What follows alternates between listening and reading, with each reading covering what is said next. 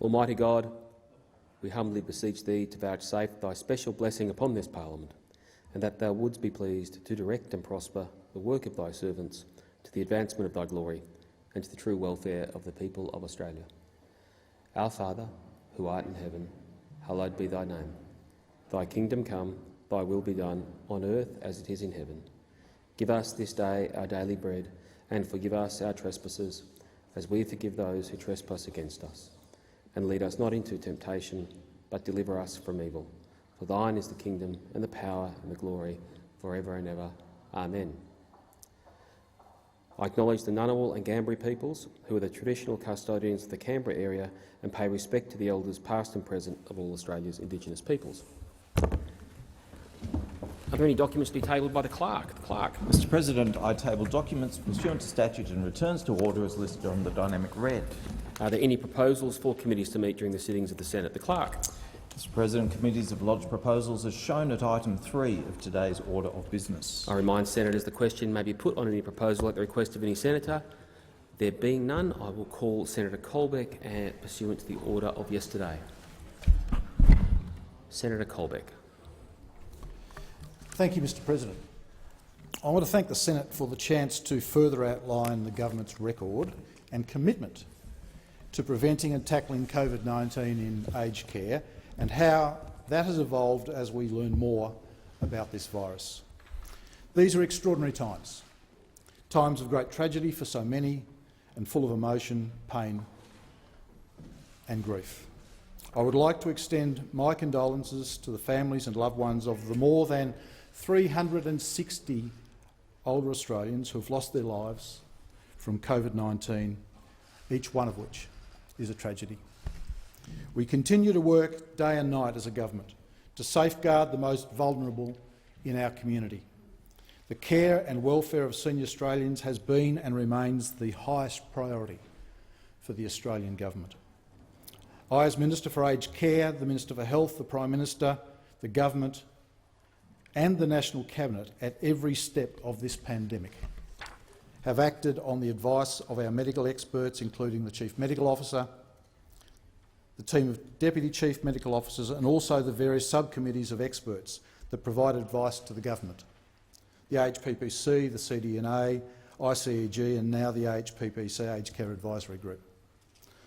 I have been working every day with the aged care sector, providers, staff and families to ensure that these people in care, those who first cared for us, receive the highest level of protection. Mr. President, for this I am accountable. We've heard the stories of heartbreak as this virus has impacted on our senior Australians. I've spoken directly with scores of families. Through tears they've told me of their mums and dads, the contributions they've made to their family and community and how they should never have spent their final hours isolated and alone. I've also been in almost daily contact with providers, facility managers and staff who have shared similar stories of distress. We have had to learn about this novel virus and continue to learn and apply those learnings to our response to new outbreaks. Mr. President, there have been missteps though. During last Friday's Senate hearing, I didn't have details to hand that I should have. And again, I apologise. We know that COVID-19 was a devastating impact on the elderly and those with compromised immune systems. There are few countries anywhere in the world where there has been coronavirus that have been able to avoid outbreaks in residential aged care.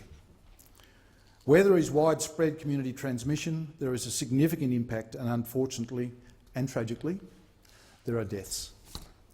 Our swift and decisive action, our frontline response, our decisions about borders, our national pandemic plan and our hospital agreements, the strength of the public health response in Australia has seen us avoid the scale of tragedy in aged care seen in so many other countries.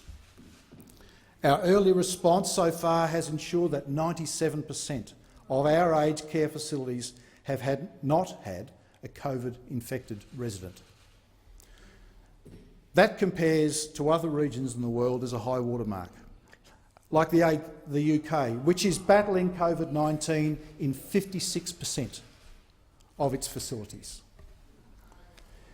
It's a heartbreaking reality that in some countries, Mr President, they have stopped counting aged care deaths altogether.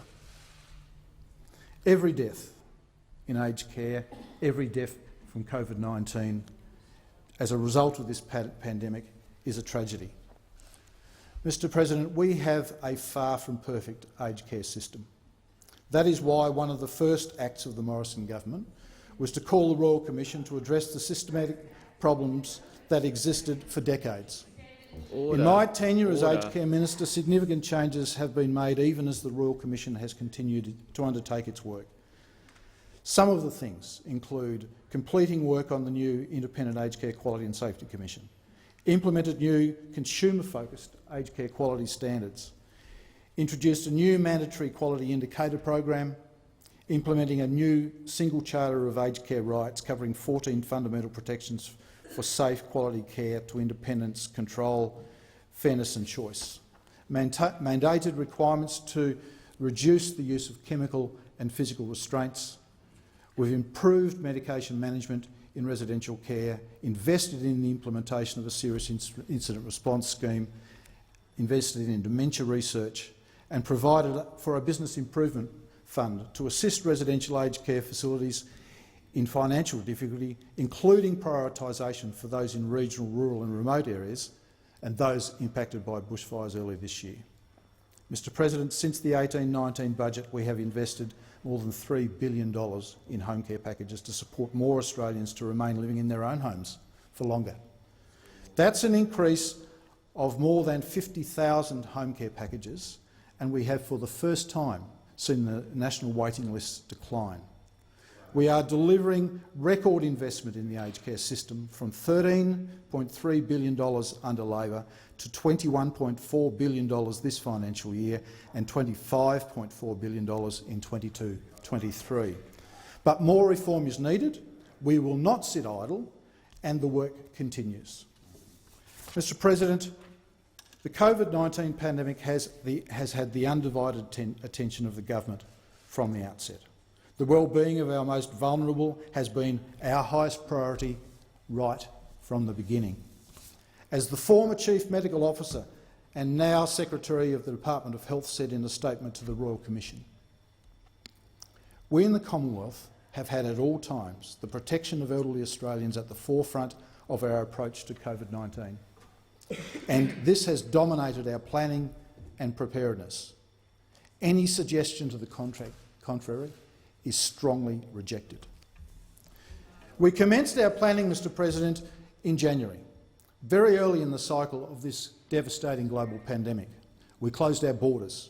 We released our national response, which included the overarching plan for management of COVID-19, the Australian Health Sector Emergency Response Plan for novel coronavirus COVID-19.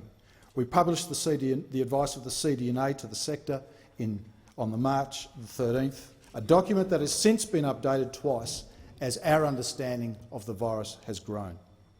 We negotiated hospital agreements, which have proved to be so vital, Mr President, particularly in your home state of Victoria, to safeguard older Australians and to release pressure on stressed facilities and, importantly, Mr President, to provide additional workforce capacity into aged care facilities.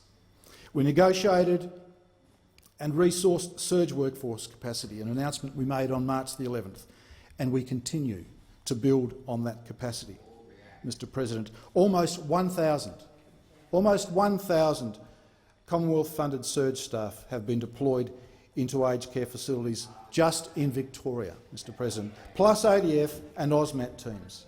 We secured and built, Mr President, Order. a substantial national stockpile of PPE so vital to the fight against COVID-19 at a time of global shortage. And we negotiated and signed a national testing contract to ensure that residents and workers in infected facilities could be tested quickly for the virus. And we conduct asymptomatic testing in COVID-19 hotspots throughout Victoria. We developed 9 training modules, including infection control and PPE use, made those freely available to the sector. The Aged Care Quality and Safety Commissioner has conducted cycles of preparedness testing for the sector, and that work continues. Through the Aged PPC and National Cabinet, we've provided advice on visitation and worked closely with the sector to develop a very successful code of conduct for visitation. We put in place communication systems to assist facilities that weren't able to maintain contact with family and loved ones, so that they did understand what was happening with their family members.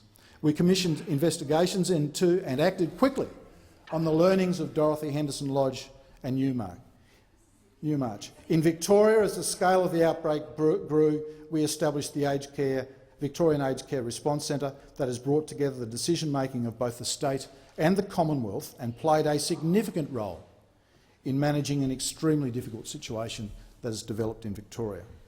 That structure, Mr President, has now been endorsed by National Cabinet for application, if required, in other states and territories. Mr President, we meet every day, sometimes twice a day, to ensure that every resource required is directed to the effort. And we have placed no limits on those resources, with over $1 billion committed to our aged care COVID-19 response to date. Order, Senator Watt. I've met at least weekly with the sector through the pandemic and continue to do so to address any matter that they may raise, sometimes more. I've met with families in groups large and small, via video conference and on an individual basis. I have been there, we have been there, every step of the way, every day. We have not stopped planning, adapting and implementing. Mr President, I sat a couple of weeks ago with a friend who I hadn't seen for 30 years, who came to talk to me about the death of her mother 4 years ago and her concerns about the loss of dignity her mum felt in a residential aged care facility. I sat with her while she cried because she hadn't been able to address that issue for 4 years. She came into my office, we sat and we talked and we worked our way through what could be done, what will be done, and I tried to help her with her pain. And Mr President, it's those sorts of stories and those that we heard from the Royal Commission that drive me, that drive the government to improve the residential aged care sector in this country. Mr President, for us, this has never been about politics. The operation of the National Cabinet demonstrates that. Order. Labor can have their gotcha moments. They can ridicule and show disrespect to our most senior medical officials on the use of language at COVID meetings. It won't change, Mr President. Order. Senator it Watt. won't change. Senator Colbeck, please resume your seat. Senator Watt, I appreciate this is a matter of some passion, but when I ask people to order by name, I do expect them to take a little break. And there's an opportunity to continue this, Senator Wong, but I can't hear the minister during this particular.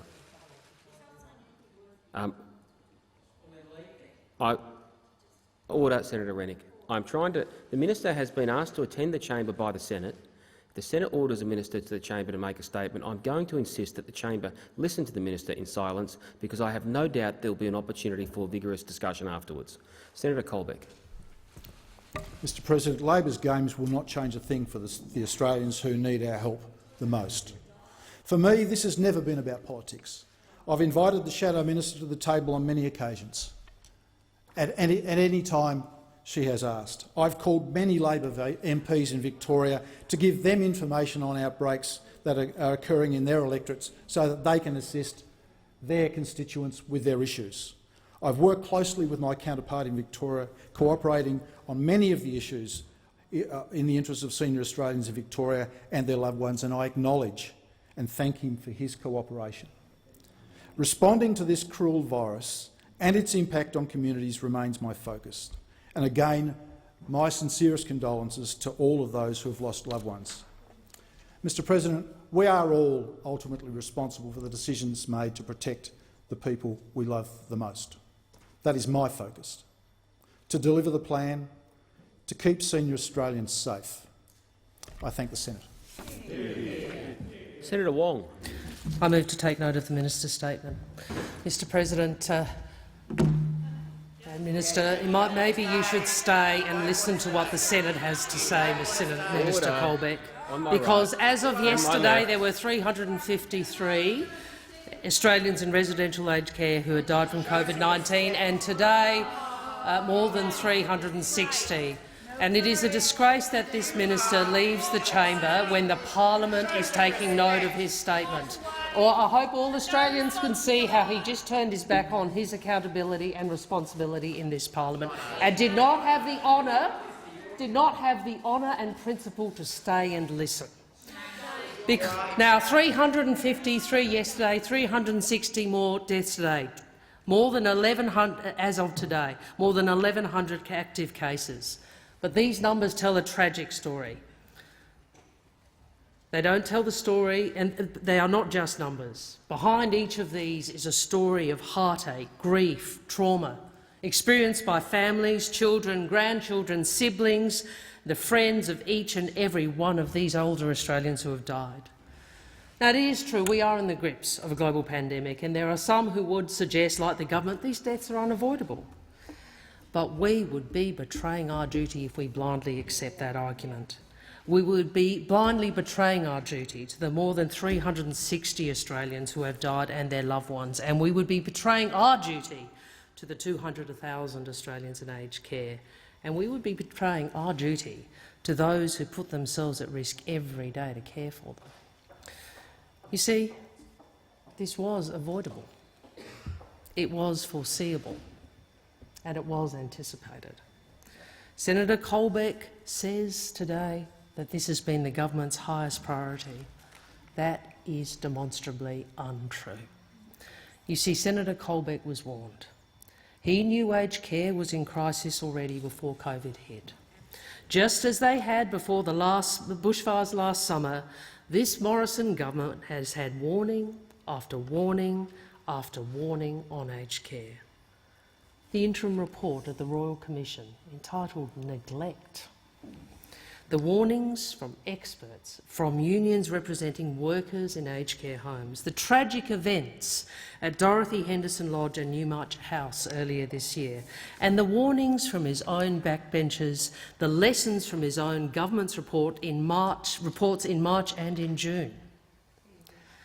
So just as in the bushfires, the failure to act on these warnings, that minister's failure, this government's failure, has left devastating consequences for Australians. Because instead of acting on these warnings, Senator Colbeck comes into this place and denies the premise of almost every question. He comes into this place and he claims to have done his job by holding a webinar and doing some mail-outs. And worse still, he comes into this place and talks about the Morrison government's performance as a high watermark. A high watermark. And what that demonstrates is how profoundly amoral, how profoundly dishonourable is the heart of this government. And what it reveals is this government's, under Scott Morrison, this government's continued preference for self-congratulation over action. It's the arrogance and hubris that the counsel assisting the Royal Commission spoke of. It is dishonourable and it is unprincipled.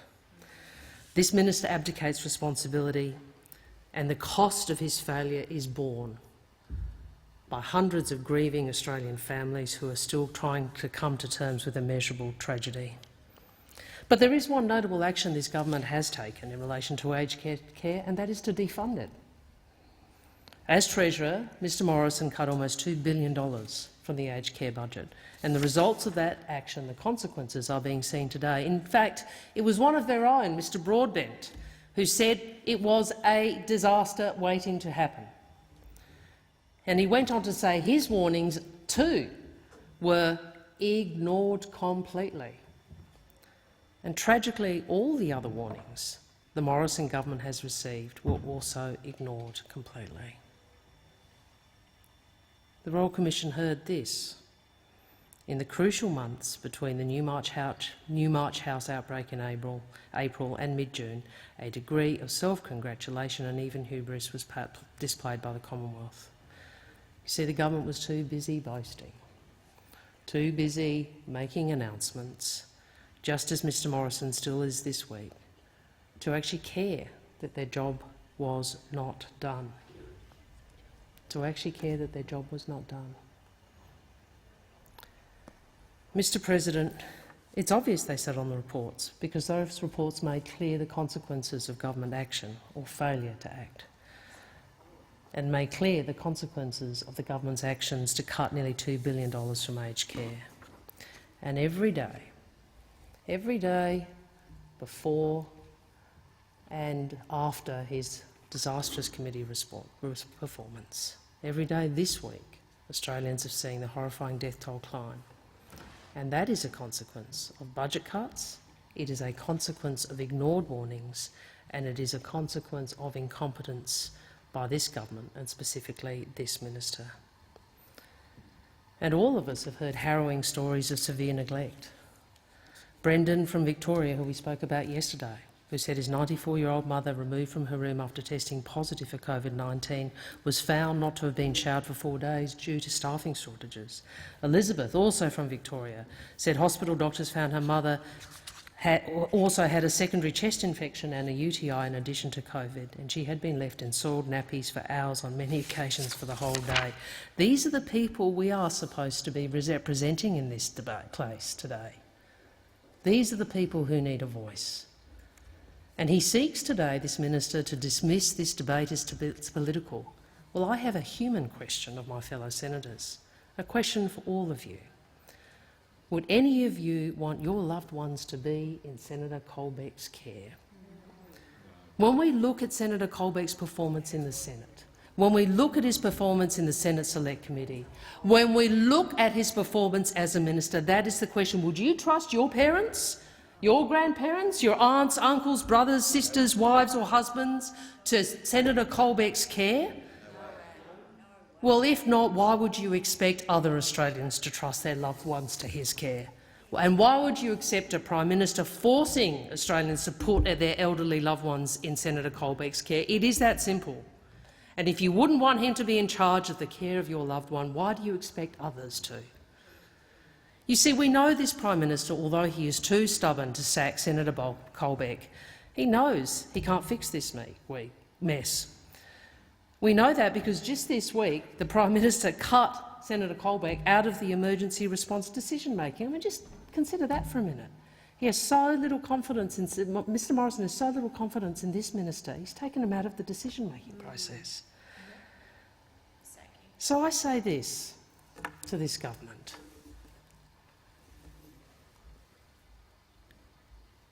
If even Scott Morrison, Mr Morrison, knows that Senator Richard Colbeck isn't up to the job, why should any of us expect Australians to believe that he is? The fact is, Senator Richard Colbeck has lost the confidence of the Parliament, he has lost the confidence of the public, and he has to go.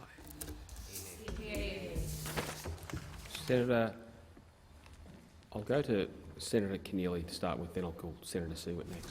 Thank you, Mr President.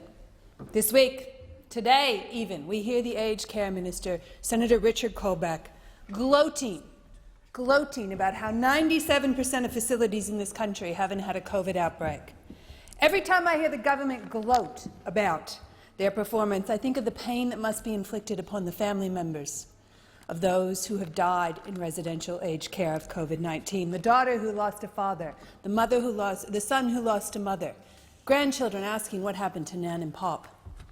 The idea that the government got it right, that they have a high watermark 97% of the time, would be cold comfort to those 353 families who have lost a loved one in residential aged care to coronavirus, to those over 1,100 families who right now have a family member with an active coronavirus case in residential aged care. Each one of those numbers is a real person. Each one of those people are loved. I want to share a story. Donna from Clifton Springs in Victoria, near Geelong, shared her pain. She lost her father, Patrick, to COVID-19 on Monday a week ago. He caught COVID-19 in the aged care facility. Donna wrote, "On the news, I watched with disgust as the Prime Minister talked about aged care. For him to say 97% of the time we have got it right, along with Richard Colbeck's complete lack of care and concern for what has happened, is a complete slap in the face to families like mine who have been affected by this tragedy. Dad was 90 but was in good health. He was an amazing man who loved his family dearly and who could answer more questions on who wants to be a millionaire than you or I. He did not deserve to die the way he did. I believe together we can all help to implement change in the industry, such as mandatory infection control for all staff so this does not happen again. Dad died an unnecessary death, and I don't want that to be in vain." One of the saddest parts of Donna's story is that when she asked her father if he wanted to come live with her at the start of the coronavirus outbreak, he said, "No, I'm safe in here." People like Donna's father, Patrick, entered aged care to be looked after and cared for in their older years. And at the time Donna contacted my office, her father was one of 107 cases in that aged care facility alone.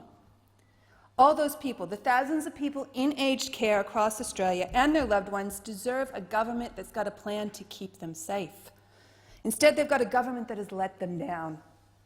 My heart breaks for the people across Australia who've lost loved ones in aged care to COVID-19, and our thoughts are with all those families dealing with grief and loss, particularly people in Victoria whose grief would be compounded by the lockdown. Now, in question time yesterday, when asked about his handling of this crisis, the aged care minister rejected the premise or the assertion in the question no less than 8 times. The Prime Minister even gloated in his party room this week about how his government had handled the COVID aged care crisis. What type of person, let alone a Prime Minister, gloats when families are losing loved ones? What type of Prime Minister flippantly dismisses questions? What type of minister comes into the Senate and dismisses questions outright?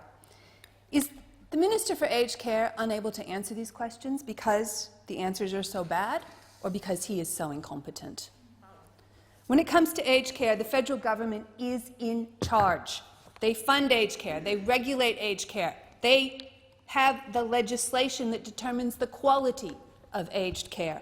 No matter how much the government or Mr. Morrison might claim the responsibility is shared, they are responsible for aged care. The buck stops with the Prime Minister.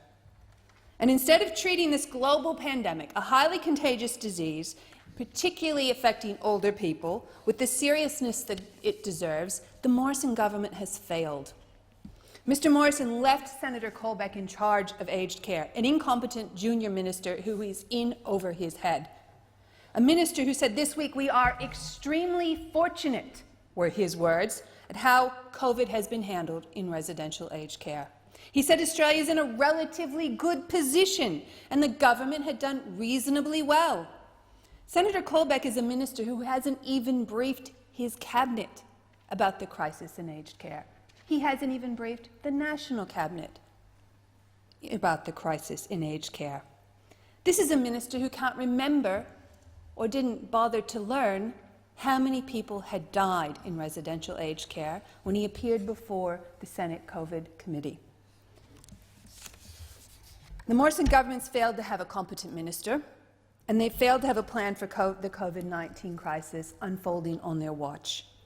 Evidence heard at the Royal Commission into aged care has confirmed that there was no plan. This week, Royal Commissioner stated that independent measurement and public reporting is essential for the good operation of the aged care system. They said it is unacceptable. This is a quote from the Royal Commission. It is unacceptable that in 2020 the aged care system is still without this. Had the Australian government acted upon previous reviews of aged care, the persistent problems in aged care would have been known much earlier and the suffering of many people would have been avoided. That's the Royal Commission saying your failure to have a plan has led to the suffering of older Australians in your care. The Prime Minister and his aged care minister have failed to act. They failed to equip the aged care workforce with the training and the equipment that they need to protect older Australians. Elizabeth from Williamtown, Victoria, contacted my office and shared her story. It's one Senator Wong alluded to. I'd like to share Elizabeth's words to the chamber. This is about her mother who contracted COVID in aged care. She shared, "The residents have been kept in their rooms 24 hours a day without fresh air or mobility.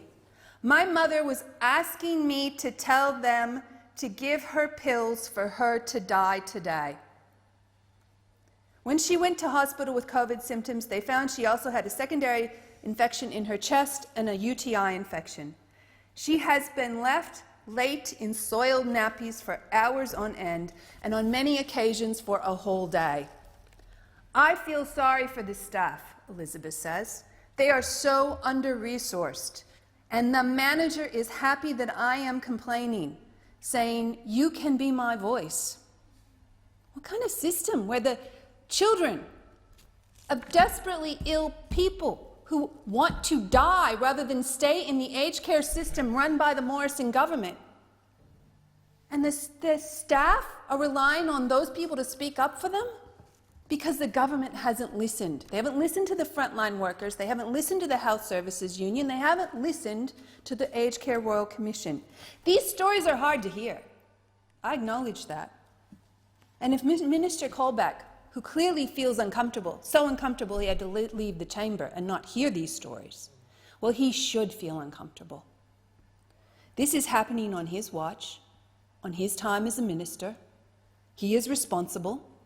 Minister Colbeck is overseeing a system where older Australians are being left soiled for days on end.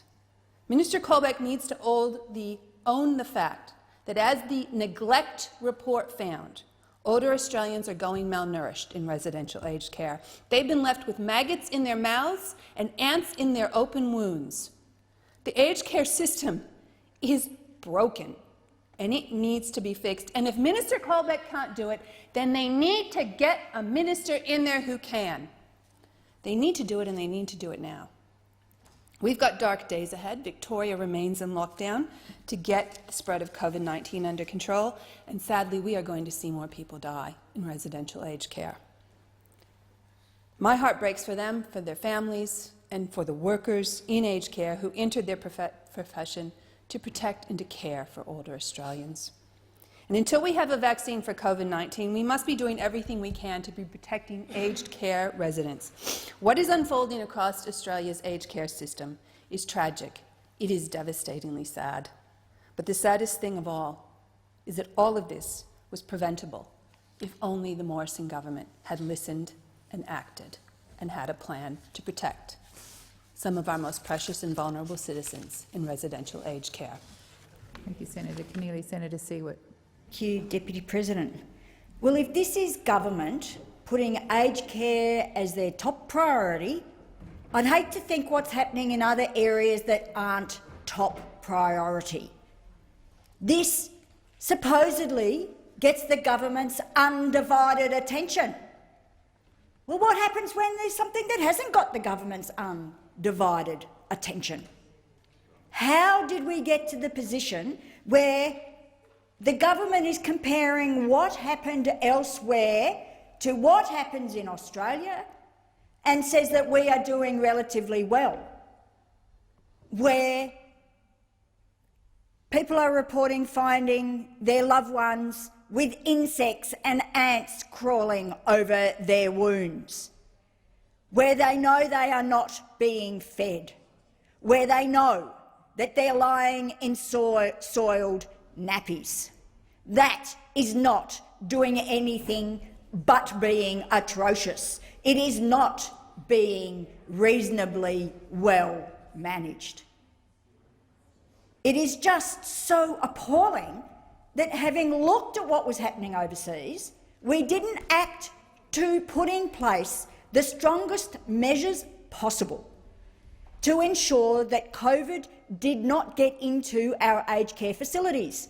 And at the COVID committee, the minister has a number of times stated that the disease is coming in with the care workers, so it's inevitable. But what we find from the information that's now coming out of Victoria is, in fact, the healthcare workers and the care workers are catching it in their workplace. In their workplace. For years, people have been talking about the poor conditions in aged care. We have a Royal Commission, which now the Prime Minister says we can't do anything, we can't do too much changes, and the minister says we can't do too many changes because of a Royal Commission. We have a Royal Commission because the situation was so bad. Knowing that very well, we go into the pandemic without the proper plans in place to make sure that we stopped COVID getting in. Now, we know it wasn't inevitable, as the government and the minister in particular points out, because there are facilities that have managed to keep it out. And I articulated that in this place yesterday, the measures that were taken in February and March by some providers. And when a healthcare worker did get COVID, did not go any further. So it was not inevitable it would spread. Another symptom of this government's flawed approach to aged care. I've said in this place a number of times, 35 reports over 40 years. This government came in 7 years ago. They have had that time to take much more urgent action on aged care. But what do? Instead of fixing it, we get a Royal Commission, and then we can kick it off even further down the track. We've known for a long time that there wasn't the adequate level of care in aged care facilities. They need 4 hours and 18 minutes. That's what the research shows. We need at least $3.5 billion invested. And what does the Prime Minister and the Minister say? Oh, we're going to mention that in the budget, potentially. It's too late then. Invest the money now. You know very well that we need increased care. We know very well that we need workforce. Yes, we need a surge workforce, but we actually need a permanent increase of workforce into aged care facilities. And we know we need to improve clinical care. We know that the aged care sector, because we've documented that in the last Senate report on aged care, we know that the clinical care in aged care facilities is not up to scratch. We know that aged care providers are actually confused about their duty of care. So knowing this all very well, the government does nothing. Nothing to address the clinical care needs, nothing to address that issue around duty of care. There are so many faults in our aged care system, and the government's saying, oh, leave it to the Royal Commission, and then we'll make a few ad hoc allocations of resources as an issue pops up. We still aren't seeing the retention bonus being made available to all workers in the aged care facility, because apparently aged care residents only get COVID from the healthcare workers, not from the other allied support workers in there, not from the cleaners, not from the cooks, apparently. How many times does the government have to be told that this is a significant issue, that you can't kick the can down the road? You have to deal with it now. And I'm sick of being told we're making this political. This is a government, this is politics, this is a crisis situation, and the government needs to respond. And if it takes us in this chamber standing up every day to say you are not doing it right, well, we will keep doing it. Certainly the Greens will, and I'm seeing nods from the opposition as well. This needs to be brought to the government's attention, because we need that level of investment needed there. We need those plans by every single provider, and this is not just about Victoria, because we could see this situation replicated across this country, because this government cannot stand up with its hand on its heart and say that every single aged care facility in this country is COVID ready, because they are not. They simply are not COVID ready. And we've seen what's happened in Victoria. Well, that could happen anywhere else in this country where COVID, if COVID unfortunately breaks out again, it could be happening in any state in this country, because, as I said, not all of these facilities and providers can say that they are totally prepared, because they don't have the workforce. There's not a surge workforce in place. We have been inadequately training our aged care, and this is not anything having a go at the workers, because they're working so hard to protect older Australians right now. But they weren't provided with the infectious disease controlled training. It's not mandatory. Now we're giving it online. Now, in retrospect, the government sort of thinks, oh, maybe that wasn't a good idea, we'll try and do it face-to-face. There's been 74 spot checks in Victoria, and I think it's 34 in New South Wales. Spot checks aren't good enough. Random spot checks aren't good enough. They all need to be prepared. They need to be following the examples of those top-notch providers who have thought about this in February and March, which is when this government should have been out there with every provider. Our regulator needs more staff, needs more grunt. We've been calling for that for years and years in terms of improving our regulations, improving clinical care. Aged care facilities now are more and more, they're sub-acute providers. We know they don't properly understand clinical care. Providers have been calling for the list in Victoria of all the facilities that have a COVID outbreak. We still have not been provided that. We still have not been provided that full list.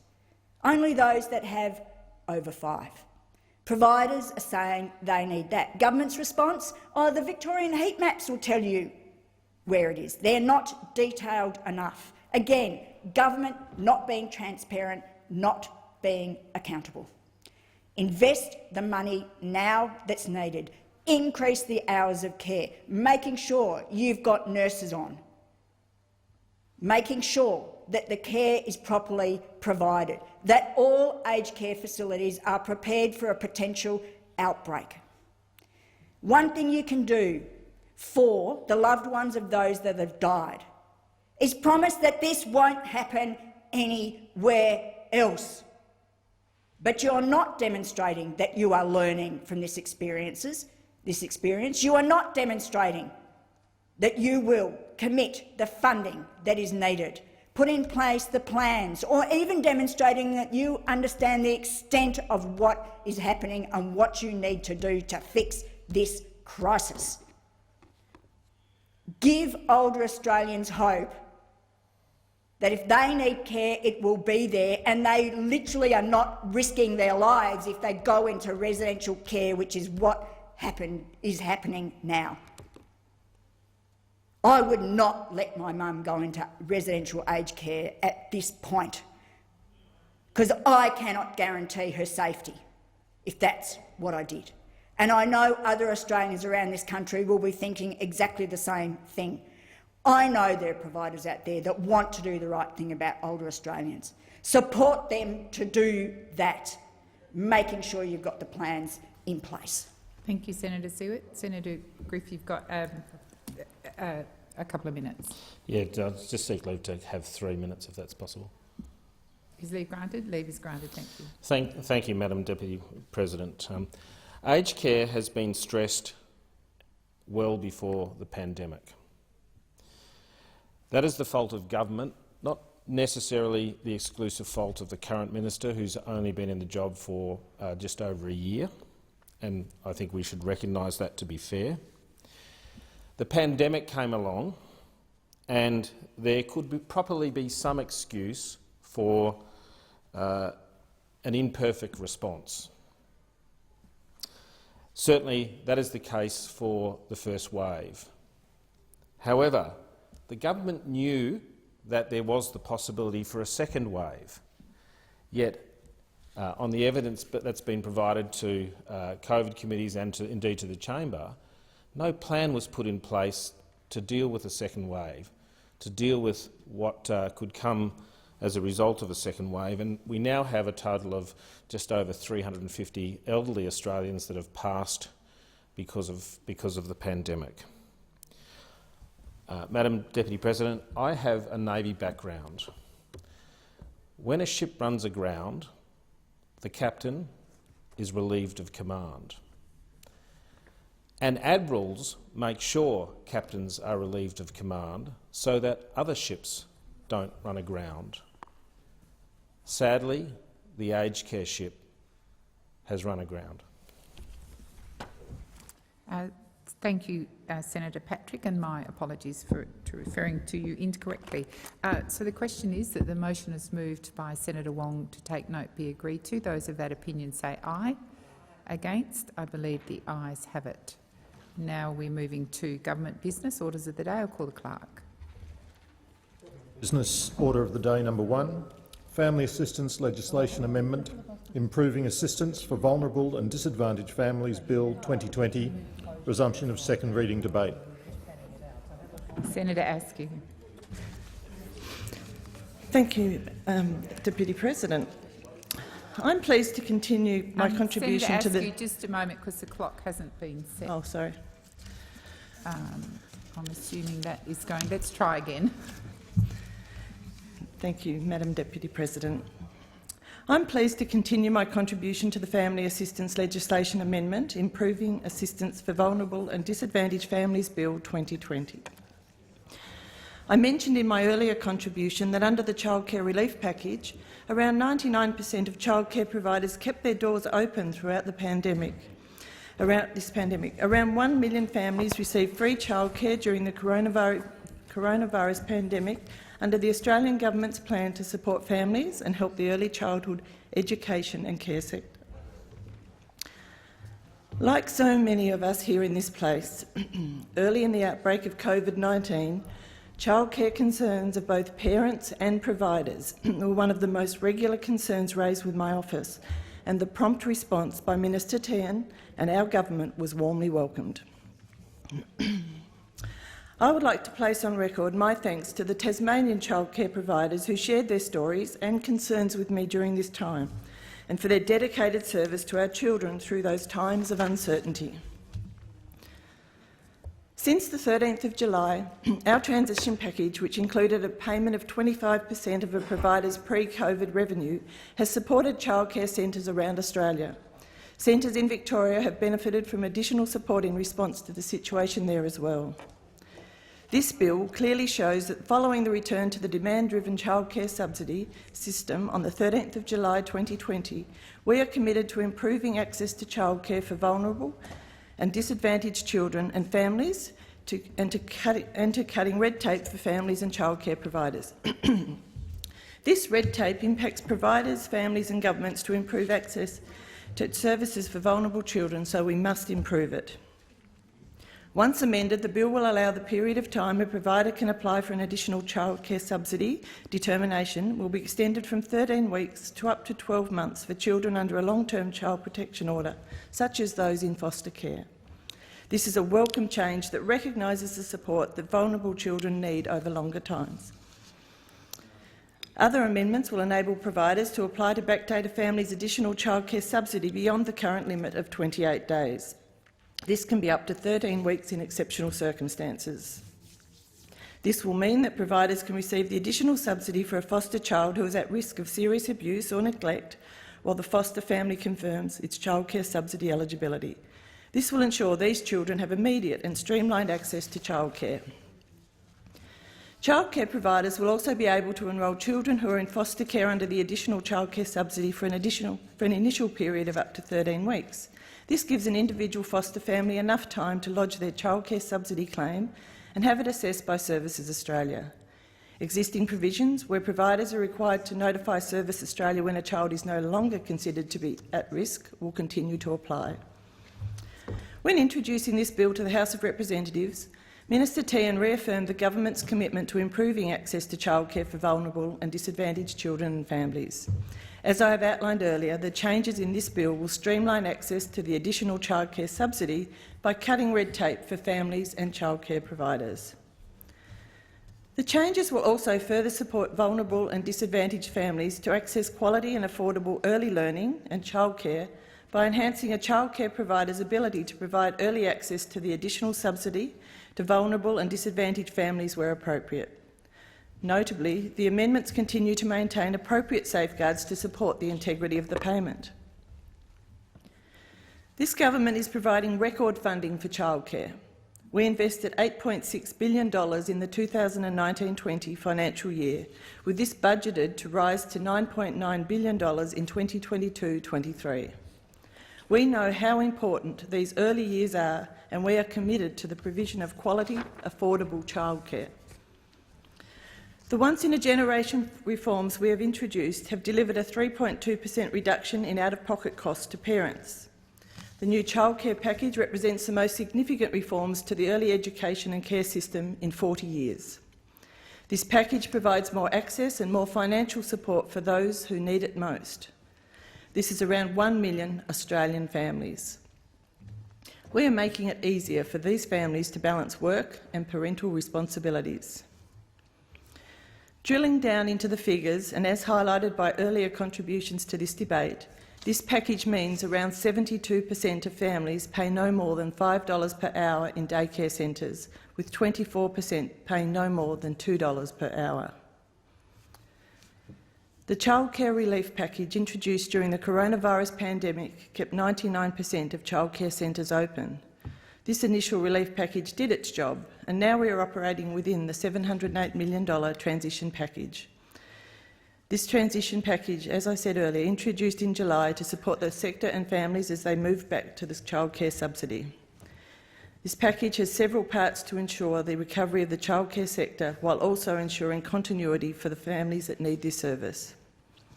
The government will pay approximately $2 billion in childcare subsidy this quarter to eligible families. The subsidy is means-tested to ensure that those who earn the least receive the highest level of subsidy. In addition to the childcare subsidy, the government will pay childcare services a transition payment of 25% of their fee revenue received during the relevant relief package reference fortnight, and the last two payments scheduled for September will be brought forward to help with the transition and cash flow. This additional transition payment of $708 million replaces JobKeeper for employees of a childcare subsidy-approved service and for sole traders operating a childcare service, and applies important conditions on childcare providers. For the period of the transition, childcare fees will be capped at the level of the reference period, and services will need to guarantee employment levels to protect staff who have moved off the JobKeeper payment. The government will also ease the activity test until the 4th of October to support eligible families whose employment has been impacted as a result of the coronavirus pandemic. These families will receive up to 100 hours per fortnight of subsidised care during this period. This will assist families to return to the level of work, study or training they were undertaking before COVID-19. In addition, the gap in fees will be waived when childcare services are forced to close on public health advice as a result of COVID-19. This has been extended to the 31st of December. The Victorian childcare sector will receive an additional $33 million in support. Melbourne services will receive a higher transition payment of 30%. They may also be eligible for a top-up where the childcare subsidy received is low and they are experiencing greatly reduced attendance. Victorian families will receive an extra 30 days allowable absences, up to a total of 72 days. All services subject to Stage 3 or higher restrictions can waive gap fees if children are not attending and absences are claimed, allowing enrolments to be maintained and the childcare subsidy to be paid. Outside hours school care services in Victoria will receive an additional viability support payment of 15% of their revenue if attendances have fallen by 40%. On average, the government expects that services in Melbourne will receive between 80% and 85% of their pre-COVID revenue. The 25% transition package will be applied to all providers to replace JobKeeper, which was not uniformly supportive across the entire sector. This package is designed to deliver a more equitable outcome across all early learning services providers. The support I have outlined here for vulnerable and disadvantaged families is just a small part of what this government has done to ensure Australians can receive financial help during this pandemic. This support also includes JobKeeper payment to help businesses and their employees, changes to JobSeeker eligibility and payments, the coronavirus supplement, pandemic leave disaster payments and additional funding for a number of essential services helping vulnerable Australians during this pandemic, such as those experiencing family and domestic violence, those who need extra support for their mental health and those who are living with disability. There is so much this government has done to support Australians during these incredibly difficult times, especially vulnerable Australians. In concluding my contribution, this bill demonstrates that the government remains committed to making life easier for childcare providers and vulnerable and disadvantaged families, and we are listening to providers so we can continue to make improvements based on that feedback around how the childcare package is operating. The changes proposed in this bill will reduce the regulatory and administrative burden on families and childcare providers. They will support vulnerable and disadvantaged families to access quality early learning and childcare and help parents to access financial assistance. I commend this bill to the Senate. Thank you, Senator Askew. Senator Marielle Smith. Thank you, Madam Deputy President. I also rise to speak on the Family Assistance Legislation Amendment Bill 2020, and I'll say from the outset, as my colleagues have done so, Labor is supporting this bill because it makes a number of changes which will improve assistance to vulnerable and disadvantaged families. And fundamentally, they need help now more than ever, and if this bill goes some way towards providing that help, then it's something that we, of course, would support. But the conversation can't be left there, because we know this bill doesn't go nearly far enough in supporting both the vulnerable families who depend on our early childhood system, the educators within it and the system itself. Even prior to this pandemic, the early childhood sector in Australia was in crisis. Fees soaring without any real way of getting them under control, serious issues in the rollout of the government's response, which we warned them about, which still manifested because ultimately the government doesn't get early childhood, they don't get childcare, they don't get this sector, and they don't value it in the way that they should. Because when it comes to early childhood, our expenditure in this area, the things we do ultimately are a choice about what we value as a community. And I think we see time and time again from the government that they see this sector, they see childcare as babysitting, they don't see it as early learning. And fundamentally we have to see it as early learning, because that will drive the appropriate policy responses on cost, on quality, on access, and especially for vulnerable families. We know parents are paying too much for childcare at the moment, and that is a huge issue. It's an issue which the government needs to get on control of. But I know that's difficult because you're always balancing in early childhood this question of cost and this question of quality and this question of access. It's a tricky conundrum. It's an expensive conundrum, but it's a conundrum worthy of us trying to solve.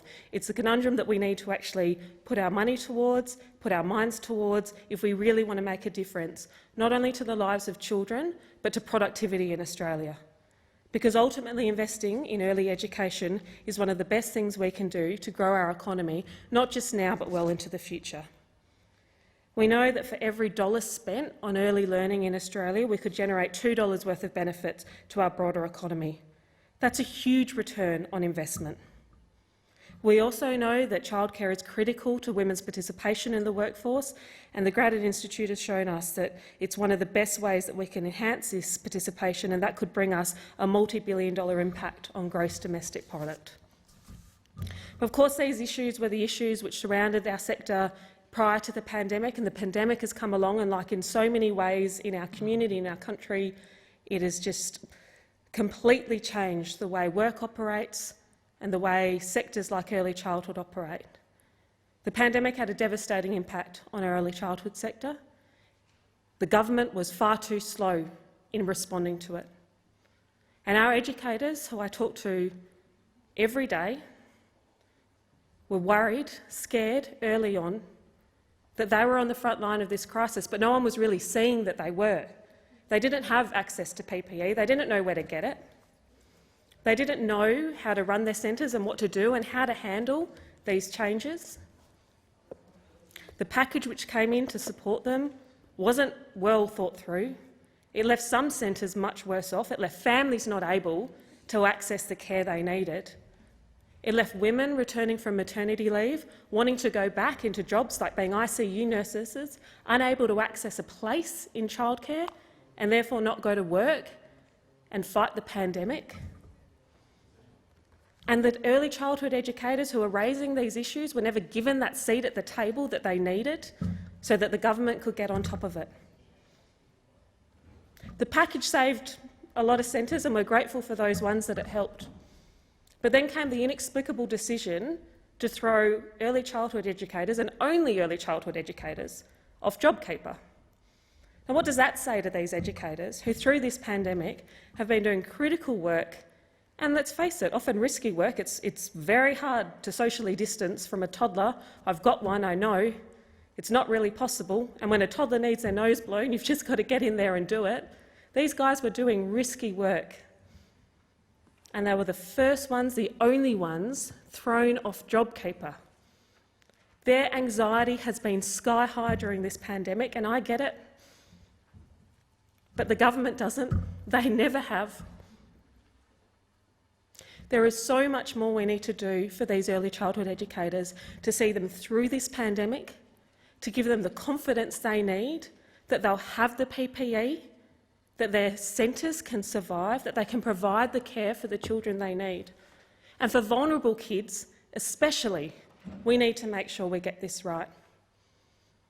One of my first fears when this pandemic started, and we saw parents having their children home from school, either by choice or by necessity, depending on the state that they lived in. And we also saw parents withdrawing their children from early childhood because they too were worried about what the implications would be for the health of their kids. And when we saw parents do this, my first thought was, what about those most vulnerable kids in early childhood and childcare? Because we know for too many children in Australia, that interaction with their educators in early childhood, that attendance at childcare, can have an enormous difference on their lives. It can be the difference between abuse being reported and not. It can be the difference between knowing a child is getting enough meals and enough nourishment or not. These early childhood educators working with vulnerable children are saving lives, and often they are the only love and support that a child gets. Often they're the only ones who do things like sit with a child and count their fingers and toes, critical things which actually so many of us take for granted. But if you don't count a child's fingers and toes out loud, you don't have that early counting, that early language and interaction, critical brain connections will not form and that child will not develop as a child should. The work our early educators do is critical. It's critical for individual children and it's critical for our community. What happens to those vulnerable kids who left early childhood? What happens if they don't come back? What happens if they miss that critical part of their early learning? It will change their brain development. That is a lifelong implication for these kids, to be locked out of the early childhood sector, even for weeks. And imagine if it's months or years. We can't afford that. Those kids can't afford that. Our country can't afford that. These vulnerable children, which this bill, I acknowledge, tries to help, there are much bigger challenges ahead of them too. And until we get a handle of those, until we know that we can ensure access, until we know that our early educators have the confidence to do their job, to be there for these kids and all kids, then we're failing. The government needs to do so much more in this space. I implore them to look at the research, look at the brain maps. You can actually hold up the scans of brains and see those critical connections form. It is incredible. Some of the most simple acts that we do as parents that are repeated by early childhood educators and built on. Their work is incredible, and they have been doing it so incredibly tough during the pandemic. And I want to use this opportunity to thank them. Thank all of them thank not just the educators but the administrators working in centres, trying desperately to balance the books to keep their centres thriving and continuing, because they know how important it is that children have continuity of care. They know how important the work is that they're doing. And they also know how important it is to keep their early educators in work and secure and safe. So our administrators too, I thank you, our directors as well, because it has been such an incredibly stressful time for all of you. During this pandemic, it is workers like our early childhood workers who have been on the front line. These are also some of the workers in our community who have been the least valued historically in terms of their pay and in terms of their conditions. So let this be a wake-up call for us. They are doing essential work. They are doing it at the toughest of times. And so once we get through this pandemic, once we get through the critical questions we know we have to face to make sure our educators are okay, to make sure those children they care for are okay, then let's look at the workforce. Let's look at wages. Let's look at actually valuing these educators for the critical role that they do. They are changing lives, and more than that, they are changing our country, they are changing our future. Our whole productivity, our whole future prosperity in Australia depends on our education system, and our education system does not start at school. It starts when a child first walks into an early learning centre. We have to make sure during this pandemic we don't see any child walk out of their early learning centre and not return, because the consequences of that are absolutely catastrophic. I commend this bill. Thank you, Senator Smith. Minister. Thanks, Madam Acting Deputy President. I think the Senate and those senators in particular have spoken on the Family Assistance Legislation Amendment Improving Assistance for Vulnerable and Disadvantaged Families, Bill 2020. I acknowledge the contributions to the debate and the support for this legislation coming from across the chamber, and I too add my thanks to Australia's early childhood education and care providers, those who operate centres, the educators and the carers across the sector, particularly who have gone above and beyond in terms of the service they provide this year, this challenging year, but who every year and every day provide valuable care to Australian children and advance their education prospects.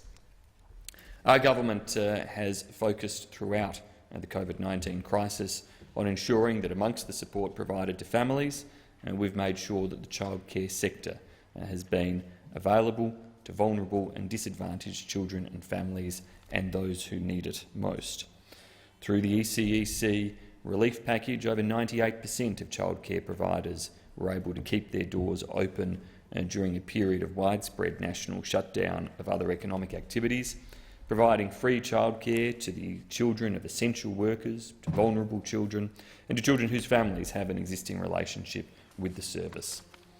This bill clearly shows that, as we have seen across most of the nation, the return to the demand-driven childcare subsidy on the 13th of July, our government is committed to continue to improve access to childcare for vulnerable and disadvantaged children and families, and to cutting red tape for both families and childcare providers. Since the implementation of the government's world-leading childcare reforms that provided for much more affordable, much better targeted childcare access in Australia, it is clear that our government's goal of delivering a more affordable, accessible and flexible childcare subsidy system has been indeed delivered upon. But we've also been listening to stakeholders regarding areas of improvement. They were widespread reforms that we made to the childcare system, and naturally with those widespread reforms there will continue to be small areas of refinement and improvement. And the key measures contained in this bill are in direct response to feedback received from the childcare sector. These key measures will benefit families and childcare providers by extending and backdating the additional childcare subsidy, child wellbeing certificates and determinations from 28 days to up to 13 weeks in exceptional circumstances, extending the period from 13 weeks to up to 12 months that additional childcare subsidy determinations can be given for children on a long-term child protection order, and clarifying that a provider may be eligible for additional childcare subsidy in respect of certain defined classes of children, such as foster children. Notably, the amendments also continue to maintain appropriate safeguards to support the integrity of the additional childcare subsidy payment. Tragically, it's a fact that historically the childcare system has been open to activities of rorting and misappropriation of funds that are intended to support the well-being of children, the education of those children, and access to care for parents and families. That's why we made sure that we had strong safeguards in our reforms that were intended to ensure that the children and families who needed care most received the greatest access to care, and those who needed financial support to pay for that care most receive the greatest degree of financial support for the care that they need. In conclusion, this bill demonstrates that the government remains committed to making life easier for providers and for vulnerable and disadvantaged families, and that we continue to make improvements based on feedback based on the childcare reforms and package that we implemented. The changes in this bill will reduce regulatory and administrative burden on families and childcare providers. They will support vulnerable and disadvantaged families to access quality early learning and childcare, and will help families to access financial assistance that they need. I commend the bill to the Senate and thank the Senate for its support of these reforms. Thank you, Minister. The question is that the bill now be read a second time. Those of that opinion say aye. Aye. Those against say no. I think the ayes have it. Clerk. A bill for an act to amend the law relating to family assistance and for related purposes. Minister. Oh. No amendments have been circulated. Does any senator require a committee stage? If not, I'll call the minister to move the third reading. Minister. I move that the bill be now read a third time. The question is that the bill be read a third time. Those of that opinion say aye. Aye. Those against say no. I think the ayes have it. Clerk. A bill for an act to amend the law relating to family assistance and for related purposes. Government Business Order of the Day number 2. Superannuation Amendment PSSAP Membership Bill 2020. Second reading debate. Senator Gallagher. Thank you, Madam Acting Deputy President. Labor will be supporting this bill. It builds upon a bill introduced into the last parliament, which Labor also supported, which allowed people who used to work for the Commonwealth to be able to continue using their public sector superannuation accumulation plan, or PSAP, accounts for their super contributions. Labor understands that the bill before us today has been driven by feedback from members following the passage of the bill in the last parliament. This bill would allow former PSAP members to use their PSAP account for contributions in respect of any employment, that is, employment that does not attract a superannuation guarantee obligation, and if they wish to make other contributions such as non-concessional contributions. Current PSAP members The bill would allow current PSAP members to use their PSAP account for contributions from non-Commonwealth employers that they are working for at the same time.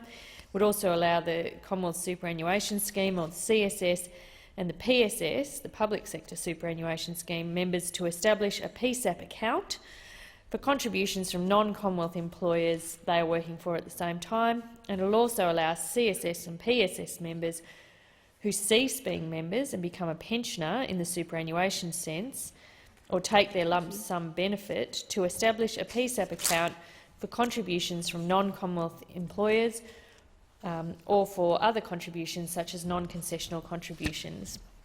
And finally, it would allow the CSS deferred benefit or PSS preserved benefit members to establish a PSAP account for contributions from non-Commonwealth employers or for other contributions such as non-concessional contributions. We've been advised that around 10,000 individuals would utilise the new arrangements over the next three years.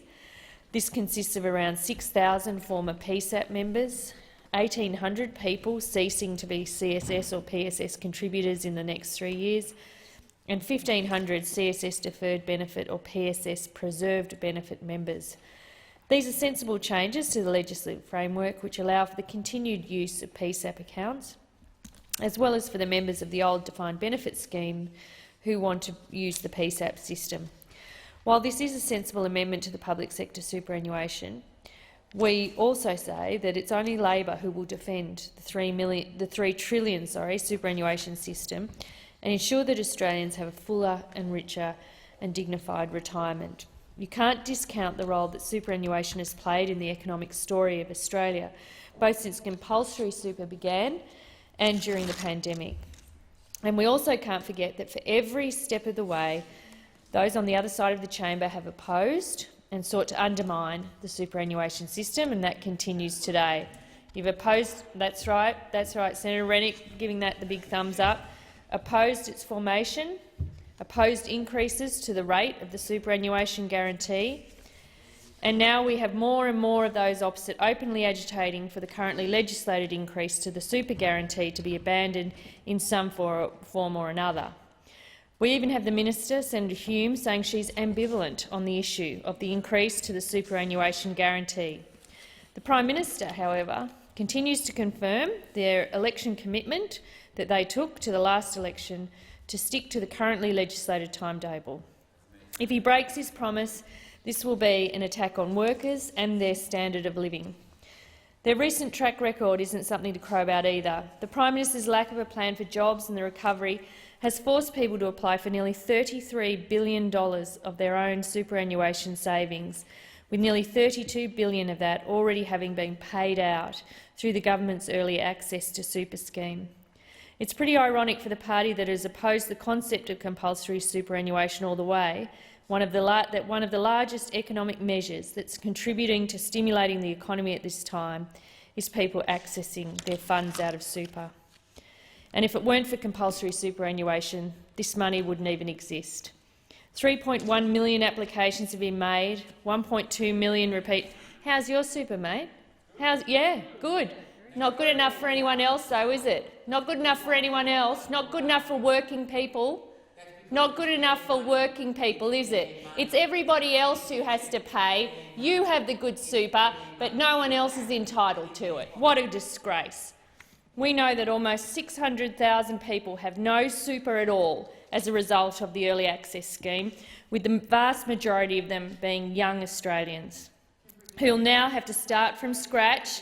They'll now have to start from scratch to continue to put investments into their super, while people like you, Senator Rennick, sit back and enjoy the super that's been provided for your retirement. Analysis has shown that young Australians will be more than $44 billion worse off at retirement because of the removal of their money from their superannuation account. After taking into account inflation and cost of living, a 25-year-old who withdraws $20,000 will be between $80,000 and $100,000 worse off in the retirement. Good outcome? You reckon that's a good outcome? Yeah, good outcome. Yeah, good outcome. No worries. Just because your government wouldn't invest in the economy, you made everyone else have to take their own private savings to stimulate the economy while you sat. Did you withdraw any money Senator out of Gallagher, your super? Senator Gallagher, I don't think so. Senator Gallagher, resume your seat. Interjections are always disorderly, and Senator Gallagher, you need to direct your comments through the chair. Please resume. Thank you very much, Madam Acting Deputy President. Senator Ayres. We've also seen stories of fraud from the scheme, and we had flagged that with the government before the scheme actually started withdrawals from people's superannuation accounts. We knew you follow the money, there will always be attempts for criminal activity and fraud, and we have seen that play out. We know that ASIC has received referrals— Senator Gallagher, resume your seat. Interjections are always disorderly. That goes for both sides of the chamber, just as I did before, Senator Ayres. Senator Gallagher, please resume. Thank you, Madam Acting Deputy President. We know that ASIC has received referrals from 9 separate Commonwealth agencies relating to the scheme, including the Australian Cyber Security Centre. Referrals have included serious and organised crime targeting early release of superannuation payments, real estate agents encouraging tenants to access super to meet rental payments, credit providers advising borrowers to use super to meet loan repayments, and members of the public being charged fees to access super. So, having made those comments, Labor will support this bill. We do, however, have a second reading amendment which I would also move, the second reading amendment that has been circulated in my name. It replicates an amendment that was moved in the other place to this bill by my colleague, the member for Whitlam. Unfortunately, the government voted against their own election policy and what we understood to be government policy and voted against this in the House. I hope that we get the support of the chamber from both those opposite and the Labor Party to ensure that the amendment that the Senate calls on the government to commit to ensuring that all Australians have a decent retirement, including committing to no cuts to the legislated superannuation guarantee for Australian workers and adequate funding for the aged pension. And I'm sure that's an amendment that everyone in this place could and should support. Thank you, Senator Gallagher. Senator Rennick. Thank you, Acting Madam Deputy President. I rise today in support of the Superannuation Amendment Bill 2020. There is no greater subject that reflects the difference in philosophy between this side of the chamber and that side of the chamber. Why? Because this side of the chamber believes in free choice, in individual responsibility. It believes in liberty. Give me liberty or give me death, as the great American patriot Patrick Henry said in his speech that helped trigger the start of the American Revolution, a revolution that has echoed across the centuries and across the world, a revolution that has empowered the individual to make their own choices as how they can live their lives, a revolution that overthrew the yoke of repression, a revolution that continues today as we fight the forces of Marxism and communism. And so many of those forces sit opposite us today, all with their little red books bobbling their heads to every command issued by their big brother, industry super funds run by unions. They sit there so smugly on the other side of the chamber, secretly plotting new ways in which they can impose more command and control over everyday Australians. And of course, there is no greater example of command and control than superannuation. How so, you might ask? By stealth and deception. That's how. By undermining the democratic right of working Australians by not ever seeking a mandate to take 12% of people's hard-earned income every week and give it to unelected and unaccountable fund managers. You know, the left love to praise New Zealand, what a great country it is, because they've got a lefty in power. So let's give praise where praise is due. In 1996, New Zealand had a vote on compulsory superannuation. And you know what the result of that vote was? They voted it down 92% to 8. 92% to 8. Did Paul Keating ever ask the Australian public if they wanted money taken out of their pockets and given it to somebody that the worker had never met until they were 60? With, I might add, no guarantee of ever getting their capital back. We need to contrast the actions of the Labor Party and the unions with the Liberal Party and their belief in free choice.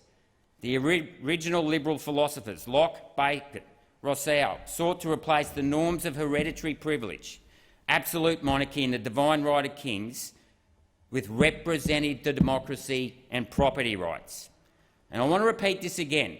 There was never anything democratic about superannuation. Keating, in his typical arrogant manner, just rammed it through Parliament without ever seeking a mandate or holding a referendum. No doubt because he knew that it would never get up if the people were given a choice. Surely the federal government has an obligation under section 51(31) of the Constitution, providing that the Commonwealth has the power to make laws respect to the acquisition of property on just terms from any state or person, for any purpose in respect of which the Parliament has the power to make laws, to protect the initial capital put into super funds. It is my view that compulsory superannuation is unconstitutional if it doesn't return the initial superannuation that was contributed to the super fund. And let me might add, it's only a matter of time before this gets tested in the High Court. If superannuation isn't voluntary, then superannuation funds, including industry funds, should be forced to make up losses in keeping with the Constitution if capital isn't returned, if the initial capital isn't returned, because people have a right to expect their property rights be expected. And let's just talk about how much superannuation is costing us. $40 billion in tax concessions. And the cost of these tax concessions is growing much faster than the cost of the pension. It's estimated that the cost of superannuation and the tax concessions will soon be greater than the cost of the pension. And who do these tax concessions go to? Mainly the wealthy. Now, don't get me wrong, people work hard, they're entitled to keep as much money as possible. But I fail to see why low-income earners should pay a higher rate of tax on their income than the wealthy pays on their superannuation income. I mean, where is the Labor Party in this? I thought the Labor Party and the unions were the champion of the poor and the oppressed. No, not when it jeopardises the rivers of gold that flow into the superannuation funds that then flow into the Labor Party's coffers. Then there's the $40 billion in fees that it costs to run superannuation. To put that into context, that's more than the cost of defence. And most of these fees go to white-collared blowhards in Sydney and Melbourne. Every week, rivers of gold flow out of regional communities, communities that desperately need to retain every dollar they earn. And let me say, I'm happy to put up a motion with the Labor Party that if we make superannuation voluntary, the first $4 billion in tax concessions we save, I'll put into aged care. I'll put into aged care. We can take some tax from the wealthy Australians and we'll put it into aged care if you want to make it voluntary. Let's see if you're up for that one, eh? Yeah. I mean, it only costs around $6 billion to manage pension. So why does it cost $40 billion to manage super? It's time to stop the rorting. And there's more. $600 billion of superannuation is invested offshore, ladies and gentlemen, at a time when Australia desperately needs infrastructure in development. I mean, what is industry super doing? I mean, where were they when the Northern Territory government sold the Port of Darwin? Where were they? Where was the CFMEU? Why didn't the Maritime Union— Now, I've looked at the Maritime Union superannuation funds. They invest offshore. Why didn't they buy the Darwin port?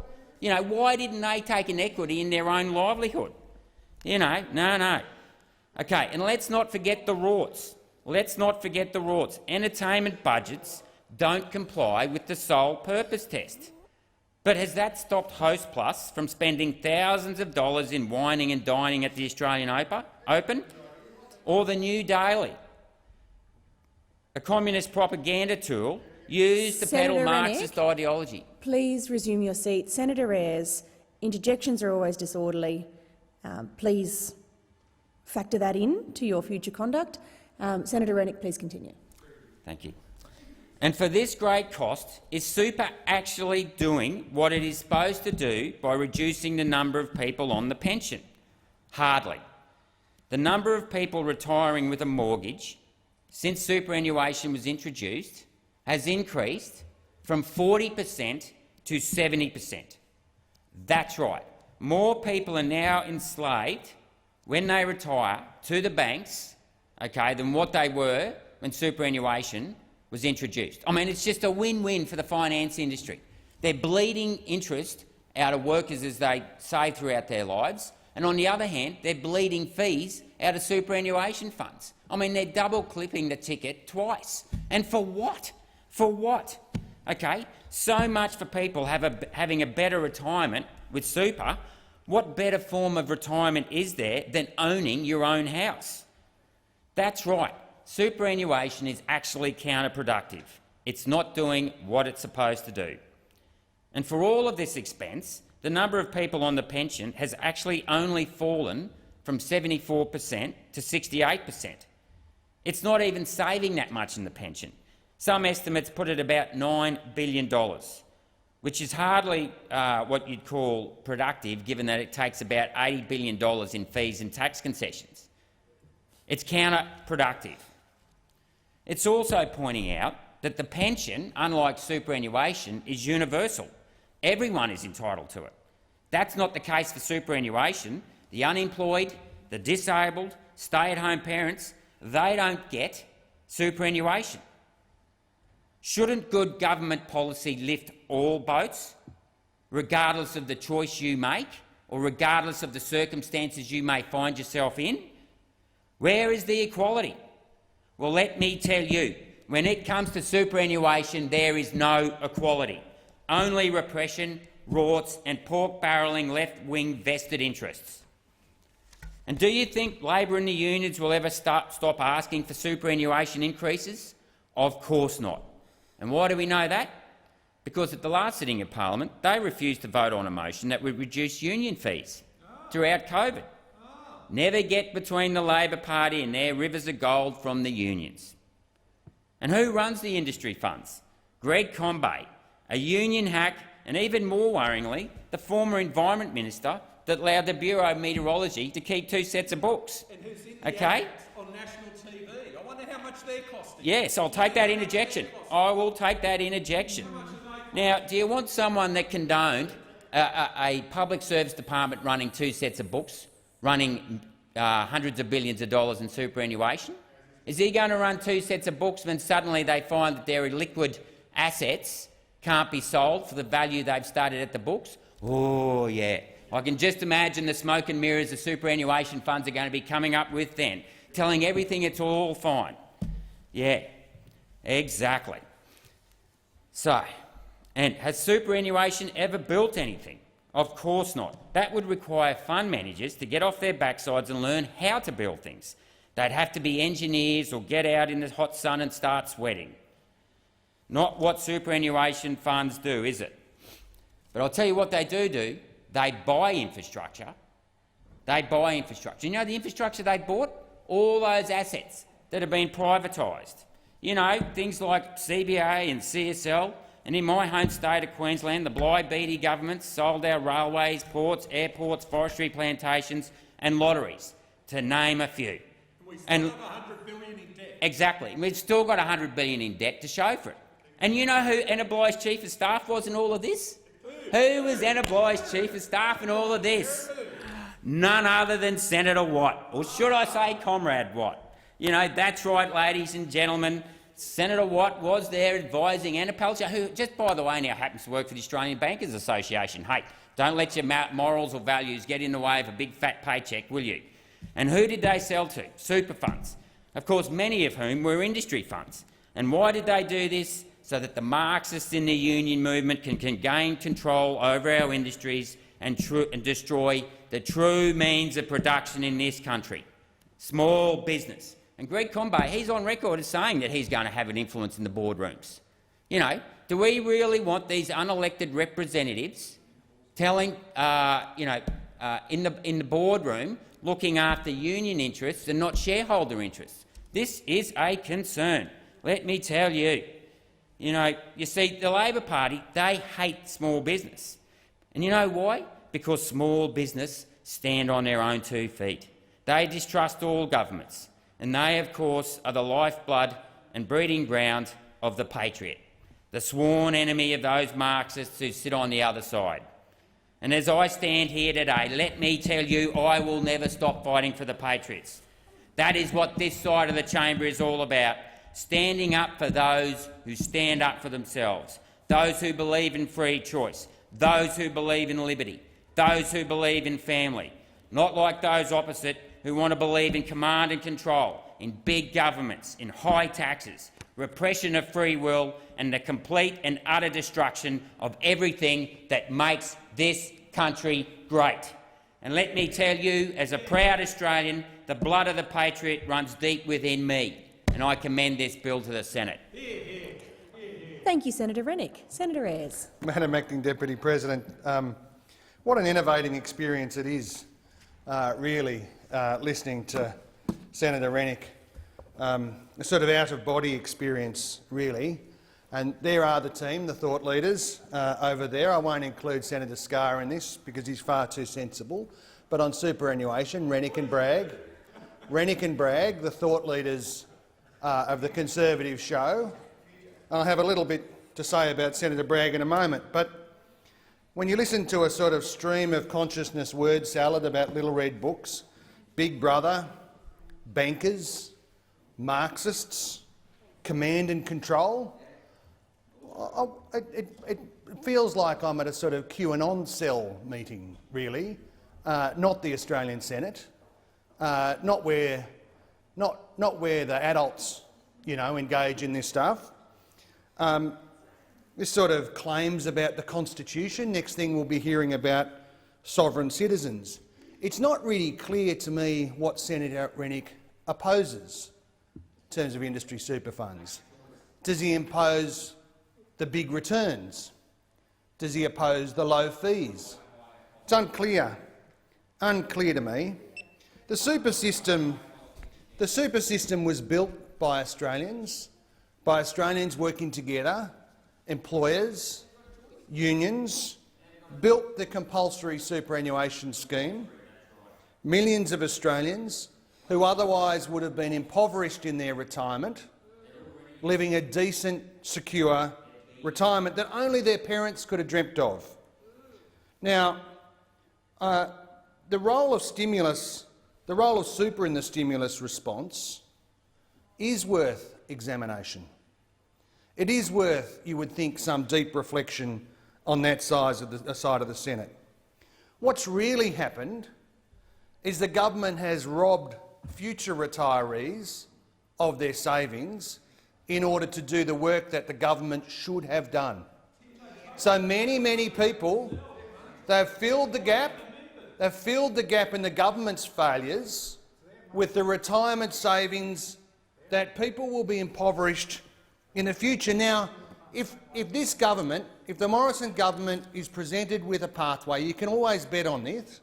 If they're presented with a pathway that's easy, if they're presented with a pathway that hurts the people they imagine to be their ideological opponents, if they're presented with a pathway that helps their big business mates, and if they're presented with a pathway that leaves ordinary Australians out, you can bet they'll always take it, and they have. And they have. Now, there are some big economic issues in front of the parliament this year. And this government was dragged, kicking and screaming, to reach the conclusion that there should be a wage subsidy package out there in the JobKeeper package. I remember watching the bloke who represents the Prime Minister in here, Senator Cormann, bitterly opposing a wage subsidy package. Because what Mr Frydenberg said a few weeks ago is true. The cold, desiccated spirit of Maggie Thatcher and Ronald Reagan still animates these characters over here today. And beyond that, with the delivery of this JobKeeper program, complex administratively, leaving millions of Australians out, a plan for a snapback which is now turned to a taper off, they have no plan for jobs beyond the taper off. Now, Order. The super system, our retirement income savings scheme, that is the envy of the modern world, should be a source of strength during our economy's troubles.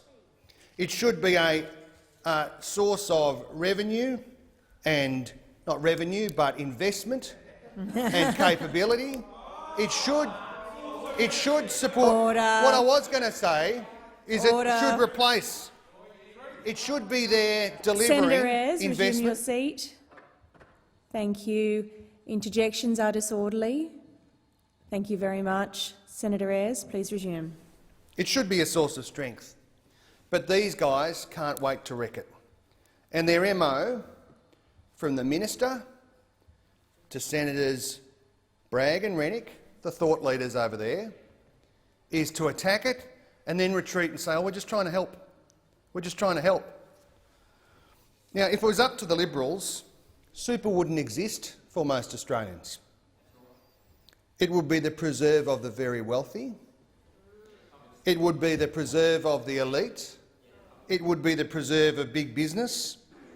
They opposed its formation. Order. They opposed every single increase in the superannuation guarantee, in the contribution rate. The early release scheme. See what happened over here when the pandemic hit and the economy was faced with the prospect of millions of people losing their jobs? Most Australians saw a crisis. These guys saw an opportunity. Most Australians reacted in horror to the prospect of losing jobs.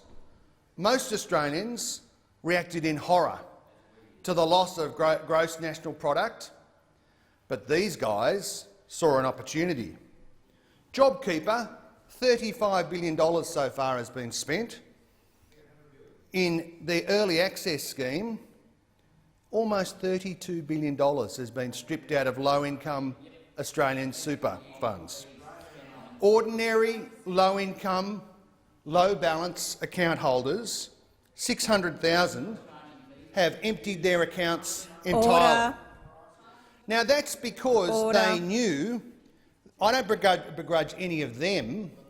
The criticism is of you lot, because those individuals knew they couldn't rely on Scott Morrison.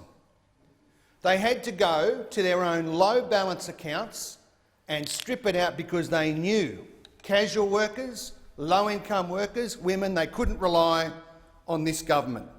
25-year-olds will be $80,000 to $100,000 worse off because of your policy framework, because you couldn't deliver, because the government couldn't deliver. Order, please. And ultimately— Order. Senator Ayres, please take your seat. Interjections are always disorderly. And Senator Ayres, could you please direct your comments to the chair? Please resume. Ultimately, it's become a honeypot for organised crime. Overseas organised crime interests have gone straight to your scheme Senator and Ayres, are robbing ordinary Australians, please, Madam Acting Senator Deputy President, Ayres, robbing ordinary Senator Australians. Ayres, take your seat. You need to direct your comments through the chair. Senator Ayres, please resume.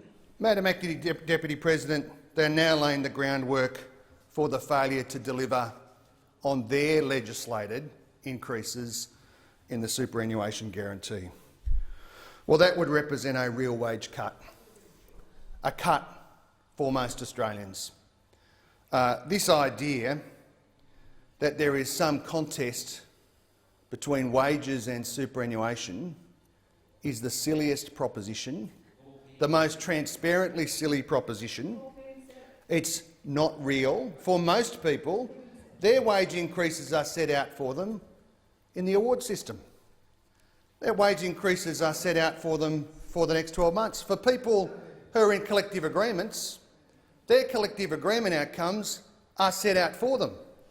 Now, in a period of record low wage growth over the last 3 years, Madam Acting Deputy President, record low wage growth presided over what passes for the economic team over here. The idea that you would also cut out people's hope of a decent retirement position should horrify most Australians. See, deep in what passes for what Senator Rennick called philosophical convictions, what passes for it in his mind is a deep conviction of hostility to ordinary Australians doing better for themselves than what the government allows. They are for cold charity and the government determining who gets up. We are for Australians working together to do better. Now, I have been horrified by what Senator Bragg has had to say about this, the self-styled expert over there on industry superannuation. He said just 6 days ago in a tweet, which is his, preferred mode of communication beyond books with the Australian people, he said, Madam Acting Deputy President, he said, Keating told the 1992 ACTU Congress, in quotation marks, so he's indicating that the former Prime Minister said this, "You are losing your industrial muscle. I have given you the opportunity to take on financial muscle. You will get that through your super funds." End quote. Except that Paul Keating never said that. He never said that. And there was no ACTU Congress in 1992. You said, Senator Bragg said, Madam Acting Deputy President, he said that Paul Keating said that at a 1992 ACTU Congress, but he didn't. Now, when one tells a lie, it needs details to be credible, but it's also really important that the details aren't so easily verifiable, because the important thing about telling a lie is that people don't figure you out so quickly.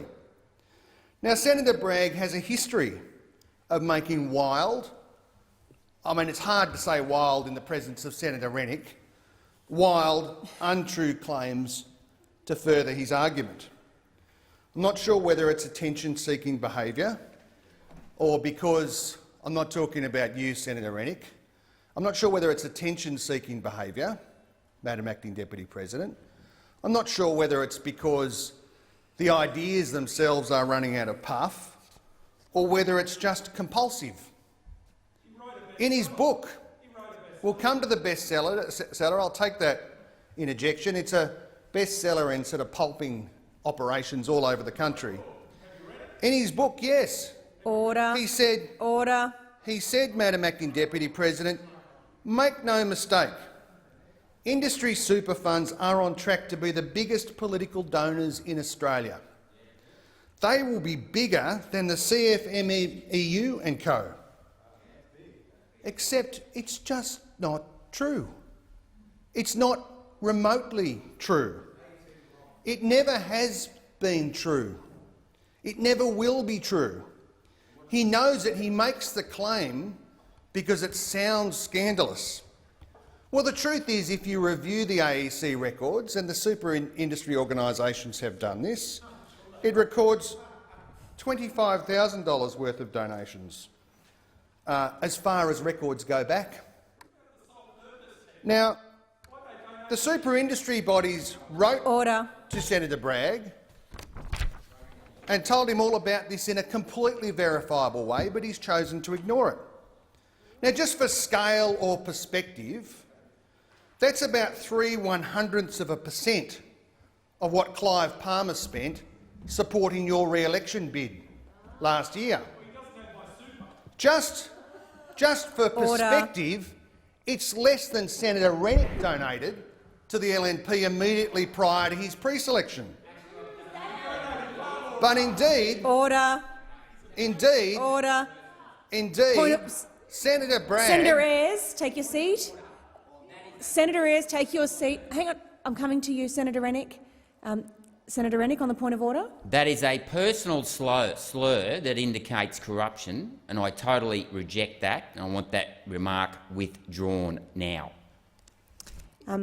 I'll give you an opportunity to withdraw the remark. There isn't the faintest hope of me withdrawing it, Madam Acting Deputy President.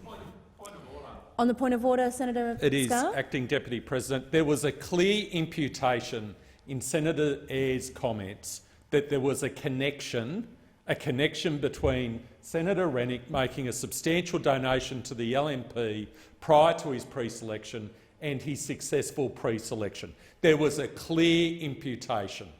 And I think it would be courteous to the chamber for Senator Ayres to withdraw at least confirm that that imputation was not intended. Senator Ayres, there was, in my view, a clear connection in your statement between Senator Rennick, please allow me to finish. A clear connection that you were drawing between his selection and his donations. I invite you to either clarify what you had to say or withdraw it. Senator Ayres. So, Madam Acting Deputy President, the imputation only exists in the minds of Senator Rennick and Senator Scarr and yourself. I'm very happy to confirm that Senator imputation Ayres, wasn't Senator my Ayres, intention. I'm giving you an opportunity You just did? to be. That is not a. The imputation does not exist in what I said, and I think a review of the Hansard would make that very clear. I'm giving you an opportunity to clarify what you did intend, and in doing so, give you the opportunity to move on. Make it absolutely clear that the contribution that Senator Rennick made was at the time that it was made. That I make no imputation beyond that. Some others opposite have drawn that imputation. It's a matter entirely for them. Senator Ayres, I'm going to give you the opportunity to move on. Parliamentary privilege is just that, a privilege not to be abused. Does Senator Bragg continue to say the things that he says? Why does he continue to say things that are demonstrably not true? Why is he so committed to the path that he's embarked upon of deliberately saying things that are not true about industry superannuation and distorting the facts? Last week, he claimed that contributions to super have been lifting house prices. I imagine he'll shortly be saying that they cause climate change or are responsible for the Broncos' performance this year. Senator Rennick and Senator Scarr might take some comfort in that. He might say that that it's responsible for the drought. Every claim that he makes shouldn't be taken seriously in this debate because he resorts so easily to making assertions that are not true. Ultimately, one loses credibility if one keeps making wild and extravagant claims, something that you, Senator Rennick, might pay some attention to. Let's make this debate about the interests of ordinary Australians, not the ideological predilections of the far recesses of the Queensland LNP. Thanks, Madam Acting Deputy President. Senator Bragg. Thank you, Madam Acting Deputy President. I rise to address this bill about the PSSAP legislation. And superannuation is actually a good idea, but it has been poorly executed.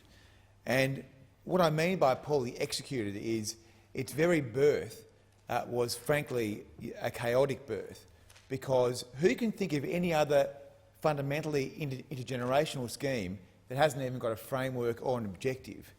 Now, there are two schools of thought as to how this scheme came to life. The first school of thought is that it was developed by Bill Kelty and Ian Ross, who were staffers at the ACTU in the late 80s and early 90s. And they advised the Keating government on formalising the accord arrangements on superannuation into legislation. The other school of thought is that the Treasury was asked to do some basic modelling at a pub in Canberra on the back of a coaster which was sadly thrown out and lost to history. Now, either way, the scheme was not put in place with the sort of economic rigour that it should have been born with, so that over time it would actually be effective. And by effective, what this scheme should be doing is getting people off the pension and saving the government money, saving the taxpayer money. And it is a demonstrable failure because it costs the budget vastly more than it saves, and it gets very, very few people off the pension. The other thing it does, which is a very real issue for a lot of low-income Australians, is that it damages people's prospects to secure a first home. Now, there are many factors which have led to the lack of home affordability in Australia. Now, I should take the opportunity to correct the record. I have not said that superannuation has increased the cost of housing ever. What I have said is that if you are a low-income earner and you are forced to save into a superannuation scheme, it is harder by definition to secure a deposit for a first home. This is real money. It's not these trade-offs are real. So you can have a debate about the super guarantee rate. The money doesn't fall out of the sky. It is the money which is the cost of employment, which is part of workers' wages. So your super guarantee increase is a trade-off against a wage increase, just as it is a trade-off against another financial judgment like pulling together a deposit for a first home. This is an important issue for legislators to consider carefully. It is one of the biggest things that we do to the Australian people. We compel people to put away almost 10% of their own wages and salaries off into these opaque funds, and we hope for the best, effectively. It is a lightly regulated industry. Now, people have said that I'm a socialist. People who know me know that that is not true, but I have advocated a higher level of regulation in this space because the way that it's been set up, the way that it was set up by the Keating government, it was gifted to the financial institutions and to the unions to run, and they have run this scheme poorly. You can look at the behaviour of the industry funds during this COVID crisis, where they have put their interests ahead of the national interest every single day. Shocking, disgusting rent-seeking. And then you can see the even more appalling behaviour of the retail funds, exposed by the Royal Commission as always putting the shareholders ahead of the members and therefore breaching their fiduciary duty. I mean, this is a disgustingly administered scheme. And why is it so poorly administered? Because of the money. $32 billion each and every year is sucked out of these people's accounts in fees. Australians spend more on super fees than they do on power bills. And the only response we ever see from the other side is that effectively, there should be more and more super, more and more super, more and more super. And there is not enough focus on the outcomes of the scheme. So over the course of its 30 years, it has failed really on three fronts. As I say, it costs more than it saves. This year alone, you're looking at $40 billion almost in foregone tax revenue. Now, the industry says, I'd probably save the budget about $9 billion. Now, I know that you can't net those figures off, but you're a long way behind. Secondly, pension reliance is stubbornly high. 70% of people are on the pension today, and that will be the same in 2050. Yes, there will be some more part pensioners, but who can think of a scheme that after 50 and 70 years of operation is getting virtually no one off the pension? And the third thing is, which is a real issue for many lower-income Australians, is it is damaging the prospects of people pulling together a deposit for a first home. So that the vested interests here are very, very strong. As I say, it was gifted to the banks and gifted to the unions. And the problem with the characterisation of the debate around unions and industry funds is that it's not just the unions that are the guilty party, it's also the large employers. The large employer groups and the unions have been in bed together for the whole time that super has been in existence, and they will always put their own narrow interests ahead of the workers, just like they do on penalty rates, where they'll cut the workers' penalty rates to feather their own nests. They will always advocate for more and more super because of the board positions and the associated revenues which flow into the employer groups and to the unions. Now, Senator Ayres said that I have been making misleading statements about the Australian Electoral Commission data on payments to unions.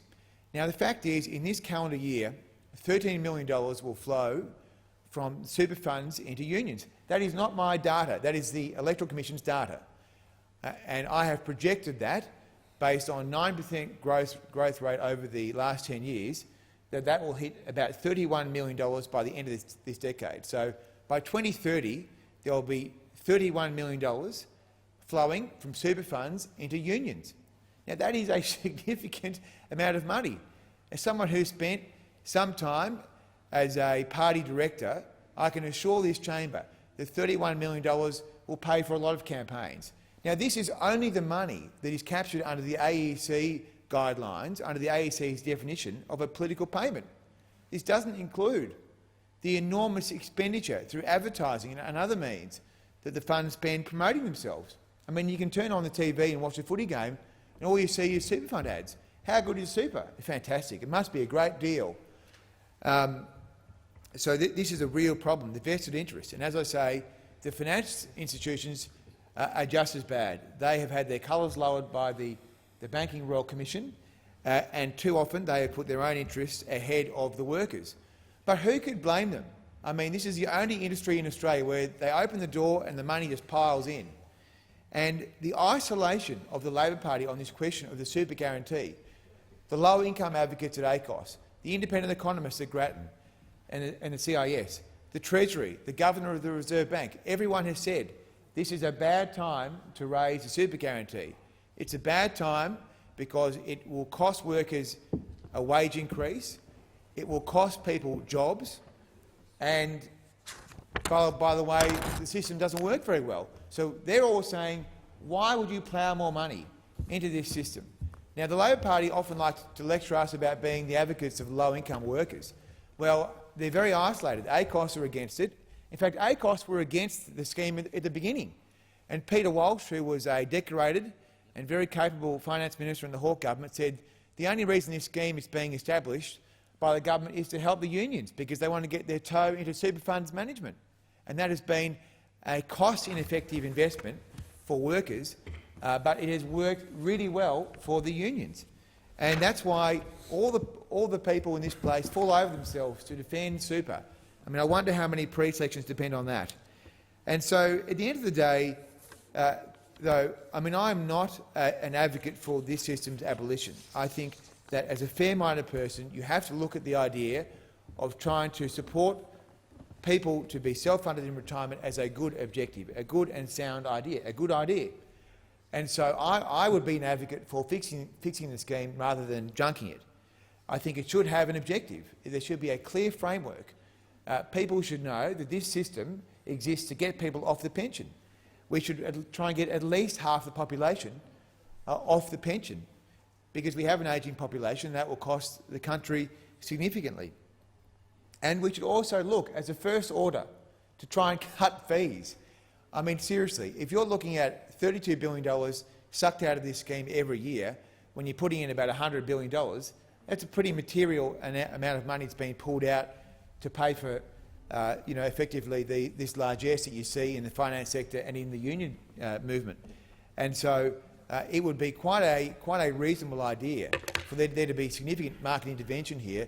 And I see no reason why the government couldn't offer a simple, cheap and cheerful government default fund, which was in fact the recommendation of reviews in the 1970s, which looked at the superannuation scheme, the idea of having a superannuation scheme. But of course, when the Keating government got around to legislating superannuation, of course they gave it to their friends at the union movement and at the finance sector.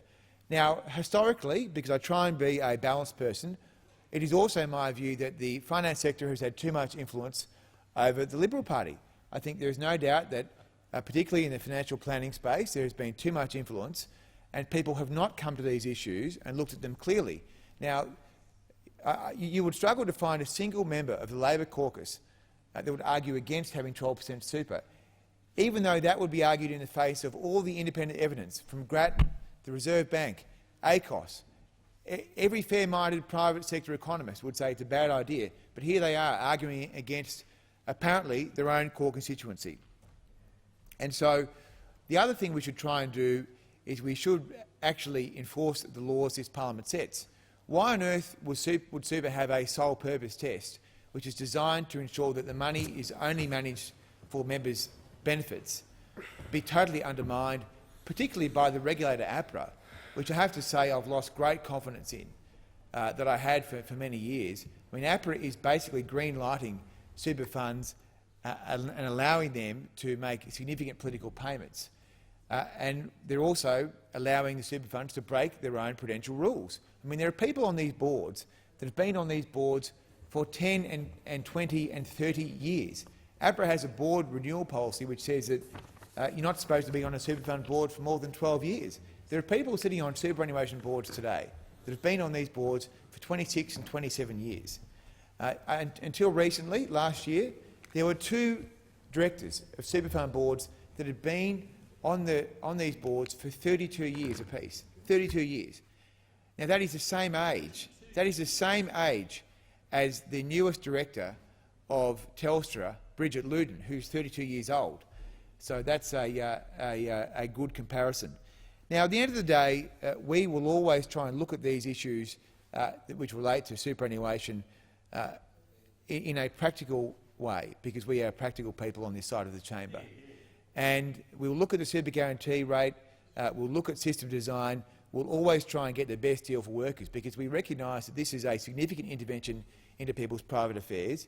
We want the scheme to work, and we look at it with clear eyes. And I wanted to reflect on this very good quote from the House of Representatives yesterday or Tuesday, where the Prime Minister said, "The opposite want to keep the hard-earned savings of Australians away from them when they most need it, and have them tucked up in the industry fund by union fund managers as they count their directors' fees." So the real problem here is the Labor Party have no idea really who they represent when they come into these chambers. Are they representing the super funds, or the unions, or the people who elect them? I really wish they would come into these chambers and reflect upon that very carefully, because people can talk about people's past and histories and what their prior views were, that's fine. But when you're elected into this place, you really should look at every issue through the prism of what is going to be best for the workers, especially now we're in an environment which we have not been in previously with super. This is the first recession we've had with super. So for people to come in here and advocate that we want to send more and more money off to the banks and off to the unions so they can count their big directors' fees and they can make their significant payments to shareholders in a scheme which is not working, I think is a very, very significantly bad judgment, and the people will remember this. Now, I know that the Labor Party think that the super funds will come and campaign for them, and they'll threaten the crossbench, and they'll do all the stuff, and they'll use all the bully boy tactics they've used in years gone by. Now, that might be okay, but I think the Australian people will judge very harshly political parties that are desperate to put vested interests ahead of the national interest and vested interests ahead of their own interests, because the Australian people at the moment are wanting more jobs, higher wages and a secure future. They're not wanting to see people come into this place and try and feather the nests of their mates. Senator Scarr.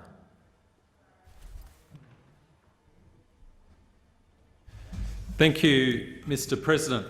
It gives me great delight to speak on this bill and to follow someone who has recently been referred to as a baby-faced Liberal, Senator Bragg. And of course our ex-Prime Minister, the Honourable Paul Keating, made a somewhat gratuitous comment which was totally in keeping with his history and character, referring to baby-faced Liberals. And I think he said something along the lines, and I'm happy to be corrected if I'm wrong in this regard. He said it was perhaps the highest form of political modesty to be a first-term backbench senator.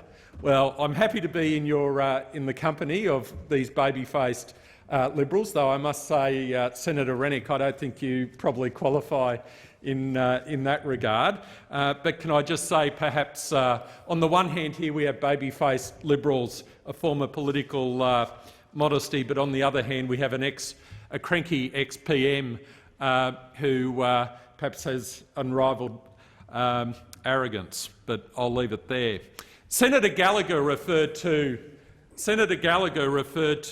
the government attacking the superannuation system. Can I just say it is somewhat odd for Senator Gallagher to make that remark, having gone through, in quite fair and reasonable fashion, what a benefit this bill will be to the members of the relevant funds. On the one hand, she says this bill is for the benefit of the members in relation to those funds, and then she accuses the government of attacking the superannuation system. Totally inconsistent, totally inconsistent. This bill promotes choice, flexibility and efficiency. Choice, flexibility and efficiency. And that is what we should be seeking to do in relation to our superannuation scheme. And can I just say to Senator Gallagher and Senator Ayres that from our perspective, the reforms which were introduced to allow members to withdraw $10,000 prior to 30 June and then a further $10,000 after 30 June were a matter of personal choice. Personal choice in the circumstances of a pandemic. And what it underlined to those members, who did exercise that choice, and it wasn't the government exercising the choice, it was the government giving the members the choice to decide whether or not to withdraw that $10,000. It was the members given the choice, and what that emphasised was it is the members' money. The money in those superannuation accounts is the members' money. Before we had superannuation, prior generations used to put away a nest egg, or they used to put away some money in a bank account for hard times. And when the hard times arrived, they'd draw down on that money. Why should people be deprived of that choice today, in the middle of a pandemic? This government has given them choice, and I'm proud to be part of a government that has delivered that choice. And then Senator Ayres, there's something about it, there's a beauty. There is a real beauty about a Freudian slip.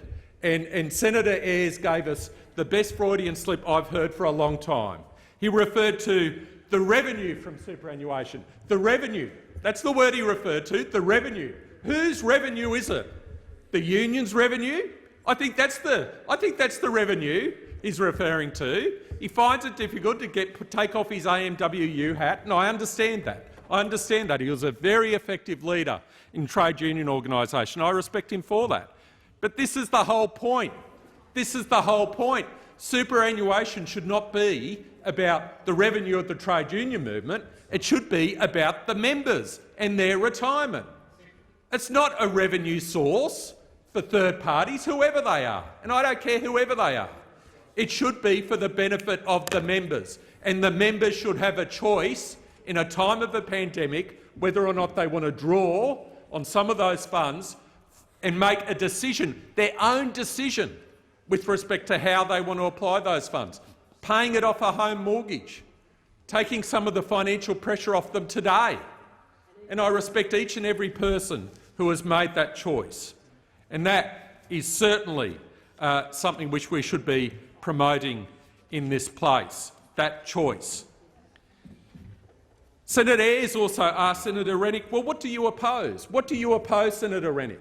And I thought it was quite clear, listening to Senator Rennick, as to what he opposed. He opposed industry super funds making political donations, or any super fund making a political donation. He opposes that because it's against the sole purpose test. I oppose that as well. He opposes superannuation funds having exorbitant entertainment budgets. Why? Because it's against the sole purpose test. It's not consistent with the sole purpose test. And I oppose that as well. And I do this not on an ideological basis. I'm actually a member of an industry super fund. I'm a member of Australian Super. And I congratulate Ian Silk and his team on the returns which he's given me over a number of years. I left an AMP super fund because I wasn't happy with the returns in that respect, and joined the Australian Super Fund, on the recommendation of my father, in fact. One of the many recommendations he's made to me, which I followed dutifully as his son. Because I'm a 20-year member. And I've been very, very happy with the performance of my industry super fund. But when I'm not unhappy, it's when in any way they divert from that sole purpose test. So, Mr President, this bill is about choice, it's about flexibility, it's about protecting the integrity of Australians' retirement savings, and I commend it to the Senate. Senator Seselja. Thank you. I'd like to thank all senators who have contributed to this debate. The Superannuation Amendment PSAP membership bill extends membership of the public sector superannuation accumulation plan to certain current and former Commonwealth employees who are not otherwise eligible to continue making contributions to a fund run by the Commonwealth Superannuation Corporation. The bill will ensure the choice of fund principle extends appropriately to Commonwealth public sector schemes. It allows current and former PSAP members to avoid paying multiple fees to maintain separate funds under different trustees. This bill will support them in saving for their retirement.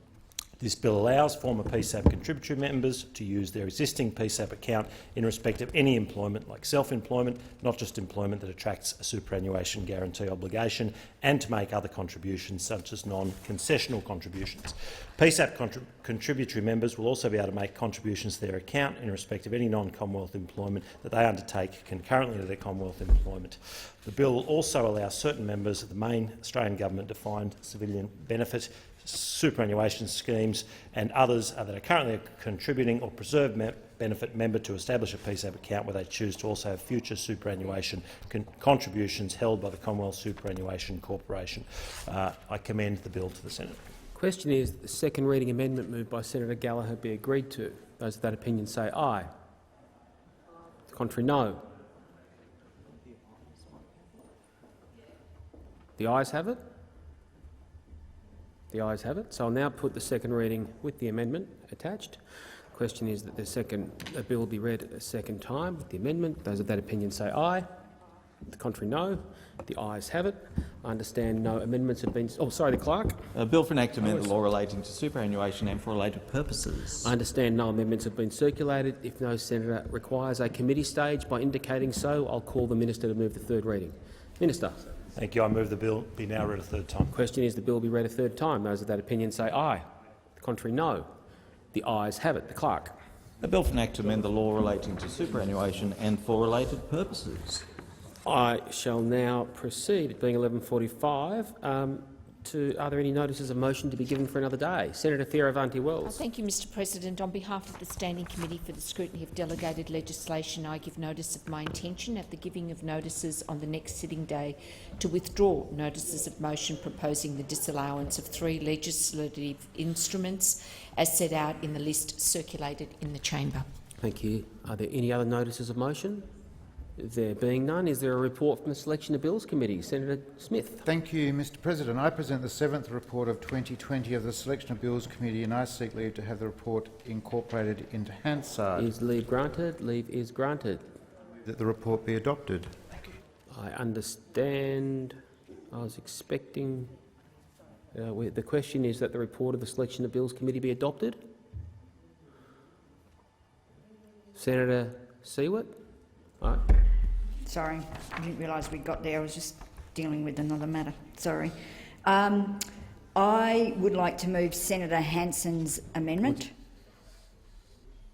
as circulated in the chamber. Senator Hanson-Young. And I think she's just coming in. I'll allow Senator Hanson-Young to have Hanson-Young, I beg your pardon, Senator Hanson-Young's amendment. Sorry. Do you want to move So, Senator Hanson-Young, I'll let you move your amendment. Thank you, Mr President. I seek leave to move the amendment. You don't need leave. You can don't just need move leave. It. Yep. It's been circulated. It refers the Environment EPBC bill to a Senate inquiry to report on the 30th of November. This is absolutely essential if we are to have proper scrutiny into these laws. They've just been tabled in the House of Representatives, and they are a full-blown attack on Australia's environment and our wildlife. It's effectively a carbon copy, this bill, of the legislation tabled by Tony Abbott in 2014, when Tony Abbott was doing the bidding of big miners and big developers to strip environmental protections, to allow these big companies to have free rein over Australia's natural wonderlands, our precious beaches, our precious forests and the homes of our native animals. It is absolutely essential that this chamber take every opportunity to scrutinise this piece of legislation. And we have known that the government has wanted to weaken Australia's environment laws for months now. The Prime Minister back in May stood up and crowed about how he was going to take a chainsaw to Australia's environment, how he was going to make it easier for big companies to get their green light for approvals. We've known for months that this legislation was coming up. Today it's been tabled, and it's worse than we thought. It is a full-blown attack on our environment. And so in this place, we need to make sure we send it off to the committee to look at it properly, to ensure there is scrutiny, to look at the flaws of this legislation, and for anyone in this place to say they haven't had time to consider whether the Senate should indeed be sending this to inquiry is just rubbish. We've known for months that this was coming. It's been tabled today and it should go off to a Senate inquiry. I'm extremely concerned that Labor is indicating that they wouldn't support sending this legislation off to an inquiry. Why on earth not? Whose side is Labor on? Are you on the side of the environment, or are you on the side of Tony Abbott and the big polluters? Whose side are you on? Whose side are you on? Because unless we refer this legislation today to an inquiry, unless we send this legislation off to an inquiry today, this government is going to try and ram this legislation through the parliament as quickly as possible. Now, I understand that One Nation doesn't believe that they have had enough time to consider their position on this amendment, or indeed on sending any of these bills before the Selection of Bills Committee last night. Well, where are they? So the role of this chamber is to scrutinise and look at government legislation to make sure it is right. It is precisely our job to do this. And if One Nation don't support this, if One Nation doesn't support this, then they're just doing the dirty work of the government all over again. And where are they? Where are they anyway? I haven't seen Pauline Hanson all week. I've got Senator Hanson-Young. I have Senator Scarr on a point of order. My understanding is that speakers in this place should not comment on the absence of a senator during the course of debate, and Senator Hanson-Young has done that repeatedly, I believe. It is a courtesy rather than a breach of standing orders, I would suggest. And if I could ask senators to particularly keep in mind we are not aware why in this pandemic certain senators may not be able to attend, and we've facilitated. Or Senator Hanson-Young is attending. Senator Hanson is attending remotely. But generally, if senators are not in the chamber in this period, particularly with the travel restrictions in place, I'd urge senators to adopt a charitable approach to it rather than assign a motive. Senator Hanson-Young. Thank you, Mr President. Well, I'm glad Senator Hanson is listening, because it is the job of this chamber to scrutinise government legislation and not just give it a green tick, hoping that everything's A-OK. It's not. This piece of legislation has not been looked at properly. It must go to inquiry. It is our job as senators to do this. And unless we make sure it goes to inquiry today, this government is going to continue with their campaign to push it through and ram it through. And why? Because they're doing this under the cover of COVID-19. This government is taking a chainsaw to the environment protection laws in this country and using COVID-19 as an excuse. And it is the most cynical act imaginable. There are so many people out there today struggling to make ends meet, struggling in the midst of this pandemic. And what is this government doing?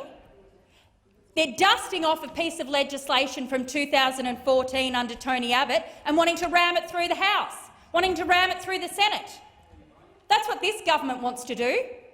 They don't, it is a distraction. Senator Hanson-Young, time for contributions expired. Senator Patrick, speaking to the amendment. Yes, I am. Thank you, Mr President. Without prejudice to any position I may have on this bill that's been tabled in the House, I think it is proper that a significant piece of legislation should be referred to a committee. That does a number of things. It allows people to properly consider, but it also allows us to engage the community. And that includes businesses, it includes environmentalists, it includes people who are interested in the topic that may not fit into either of those categories. And in my time in this chamber, I've seen committees work really well together to actually come up with, in many cases, better legislation. So the fact that this is not being referred, I think, is a breach of proper process, and I'd ask the government to reconsider its position on it. If I understand they're not supporting a referral, I think that is a departure, an unfortunate departure from what is good legislative process. Senator, I'll go to Senator Gallagher first, and then Senator Gallagher. Thank you. Look, just to associate my comments with Senator Patrick and Senator Hanson-Young, certainly the Labor Party thinks that this legislation, from what we understand about, is extremely important. The Senate has a very important scrutiny role to play. There is absolutely no reason that I can fathom that the government can put before this place to explain why they wouldn't accept a referral. Perhaps we can have a discussion about the dates of referral, if that's the issue. But to have no referral on legislation this significant and this important seems just like the government wanting to hide as much information as it can from the Senate before the Senate's in a position to debate this bill. And it's an abuse of this Senate's role. We accept there is some legislation that doesn't require referral to committee, and we all work collegiately in that regard to ensure that we can ensure the running of government and the smoothness of business on some legislation, but to not have a referral for the Environment Protection and Biodiversity Conservation Amendment Bill 2020 is just outrageous. Work with us. Let's have an inquiry. Let's discuss the dates for that inquiry, if that's your problem. But don't deny the Senate the right to scrutinise through our committee process this important piece of legislation. Senator McKim. Well, thank you, President. Earlier this week, the government said that they were too busy responding to the pandemic to be able to move forward on a Commonwealth anti-corruption authority. Well, the government is never, and I do mean never, too busy doing anything else to continue its war on nature, to continue its war on our environment, on our biodiversity, on our climate, on our forests, on our beaches, on our coastlines and all the beautiful creatures that make those places their homes. The EPBC Act is already failing to protect nature. We know that because that's been stated in the recent release of an independent review of that Act. But these amendments that the government has rushed into this place today, under the cover of a pandemic, will make it even worse. They will weaken the already pathetically weak protections that our environment has in Commonwealth law. This amendment bill will accelerate the theft of our children's future and our grandchildren's future. It will accelerate the generational theft of their chance to have lives with the same levels of hope and opportunity that we have all had the chance to live. It will accelerate the death and displacement of billions of people during this century, and of course, as always, it is the people living in the deepest poverty that will pay the harshest price. And they will pay in their droves with their lives, because this government is a corporatist government. It is part of a corporatist kleptocracy which is stealing the future from so many of our families and so many future generations in this country, because it is corporate profit and greed that is driving this destruction and that this government continues to enable time after time by moving amendments like this. It's time we stood up and said enough. It's time we understood that we all rely on nature for our very survival and our very existence, and that in fact we are part of nature. And you know what? You're all going to realise it one day, that we're part of nature. because nature is fighting back. And we are bearing the brunt of it in this country with the bushfires, with the floods and all of the other climate-driven crises that are actually killing our people in Australia. So the Greens will, of course, fight this legislation all the way, because it's bad legislation that fails to reflect fundamental realities about how nature works and how we as humans are part of the planetary ecosystem that ultimately we all rely on for our survival. Now, of course, we're happy and open to negotiate on the reporting date contained in Senator Hanson-Young's amendment. But given that we have an obvious rationale for wanting to ensure that this legislation is not rushed through this place, and given that the government at least occasionally pays lip service to the concept of listening to people, listening to communities and consulting with them, we urge the government to support our amendment and allow that listening process and that consultation to take place through the auspices of a Senate inquiry. Senator Cormann. Thank you very much, Mr President. And Senator McKim has just let the cat out of the bag. Inquiry, another inquiry or no inquiry. The Greens are going to fight this legislation all the way. All the way. The inquiry will make no difference. It's just another, it is another step in what it is. This is what this is all about. It's about the lying and the lying. I mean, Senator Hanson-Young said that this legislation is a carbon copy of a piece of legislation that was introduced by the Abbott government. That is how long this has been inquired into by the Senate. This is how long the Greens have been fighting this all the way to the latest from going ahead. It's a carbon copy of a bill that was previously inquired into by a Senate committee. So you want to have another committee into a carbon copy of a bill into which there has already been an inquiry. This is just, I mean, you just exposed the absolute insincerity with which you are seeking to pursue this amendment, and I can see how you're smiling and smirking because you know that what I'm saying is true. You know that what I'm saying is true. This is not about scrutiny. This is not about assessing a piece of legislation. This is about the lying, pure and simple, fighting it all the way, making sure that here in Australia we can't secure passage of a piece of legislation that is designed to appropriately balance environmental protection with economic opportunity. We want to grow and we want to continue to grow our economy. We want to create opportunities for Australians to get ahead, to get a job, to pursue a career. And that is why we've always got to make sure we appropriately balance environmental protection with economic opportunity. That is why we need to ensure that we streamline and make the environmental approval processes more efficient. We completely reject the proposition that we are avoiding scrutiny, but we're not going to be part of a charade. We're not going to be part of a charade whose sole objective, as Senator McKim has confirmed on the record in this chamber today, is part of an effort to fight this legislation all the way. He's going to fight it on the beaches. He's going to fight it.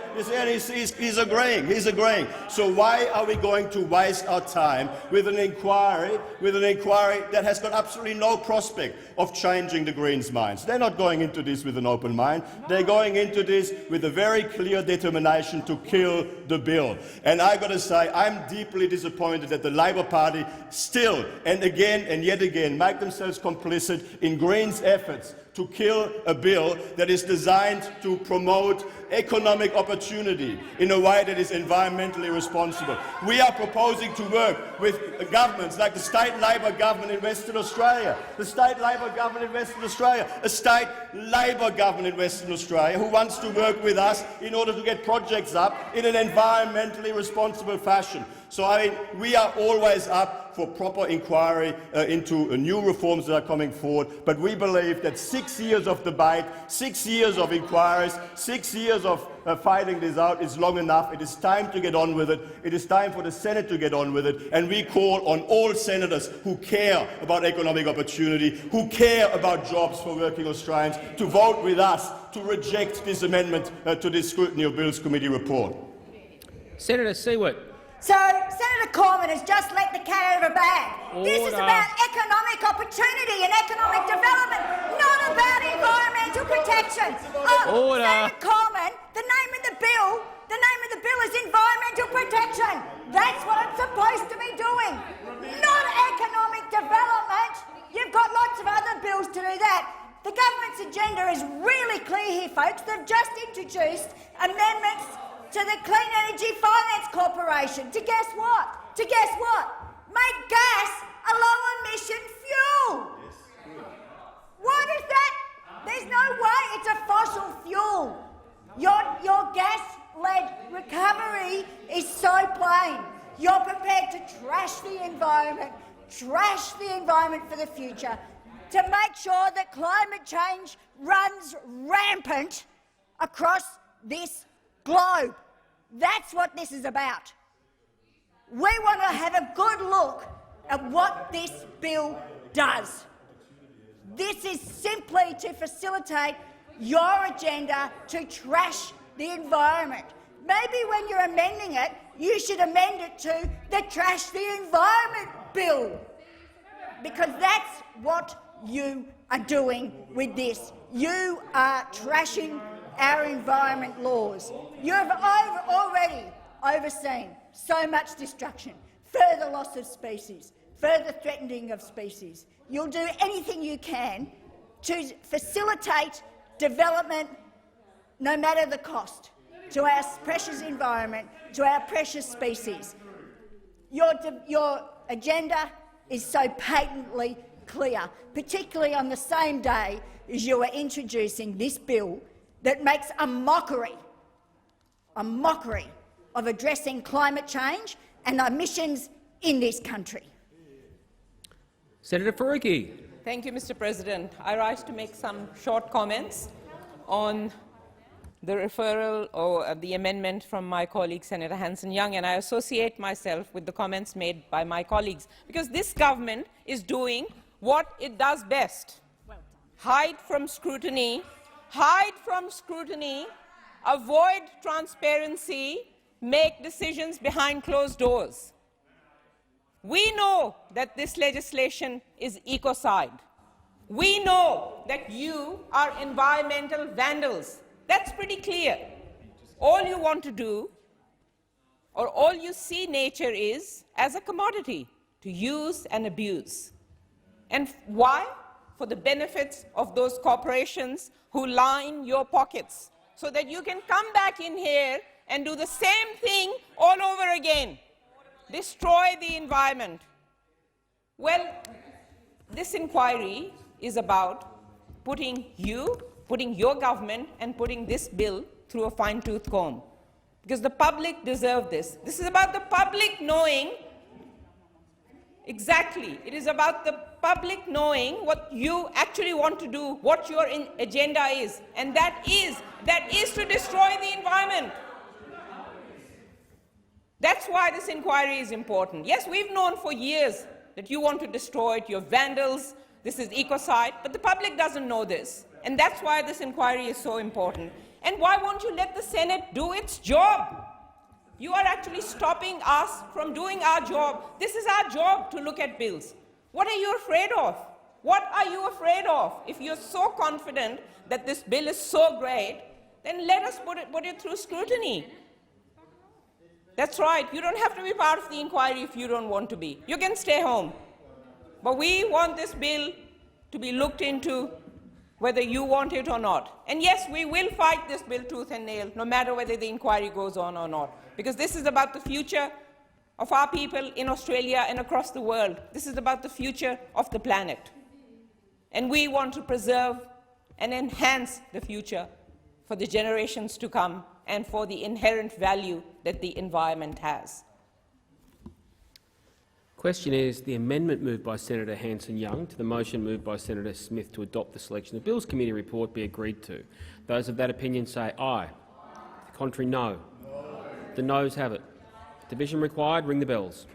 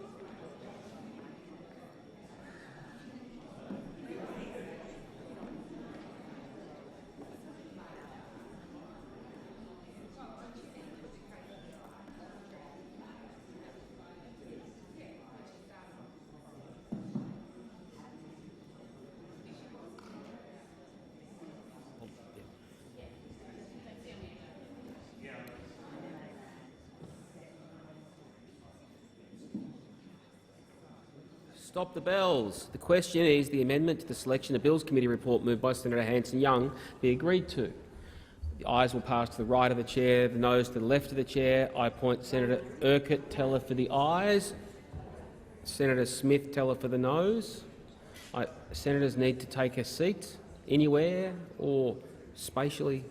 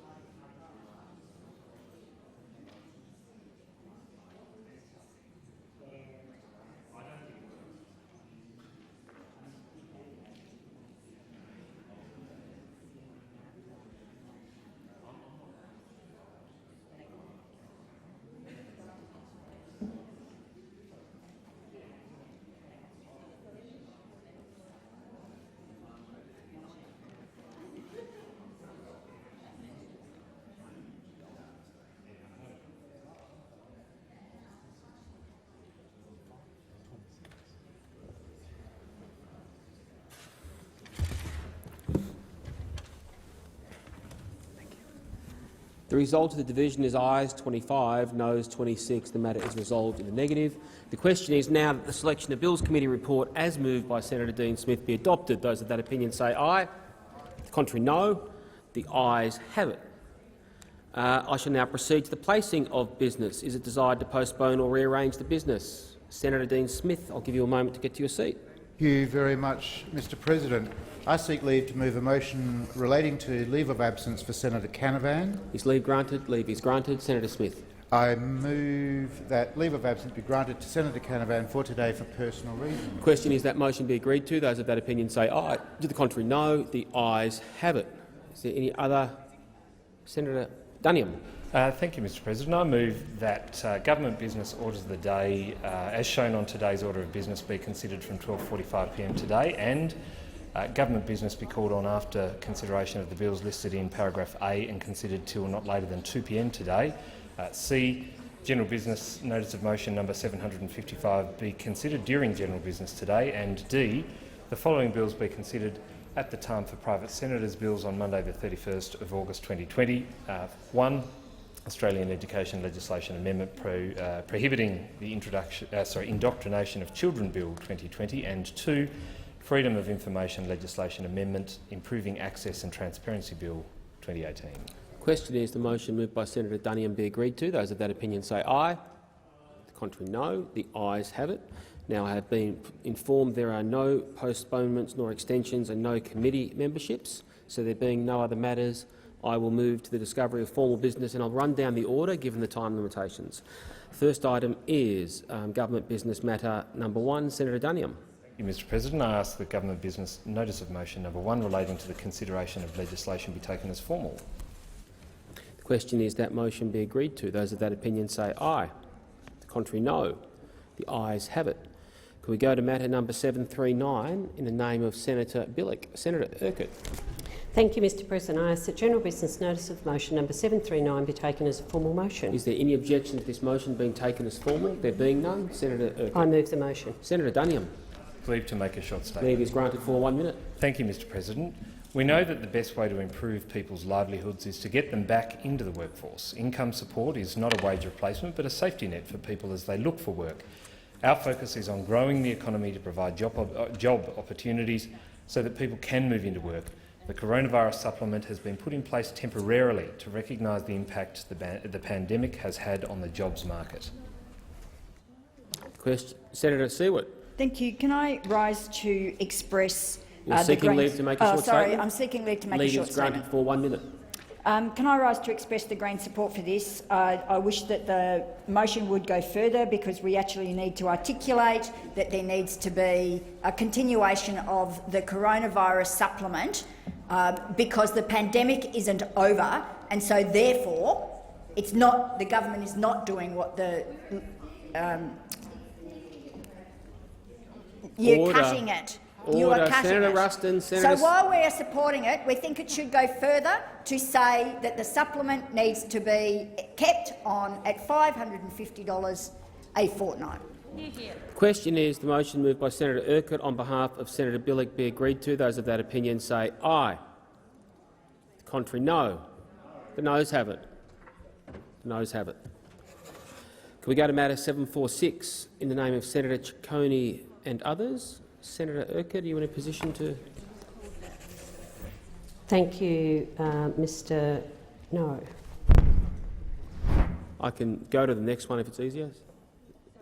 All right, 746.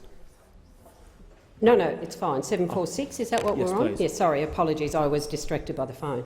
I ask that general business notice of motion number 746 be taken as a formal motion. Is there any objection to this motion being taken as formal? There being none, Senator Move the Urquhart. motion. The question is that motion be agreed to. Those... Oh, sorry, Senator Faruqi. Mr. President, I seek leave to make a short statement. Leave is granted for 1 minute. Yep. Workers sorry. are doing... I've got a point of order from Senator Ruston. Your leave has been granted, but I've got a point of order. I'm just seeking as to whether the senator is intending to vote against the submission, because I thought the reason that you made a statement was to vote against the submission. Well, leave's been granted. You've posed a question. It's up to the senator to speak for the minute that she's been granted leave. Senator Faruqi. Mr. President, the Greens support this motion. Workers are doing it tough in the crisis. Retail and fast food workers have had to deal with precarious work, with poor conditions, with no job security and low pay for too long. One of the lessons of this pandemic has been to drive home the importance of retail and fast food workers and how massively they contribute to our day-to-day lives. The Retail and Fast Food Workers Union and the Australian Unemployed Workers Union have advocated fiercely for their members and workers throughout this crisis, and they have been strong, staunch voices for people who have been left behind by this cruel government. We need to make sure all workers have the security and support they need to make it through this pandemic with dignity. Congratulations to our unions for their advocacy and activism throughout this crisis. Question is that motion number 746 be agreed to. Those of that opinion say aye. Contrary, no. The ayes have it. 747, Senator Chandler. Thank you, Mr. President. Before I ask that this motion be taken as formal, I wish to advise that the name of Senator Ryan be added to this motion. Thank you, Senator Chandler. Thank you, Mr. President. I ask that general business notice of motion number 747 relating to the Right Honourable Sir Samuel Walker Griffith, GCMG PC KC, be taken as formal. Is there any objection to this motion being taken as formal? There being none, Senator Chandler. I move the motion standing in my name and in the name of Senator Dean Smith, Senator Stoker, Senator Antic, Senator Molan, Senator Patterson and Senator Ryan. The question is that motion be agreed to. Those of that opinion say aye. The contrary, no. The ayes have it. Senator Rennick, number 748. I'll give you a moment to get to a seat. You can... I ask that general business notice of motion 748 relating to access of Australian hospitals be taken as formal. Is there any objection to this motion being taken as formal? There being none, Senator Rennick. I move the motion. Question is that motion be agreed to. Those of that opinion say aye. The contrary, no. The ayes have it. Senator Hanson-Young, number 749.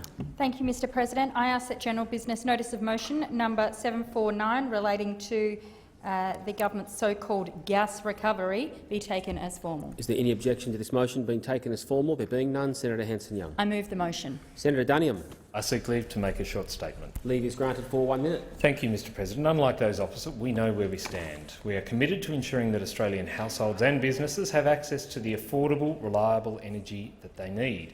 The government recognises that Australia's competitive advantage has always been based on cheap energy. Gas will be central to our ongoing economic recovery and job creation, and a robust and competitive gas industry will allow both gas producers and users to thrive, with the lower prices and lower emissions benefiting all Australians. Senator Gallagher. Thank you. I seek leave to make a short statement. Leave is granted for 1 minute. Thank you. Labor won't be supporting this motion today. This motion rejects so-called gas-led recovery. Well, from where we sit, we don't think there is a gas-led recovery that has been put forward by this government. There is no plan. After 7 years, there isn't even an energy policy. Labor has written to the government seeking to work with them on settling an energy policy framework, and the Prime Minister hasn't even bothered to reply. So the problem with this motion is there isn't a plan for any kind of recovery, but there certainly isn't a plan being put forward for a gas-led recovery, and therefore we can't support this motion. Question is the motion moved by Senator Hanson-Young be agreed to. Those of that opinion say aye. The contrary, no. The noes have it.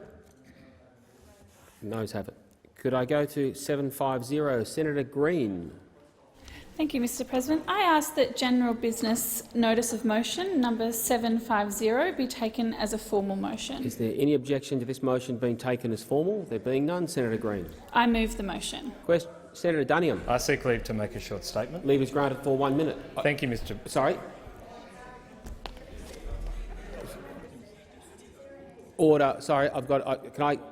Yeah, Senator Siewert, my apologies. Senator Hanson-Young was trying to jump because she's got an amendment she wishes to move. My apologies. Quite right. I'm just focused on the paperwork. So if I could go back and come back to you, Senator Duniam, and go to Senator Hanson-Young, my apologies. Thank you, Mr President. I seek to move an amendment to the motion. I seek leave. Is leave granted? It has been. Leave is not granted. Oh, leave is you not guys. Leave is not granted to move an amendment. So I will. Sorry, I'm not. So Senator Hanson-Young, to go back to the issue of whether who denies leave, it's not up to the chair. Please, Senator Hanson-Young, it's not up to the chair to point out who denied leave. People can own up to it. It can be observed by others in the chamber, but it's not a matter for the chair. It just was not granted. So I'll go to Senator Duniam, who sought leave to make a 1 minute statement, and that is granted. It is. Senator Duniam. It is. Excellent. Thank you, Mr President. The Morrison government's $25 million investment in busting congestion in environmental assessments has been made. Since last year, we have seen assessment timeframes improve by 19% of key decisions made on time to 98% last quarter. We have more than halved the time taken by the Commonwealth at the final stage of these assessments to go from 90 days to 40 days. We're committed to reducing duplication and eliminating unnecessary delays, and have agreed with all states and territories through the National Cabinet to move to a single-touch model for environmental approvals.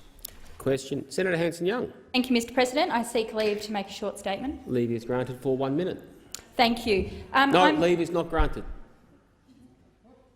Wow. No. Sorry, look. Order. Leave is not granted to make a 1 minute statement, so I'm going to put the motion moved by Senator Green on behalf of her and Senator McAllister. Senator Hanson-Young. I would like the motion put in separate parts, please, sure. Mr President. Yep, I will just turn to my notice paper so I can accommodate that. Senator Hanson-Young. Yep, Senator.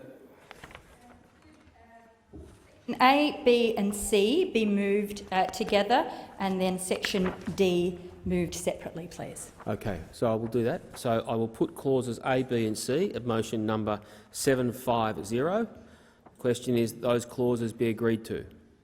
Those of that opinion say aye. The contrary, no. The ayes have it. I will now put clause D of the motion as it originally stands. Those of that opinion say aye. The contrary, no. The ayes have it. So I will now go to matter number 752. Senator O'Neill. Thank you very much, Mr President. I ask that general business notice of motion number 752 regarding robo-debt be taken as a formal motion. Is there any objection to this motion being taken as formal? There being none, Senator O'Neill. I move the motion. Senator Duniam. I seek leave to make a short statement. Leave is granted for 1 minute. Thank you, Mr President. Services Australia makes over $180 billion in payments each year. Australians rightly expect the government to be resolute custodians of these taxpayer funds and to work diligently to prevent and recover overpayments. When the Income Compliance Program was established, it was on the basis of long-standing historical practice used by many governments, Labor and Coalition, and the understandings of the law at the time. As the government's understanding changed, it responded appropriately to refund all payments on debts raised wholly or partly relying on the use of the averaged ATO income data. There is also a court matter underway, as well as a Senate inquiry. A long-running Royal Commission won't help people get their refunds.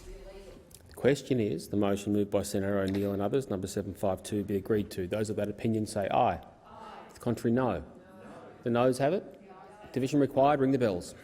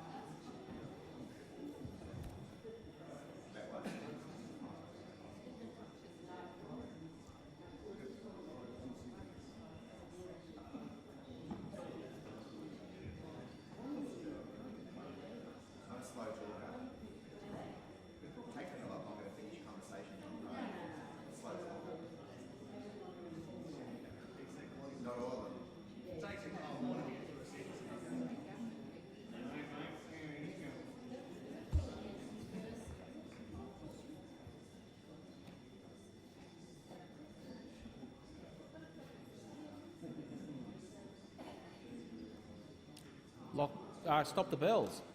The question is that motion number 752 be agreed to. The ayes will pass to the right of the chair, the noes to the left of the chair. I appoint Senator Urquhart teller for the ayes, Senator Dean Smith teller for the noes.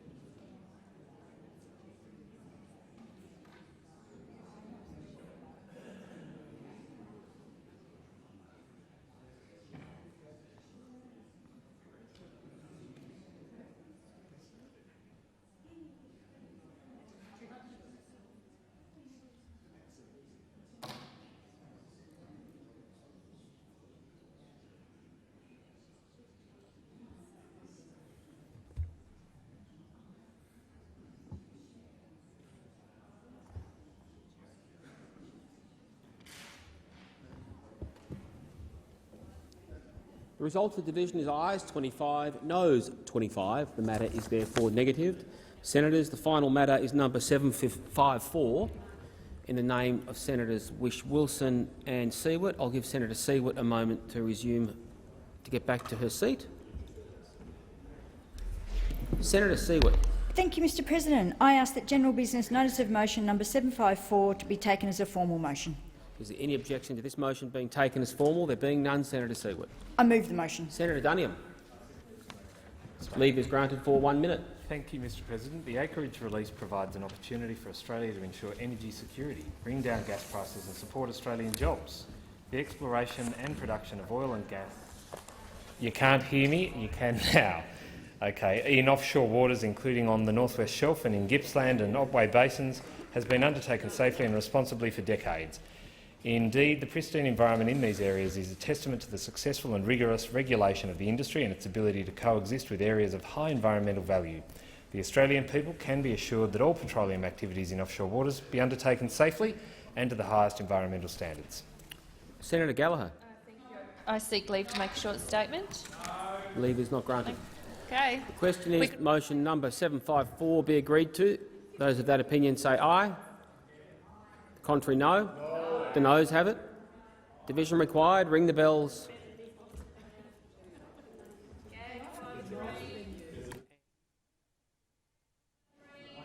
Ring the bells for 1 minute.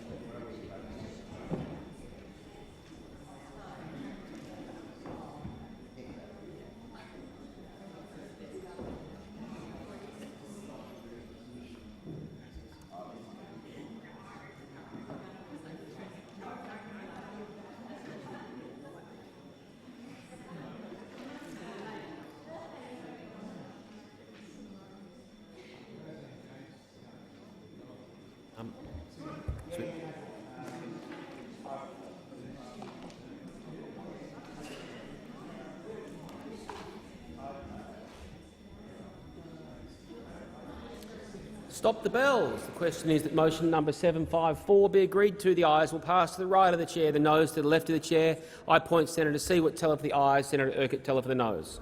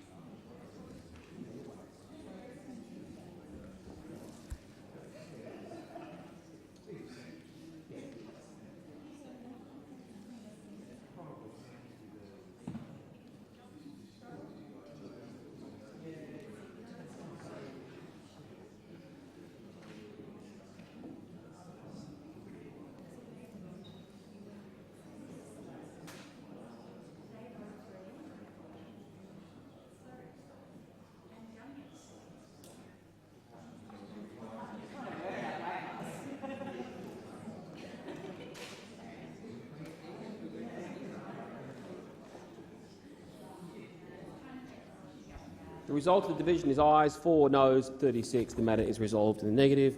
Senators, that concludes the discovery of formal business. I understand there are no committee memberships, and I have a message. I have received a message from the House of Representatives forwarding the Coronavirus Economic Response Package JobKeeper Payments Amendment Bill 2020 for concurrence. Senator Duniam. I move that this bill may proceed without formalities and be now read a first time. The question is that motion be agreed to. Those of that opinion say aye. The contrary, no. The ayes have it. The clerk. An act to amend the law relating to the coronavirus economic response and for related purposes. Minister.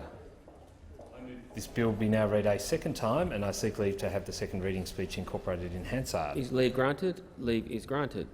Minister. I move that the debate be now adjourned. Question is that motion be agreed to. Those of that opinion say aye. Contrary, no. The ayes have it. Senator Duniam. I move that the resumption of debate be in order of the day for a later hour. Question is that motion be agreed to. Those of that opinion say aye. Contrary, no. The ayes have it. So we now go back. The clerk. We now go back, and I understand. Clerk.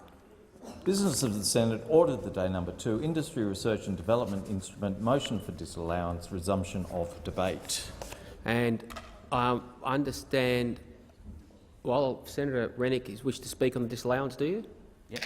Yes. Yep. All right. Absolutely. I'll go to Senator Rennick in that case. Thank you, Mr. President. Make no mistake what this is about. This is about jobs for North Queensland. And any attempt to stop this from going forward, the feasibility study from going forward, is another dagger to the heart of North Queensland. Now, it wasn't much more than a month ago that I fronted up to a Great Barrier Reef inquiry because of the impunitive regulations put on our farmers in the Great Barrier Reef Basin. Shameful. You know, the Labor Party want to drive a heart through the cattle and cane industries. You know, if I was to play a word association game and say name a state and then mention the word, 2 words, 3 words, cattle and cane, what would you think of? Queensland. You'd think of Queensland. And yet there is nothing that will stop the Labor Party from trying to destroy Queensland and in particular North Queensland. And let me say, North Queensland has so much potential. It is, you know, it has got rich land. You know, we're going to put forward, you know, we're going to build the Bradfield scheme if the Queensland LNP gets elected at the next state election, and we want to create jobs in North Queensland. Now, the other thing that really riles me, that really grinds my gear about the disallowance motion is the hypocrisy, is the sheer hypocrisy. You know, all we want to do, all we're proposing, not only was an election commitment that we want to honour, you know, because as I mentioned before, we believe in democracy. We took this to the election. We gave the people a choice. Yeah, a mandate. That's right. We are, this side of the chamber is the party who believes in choice, not like that side of the chamber, command and control. We took this. But no, it's the hypocrisy that the fact is that there's been $10 billion put in a Clean Energy Finance Corporation fund. You know, a $10 billion subsidy for renewables. For renewables. And do we hear the party, you know, the other side of the chamber complain about that? No. And that's about 4,000 times the amount of money that we want to put into a feasibility study here in North Queensland. Here in North Queensland. Where is the equity? I ask you. Where is the equity? Nowhere. And of course we always hear about how solar is so much cheaper and renewables are now so much cheaper. Well, let me tell you this, that if I go in and I look at the current prices, where is it, my little wand? You know, we'll see that right now prices have been driven to zero in Queensland. Now that is totally unsustainable. And do you know why we have such a distorted energy market? Because of the renewable energy target. A renewable energy target. Now, I stood up here 6 months ago and I argued for setting prices for milk. I believe in a fair and level playing field, and I'll do everything I can for our dairy farmers. But one thing I will never do is set output prices. I'll always level the playing field on the way in, but we always have to give people a potential to reach their opportunity. But we don't have a coal target. Okay, we don't have a coal target. And the reason why energy prices have been pushed up, and until recently I might add, the last 3 quarters energy prices have come down. And that is thanks to the magnificent work of our Energy Minister, Angus Taylor, who has done an outstanding job. An outstanding job. In spite of the unfounded allegations often made in this chamber, might I add, he's done an outstanding job in driving prices down. But that renewable energy target that mandates 33 terawatts of energy has to come from renewable energy.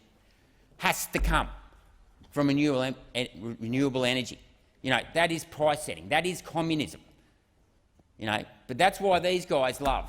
That's why on the other side they love price setting. Pure communism at its best. But let's talk about the true cost of renewables, because they never want to talk about the hidden costs of renewables. Sure, it might be free sunlight in the middle of the day, but guess what? You've got to transport that energy. You need to transport that energy. Let me find this one. This one's a real doozy. Oh yeah. A couple of weeks ago it came out that in order to get renewable energy to make up 90% of the grid, do you know how much money they have to spend? How much? To build all the transmission lines? How much? $100 billion. $100 billion. Now, do they count the cost of transmission when they talk about the price of renewable energy? No. I don't think so. No. I don't think so. No. And let's talk about storage. Let's talk about storage, because I heard Senator Walters last night. She wants to power manufacturing with renewable energy. Senator Rennick, it now being 12:45, we're moving to non-controversial government business. I called the clerk. Government business, order for day number 5, Competition and Consumer Amendment, Australian Consumer Law, Country of Origin Representations Bill 2020. Resumption of second reading debate. Senator Pratt. Thank you, Madam Acting Deputy President. Well, this afternoon we rise to pass a very important piece of legislation, the Competition and Consumer Amendment Country of Origin Representations Bill. And Labor very much welcomes the legislation before it, but it's somewhat belated. It's been a belated path from this government to ensuring that Australian vitamin manufacturers are able to say they are Australian-made on their labels. And this has been a problem now for some time.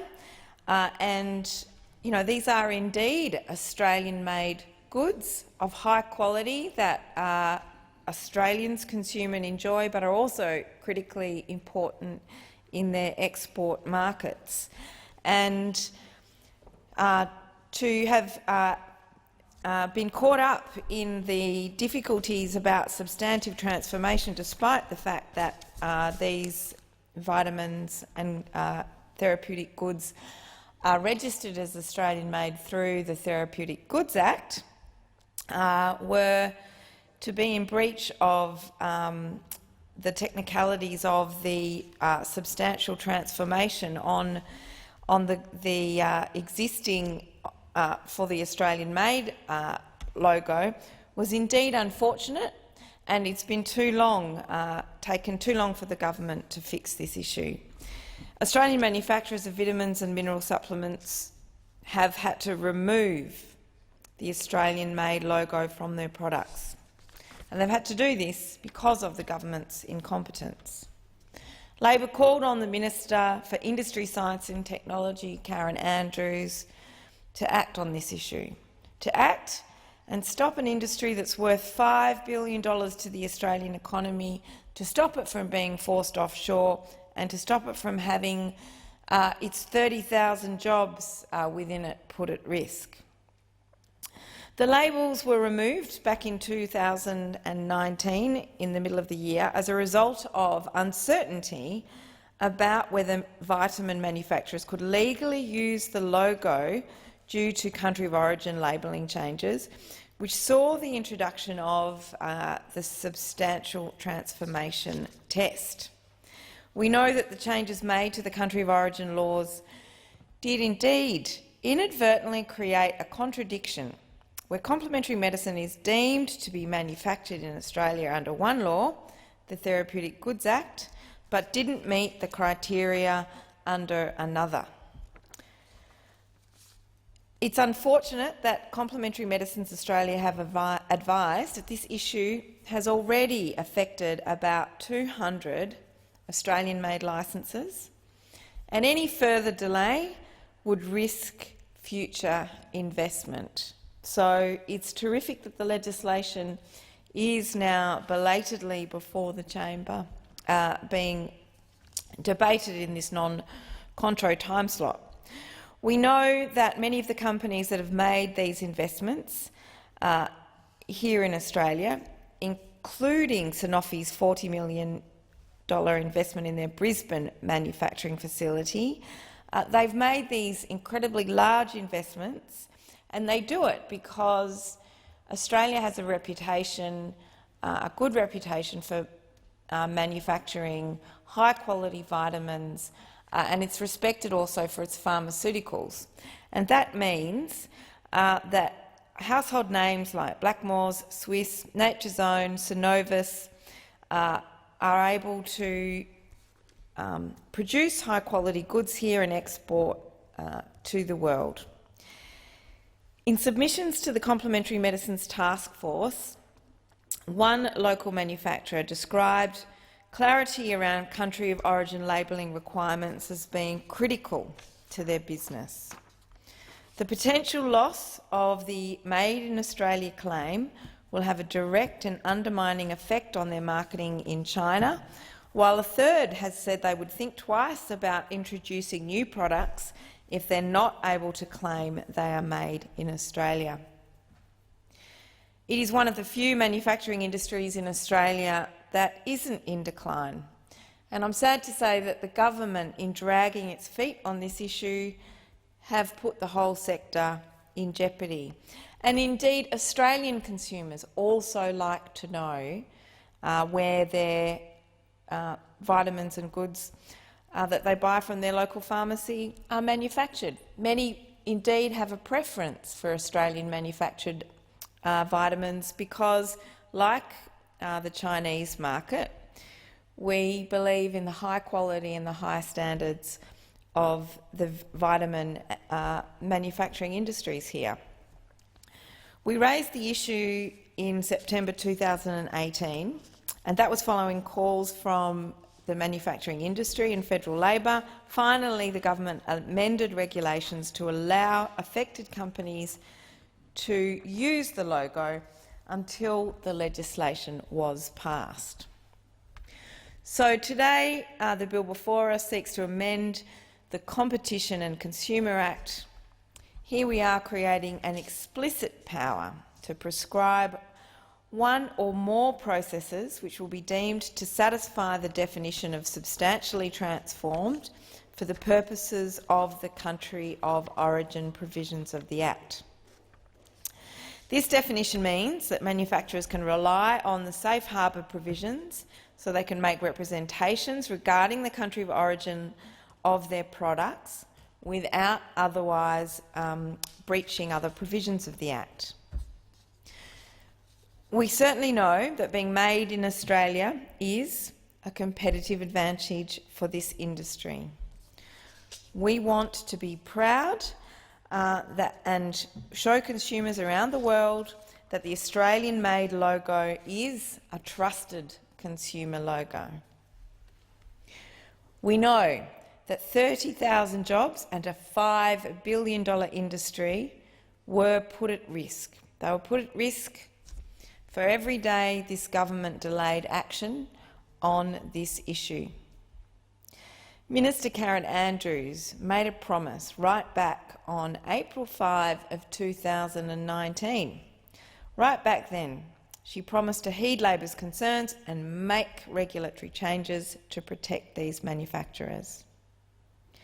The minister said to industry, she said, "Industry should be assured that I am doing all I can to assist." Well, it's been 510 days since that promise. In that time, the Australian government has hurt manufacturers, workers and consumers. These actions have put at risk this industry, which supports close to 30,000 jobs. So the time that this has taken to drag on, we impact on millions of dollars of export revenue due to the inaction of this government.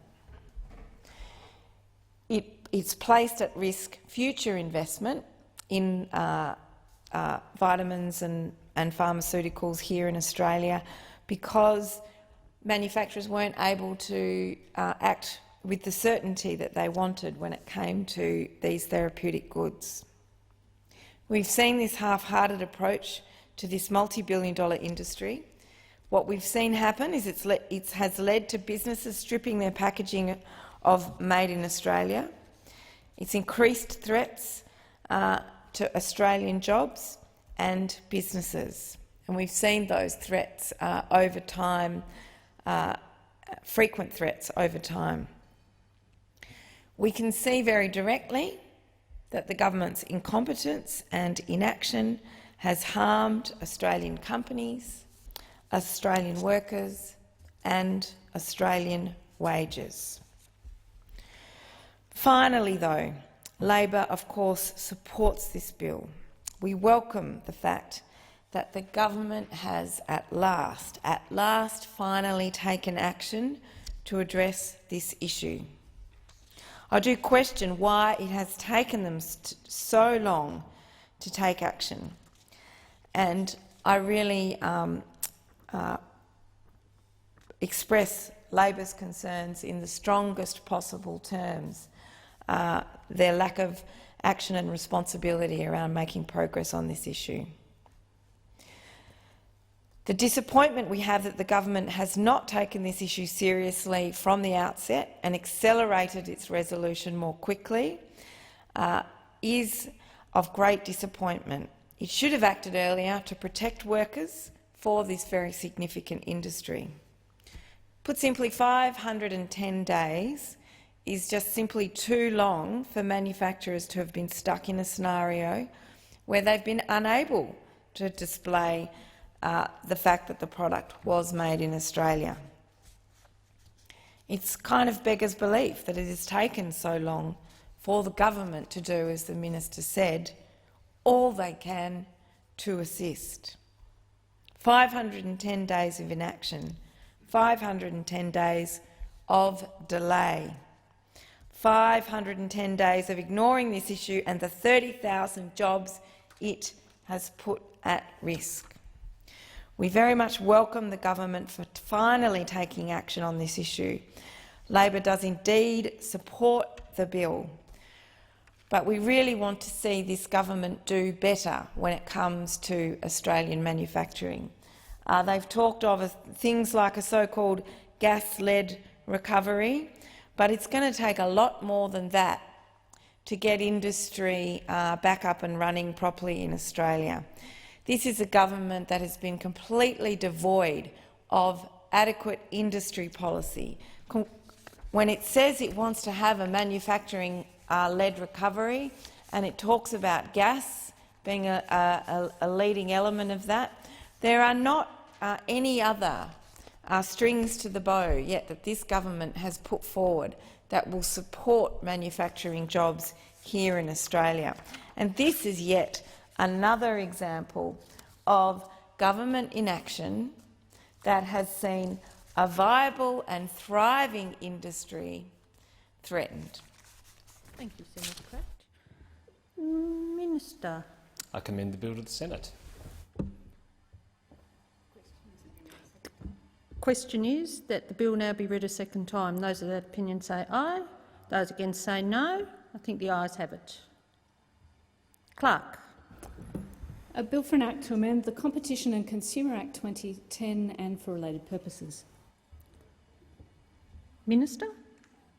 Sorry. No amendments have been circulated. Does any senator require a committee stage? If not, I shall call the minister to move the third reading. Minister. I move that the bill be now read a third time. The question is that the bill be read a third time. Those of that opinion say aye. Those against say no. I think the ayes have it. Call the clerk. Bill for an Act to amend the Competition and Consumer Act 2010 and for related purposes. Government Business Order of the Day number 6, Product Stewardship Oil Amendment Bill 2020 and Excise Tariff Amendment Bill 2020. Resumption of second reading debate. Senator Pratt. Thank you, Madam Acting Deputy President. Labor is pleased to support both the Product Stewardship Oil Amendment Bill of 2020 and the Excise Tariff Amendment Bill of 2020. As we've seen emerge in Australia and around the world, we can see that product stewardship can and must be an essential element of sustainable waste management. We can't simply gather all our waste together and leave it for disposal. We simply must get better at closing the loop and the recycling loop to make sure that from cradle to grave our products are sustainable and looked after. And this means having waste management pathways that are recognised from the outset of the resource and the manufacturing of those products through their use, their easy return and disposal of by consumers, and then indeed their recovery, recycling and reuse, and indeed, in some cases, the safe disposal of waste. We've been committed in the Labor Party to good waste management because we understand how important waste management is for our future generations. It was back in 2009 that the Labor government created a national waste policy, establishing a national waste reporting process and indeed introducing the Product Stewardship Act of 2011. So it's completely reasonable for us as a nation to expect that designers and manufacturers of products can and should shoulder some of the responsibility for mitigating the environmental impacts of their products. And it's been terrific, I must say, this week to see the focus of the ABC in recent weeks on encouraging people to look after the planet, indeed including recycling. And my son, he said to me last week, he said, "Mummy, small things can make a big difference." And it's clear in his mind that he is thinking of the individual actions that they take at his school, where they recycle everything from toothpaste bottles, toothbrushes, bottle top lids, plastic tabs from the bread rolls, you name it, they've got an activity around recycling it at Maylands Peninsula Primary School, and I'd like to give that lovely school a shout out today for their wonderful recycling efforts. But we can and must deepen our recycling efforts and work specifically with a much broader range of industries to get recycling happening. We know currently in Australia that about 500 million litres of lubricating oil is sold in Australia each year, and sadly, if it's not managed and recycled properly, the risk of pollution to land and water is indeed very serious. The Product Stewardship Oils Act established an important scheme that encourages recycling and discourages the harmful disposal of non-combustible oils. Labor very much notes that since the scheme was introduced in 2011, it has been very effective. Unfortunately, prior to that, there was much pollution. Prior to that, there was effectively no recycling of combustible oils at all. It's now the case, fortunately, that some 320 megalitres of oil gets recycled and properly disposed of each year. That is about half the total volume of such oil. It's a good community effort and a good environmental and public health outcome.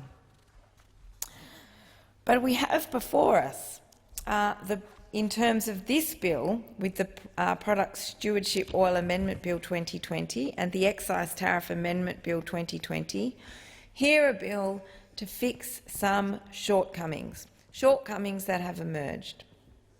So we want to clarify the definition of oils in the PSO Act to apply to lubricant oils, fluid oils and other oils and greases manufactured from non-combustible base oils. We need to do this in order to reflect the original intention of the PSO scheme and therefore excluding other oils such as diesel and other fuels for the purposes of this recycling and product stewardship legislation. Item 15 of the schedule to the Excise Tariff Act to narrow the scope of petroleum-based oils and synthetic equivalents for which excise duties are imposed for the purposes of the PSO scheme to exclude diesel and other fuels. So here, item 15 was inserted into the Excise Tariff Act for the purpose of levying oils covered by the PSO scheme and did not historically include duties on diesel and other fuels. So diesel and other fuels will continue to be subject to excise duty under other items in the schedule to the Excise Tariff Act.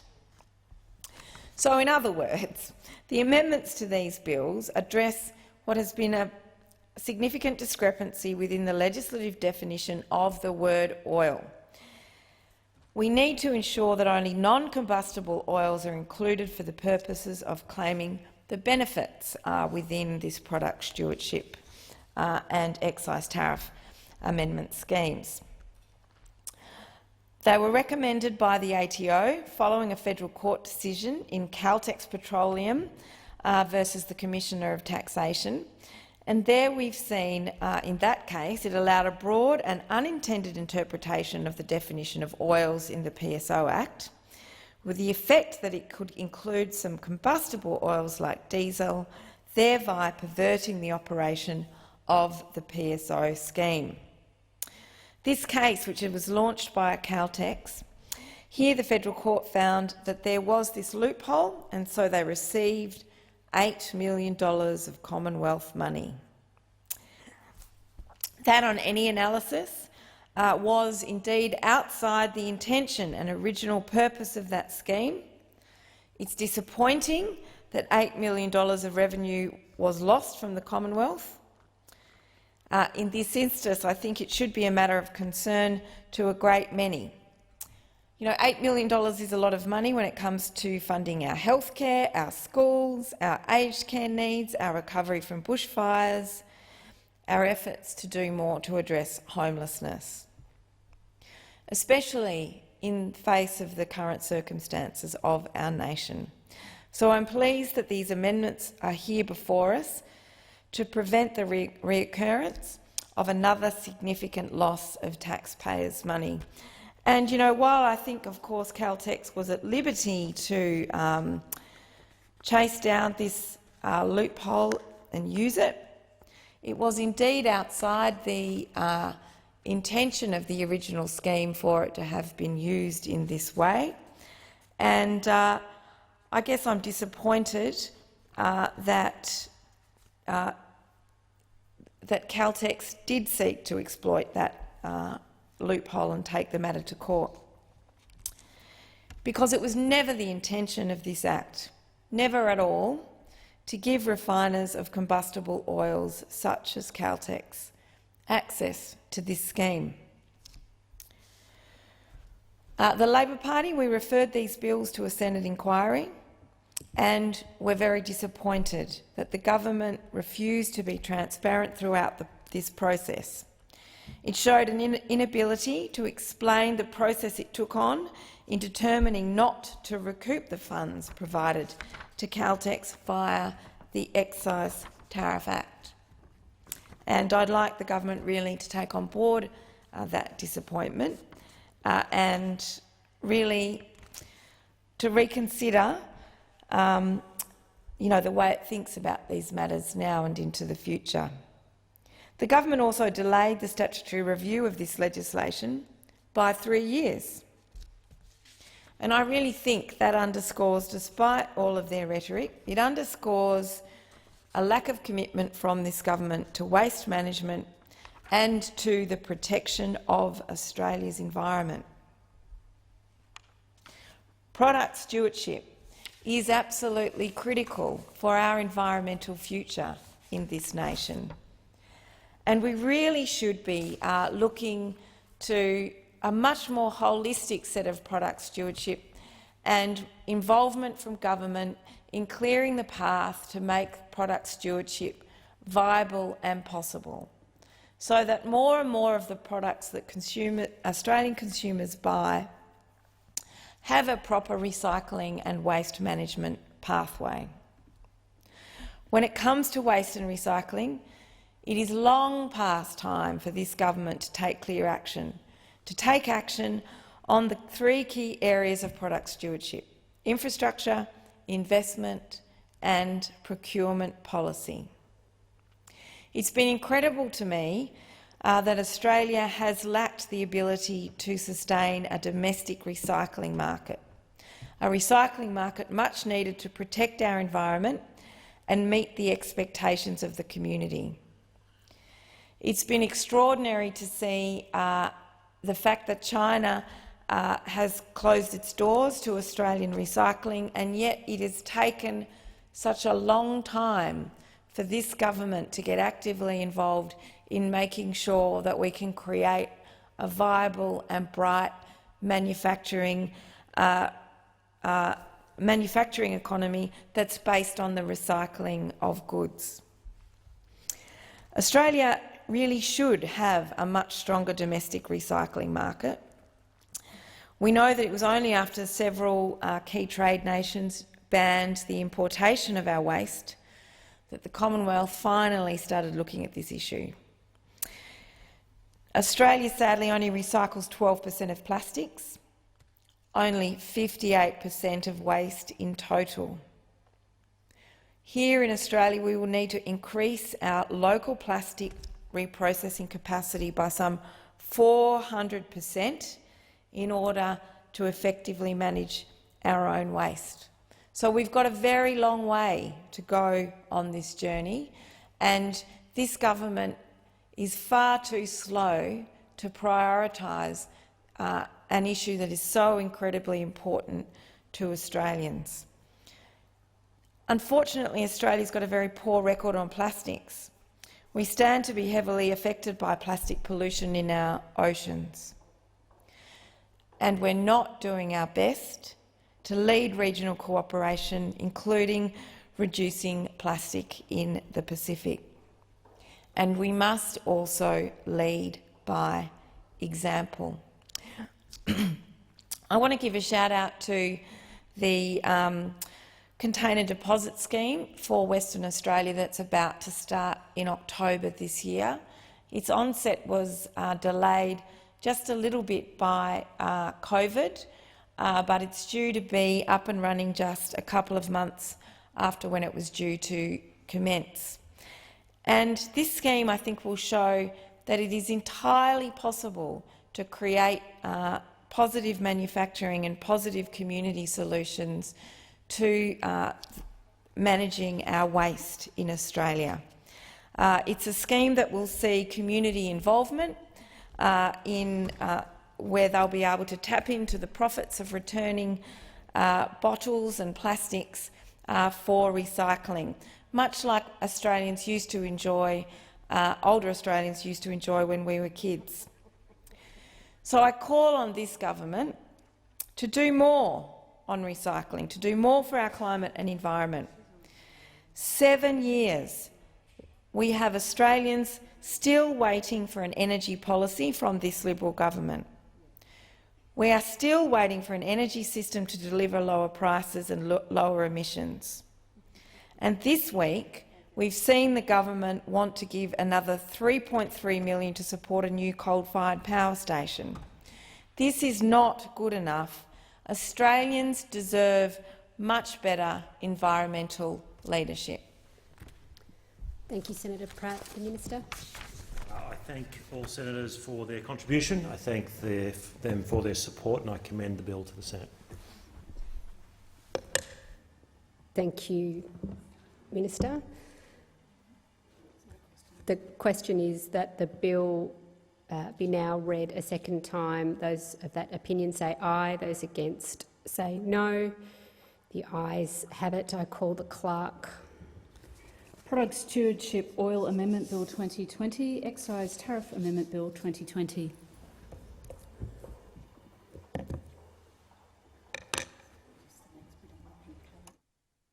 No amendments. No amendments have been circulated. Does any senator require a committee stage? If not, I shall call the minister to move the third reading.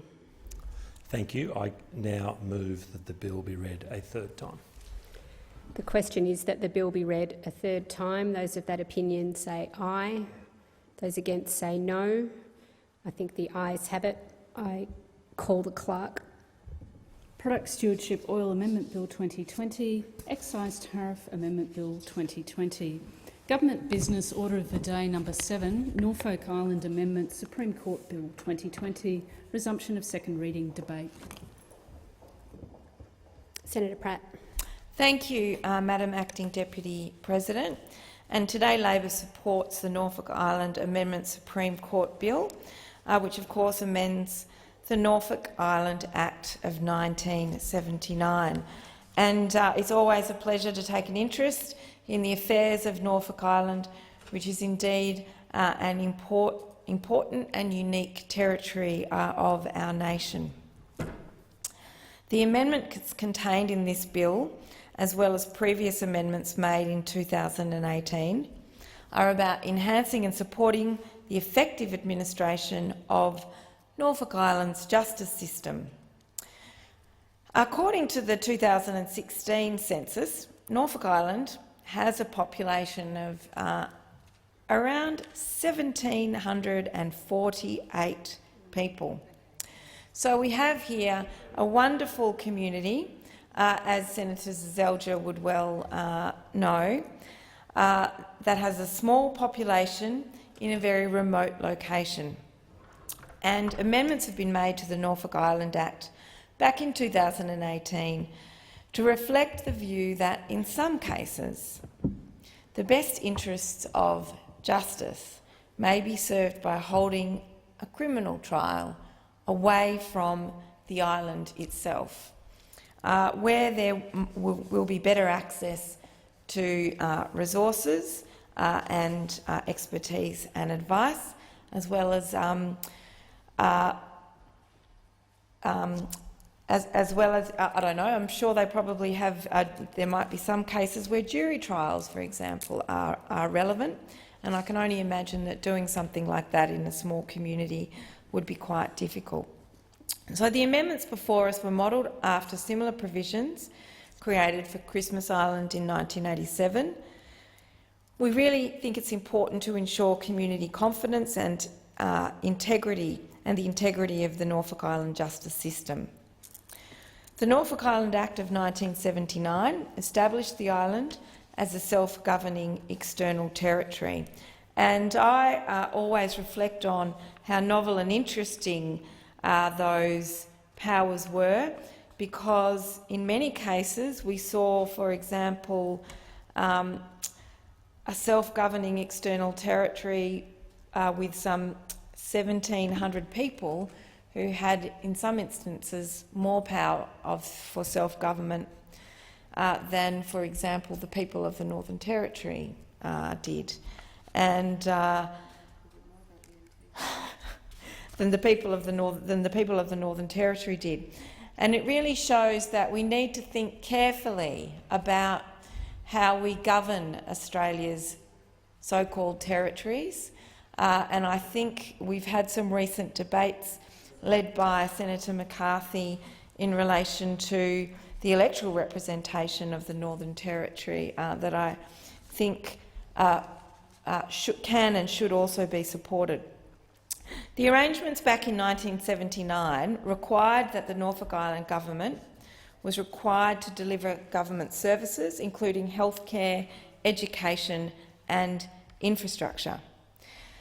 And I myself, having been to Norfolk Island, have seen, frankly, to have such an enormous responsibility out of such a small community to deliver both state and Commonwealth public services was indeed at times, I think, a grave disadvantage to the citizens there. There were weaknesses in the electricity network, roads were deteriorating and the hospital needed significant upkeep. The size and remoteness of the community was really ineffective in expecting them to deliver these services effectively. And the arrangements in this bill are about improving governance arrangements on the territory and ensuring Norfolk Island can move forward and have a local community that is provided with the same opportunities that are afforded to every Australian. You know, I think one of the things that was really led to the lack of sustainability for Norfolk Island in terms of its capacity to keep up with its own roads, education and health systems was that because Norfolk Island had been a tax-free trading place for such a long time, it meant that Australians would go there for their holidays to buy their luxury goods free of sales tax. They could travel to an Australian jurisdiction and buy their luxury goods free of sales tax. And the Commonwealth did not take adequate account when John Howard brought in the GST and flattened those taxes, of what an enormous impact that would have on Norfolk Island's sustainability. And you can really mark the decline of Norfolk Island's tourism and their economy since that time. So it's been really important that this parliament pay attention to the welfare of the population of Norfolk Island. In recent years, the National Capital and External Territories Committee, which in past years I was a member of, we've seen members from both Labor and the Coalition work with the department to develop and change the functioning of Norfolk Island to the benefit of its local businesses and residents.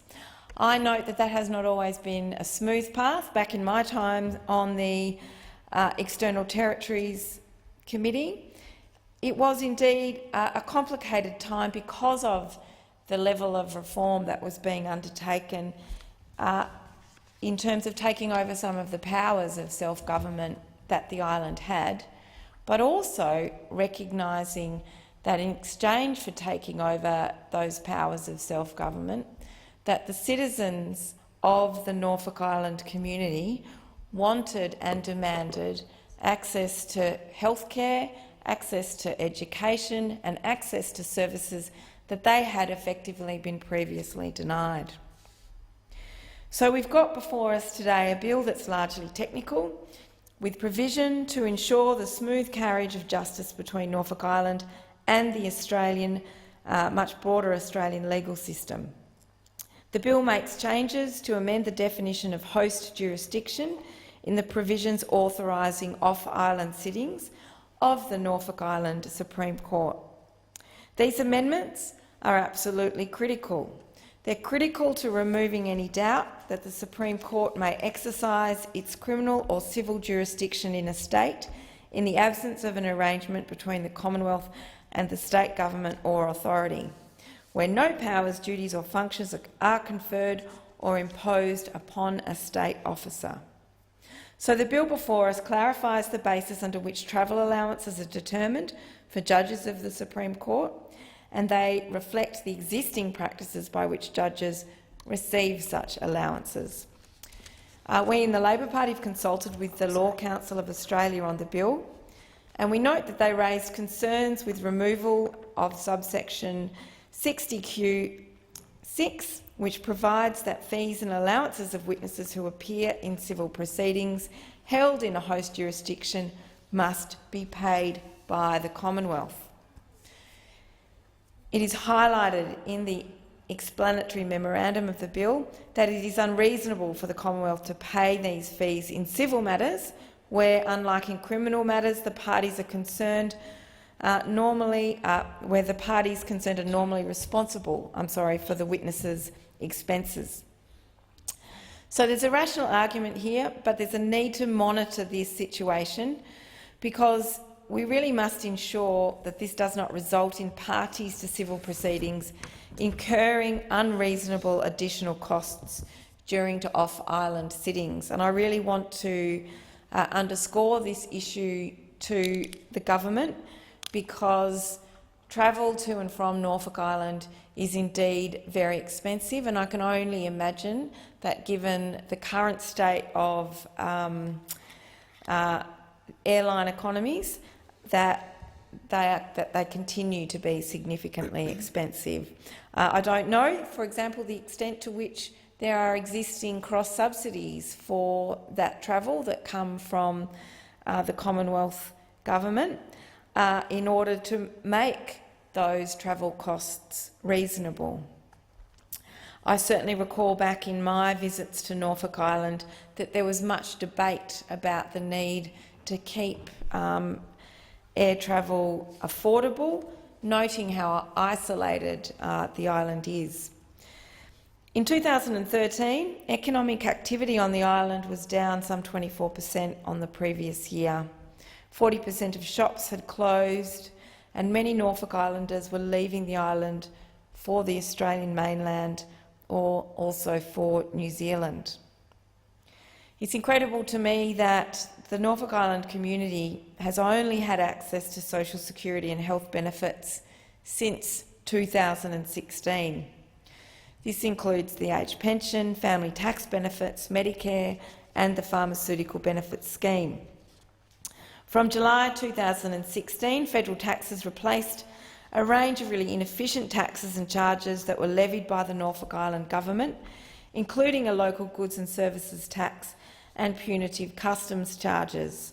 I have to say, though, I have some empathy for the Norfolk Island government in their need to charge this ridiculous array of taxes simply because their other revenue bases were so shallow, and indeed they didn't have the kind of basic income that was coming into the country through the provision of things like pharmaceutical benefits, Medicare, social security and pensions.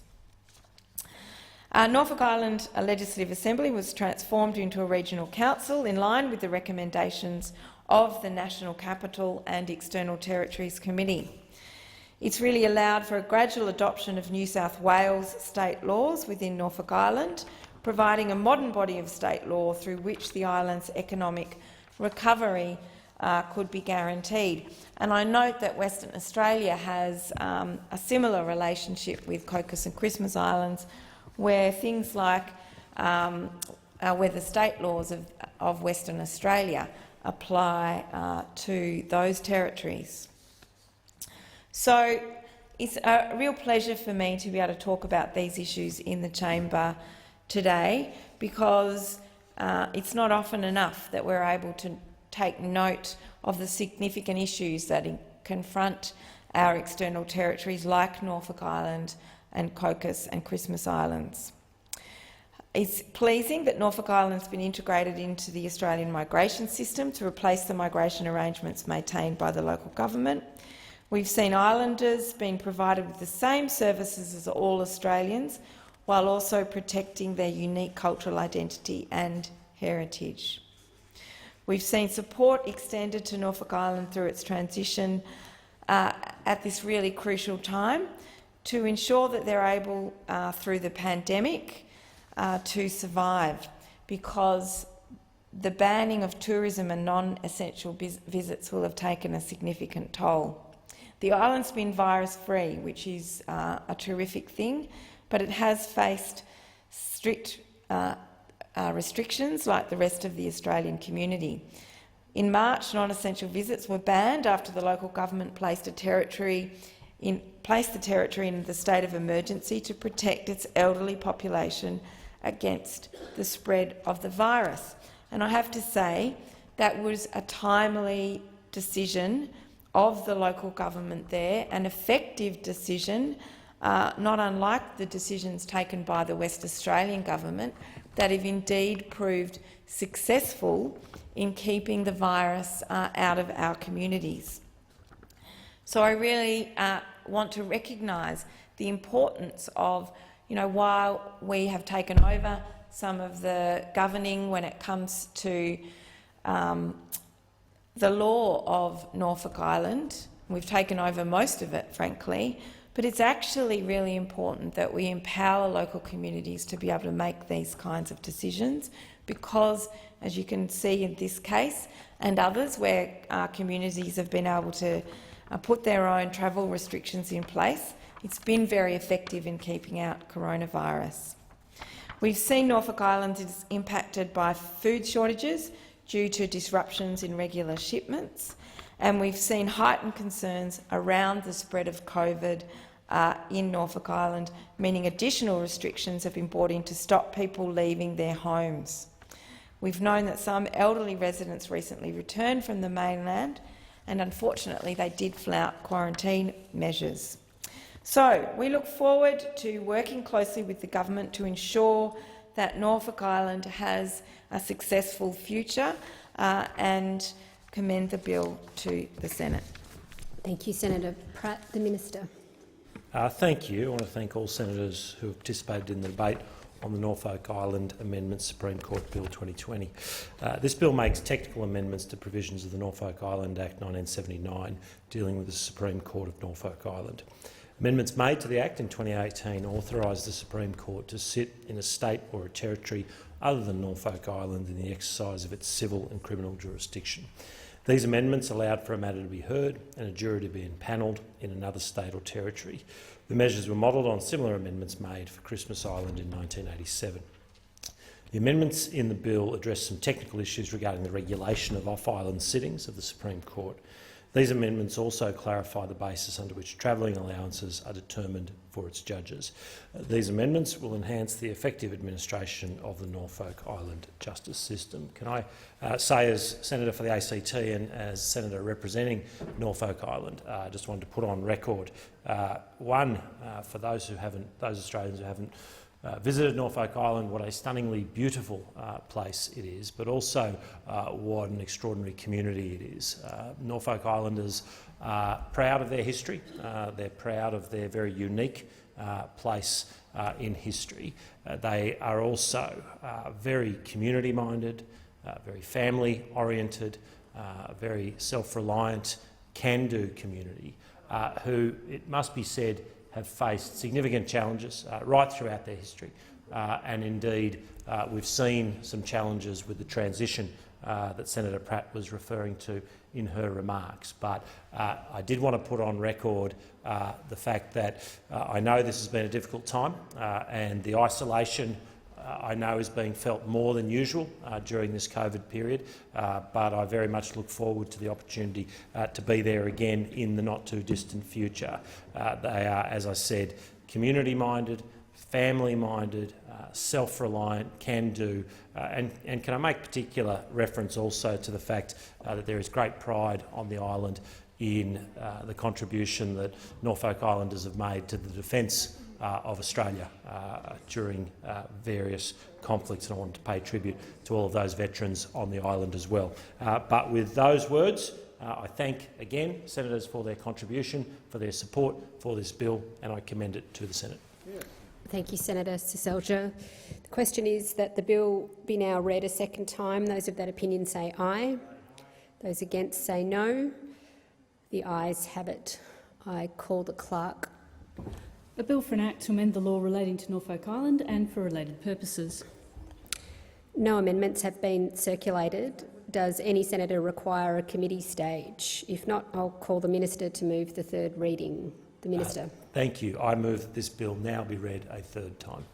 The question is that the bill be read a third time. Those of that opinion say aye. Those against say no. The ayes have it. I call the clerk. A bill for an act to amend the law relating to Norfolk Island and for related purposes. Government business order of the day number 3, Primary Industries Customs Charges Amendment, Dairy Cattle Export Charge Bill 2020, resumption of second reading debate. Senator Watt. Thank you, Madam Acting Deputy President. Labor will be supporting the Primary Industries Customs Charges Amendment, Dairy Cattle Export Charge Bill 2020. The purpose of the bill is to make the current voluntary $6 live export dairy cattle levy mandatory. This levy will fund the dairy export program, which aims to improve research and development, focusing on animal health and welfare, supply chain efficiency, regulatory performance and market access. In 2018-19, Australia exported 92,456 dairy cows, valued at over $180 million. The countries that dairy cows were exported to include China, Indonesia, Japan, Malaysia, Oman, Philippines, Taiwan, Thailand, United Arab Emirates and Vietnam.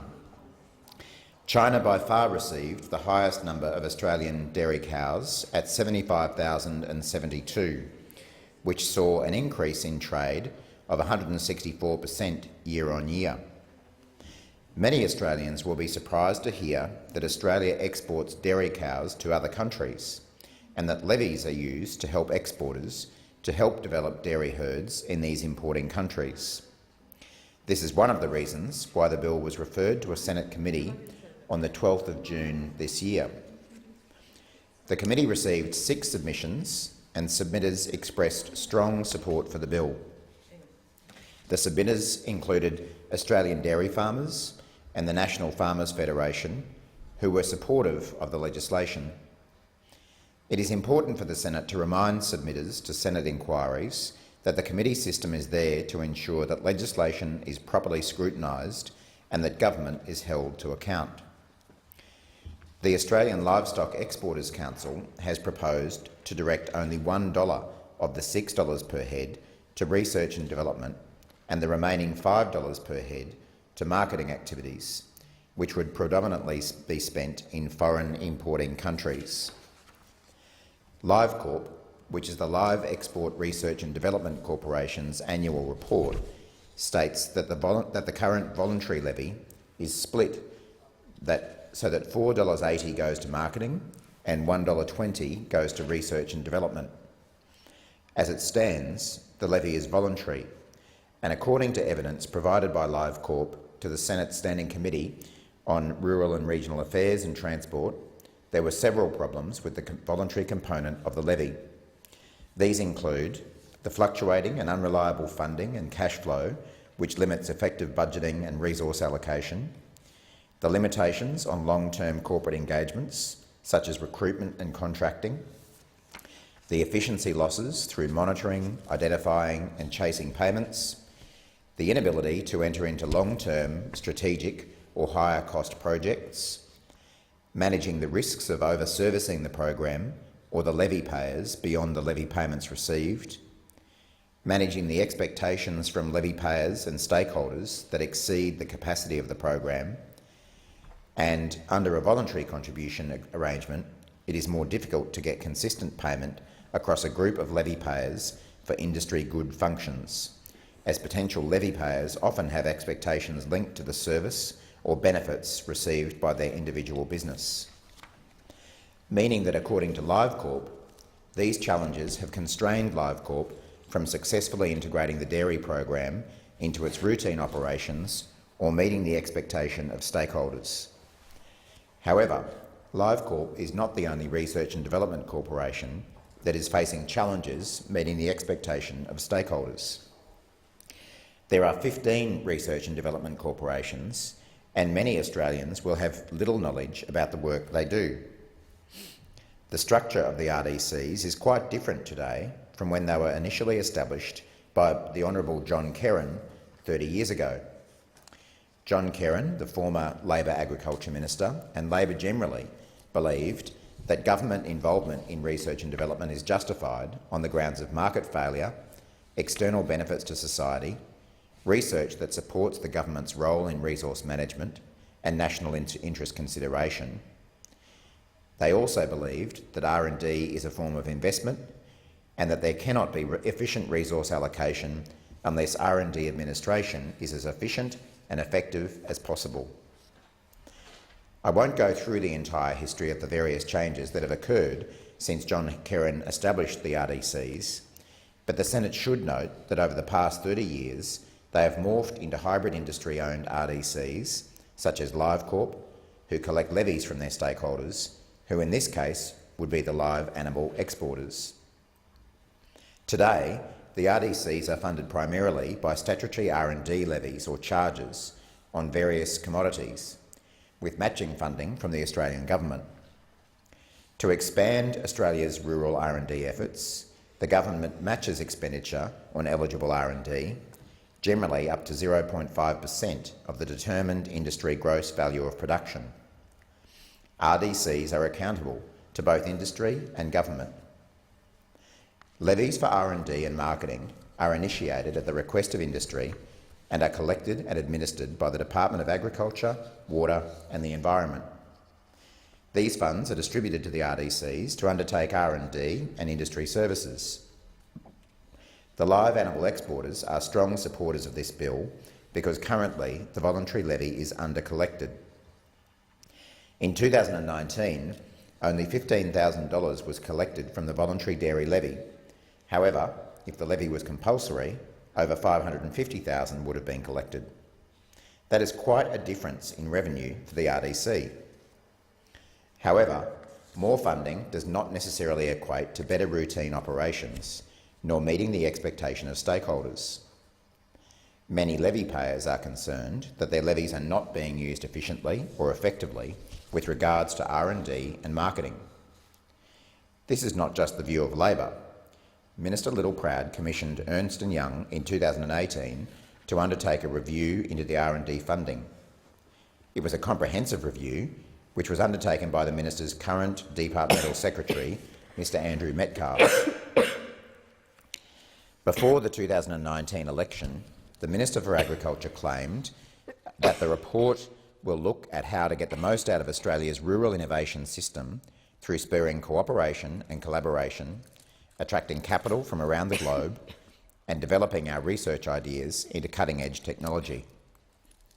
Fast forward to today, and what has the Minister done to ensure that Australia has a world-class, modern and dynamic rural innovation system?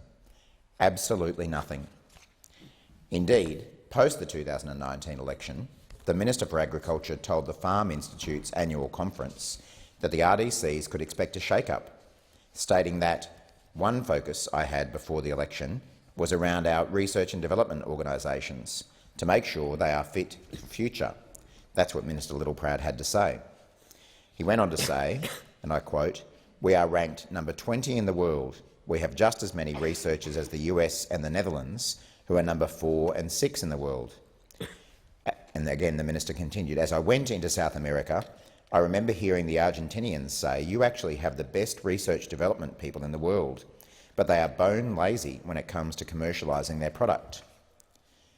The Minister also talked about a culture change needed in the RDCs and questioned, are they fit for future? And the Minister questioned, are they fit for future, and how do we actually put a rocket under it and really drive it into a new pillar of agriculture, he said. I would suggest the Minister stops talking about the problem and do something to fix it. We know the Minister's Departmental Secretary is an expert on the subject, as he was working for Ernst & Young when they spent over $2 million developing a report for the Minister. Mr Metcalfe's consultation was extensive and it included both international and domestic engagement with stakeholders, a number of regional roadshows and 23 workshops held in various locations around Australia. There can be no doubt that Mr Metcalfe is well aware of both the issues facing these programs, but also the solutions. In March 2019, the Minister received a report titled Agricultural Innovation, a National Approach to Grow Australia's Future. The report made a number of recommendations aimed at benefiting all participants in Australia's agricultural innovation system.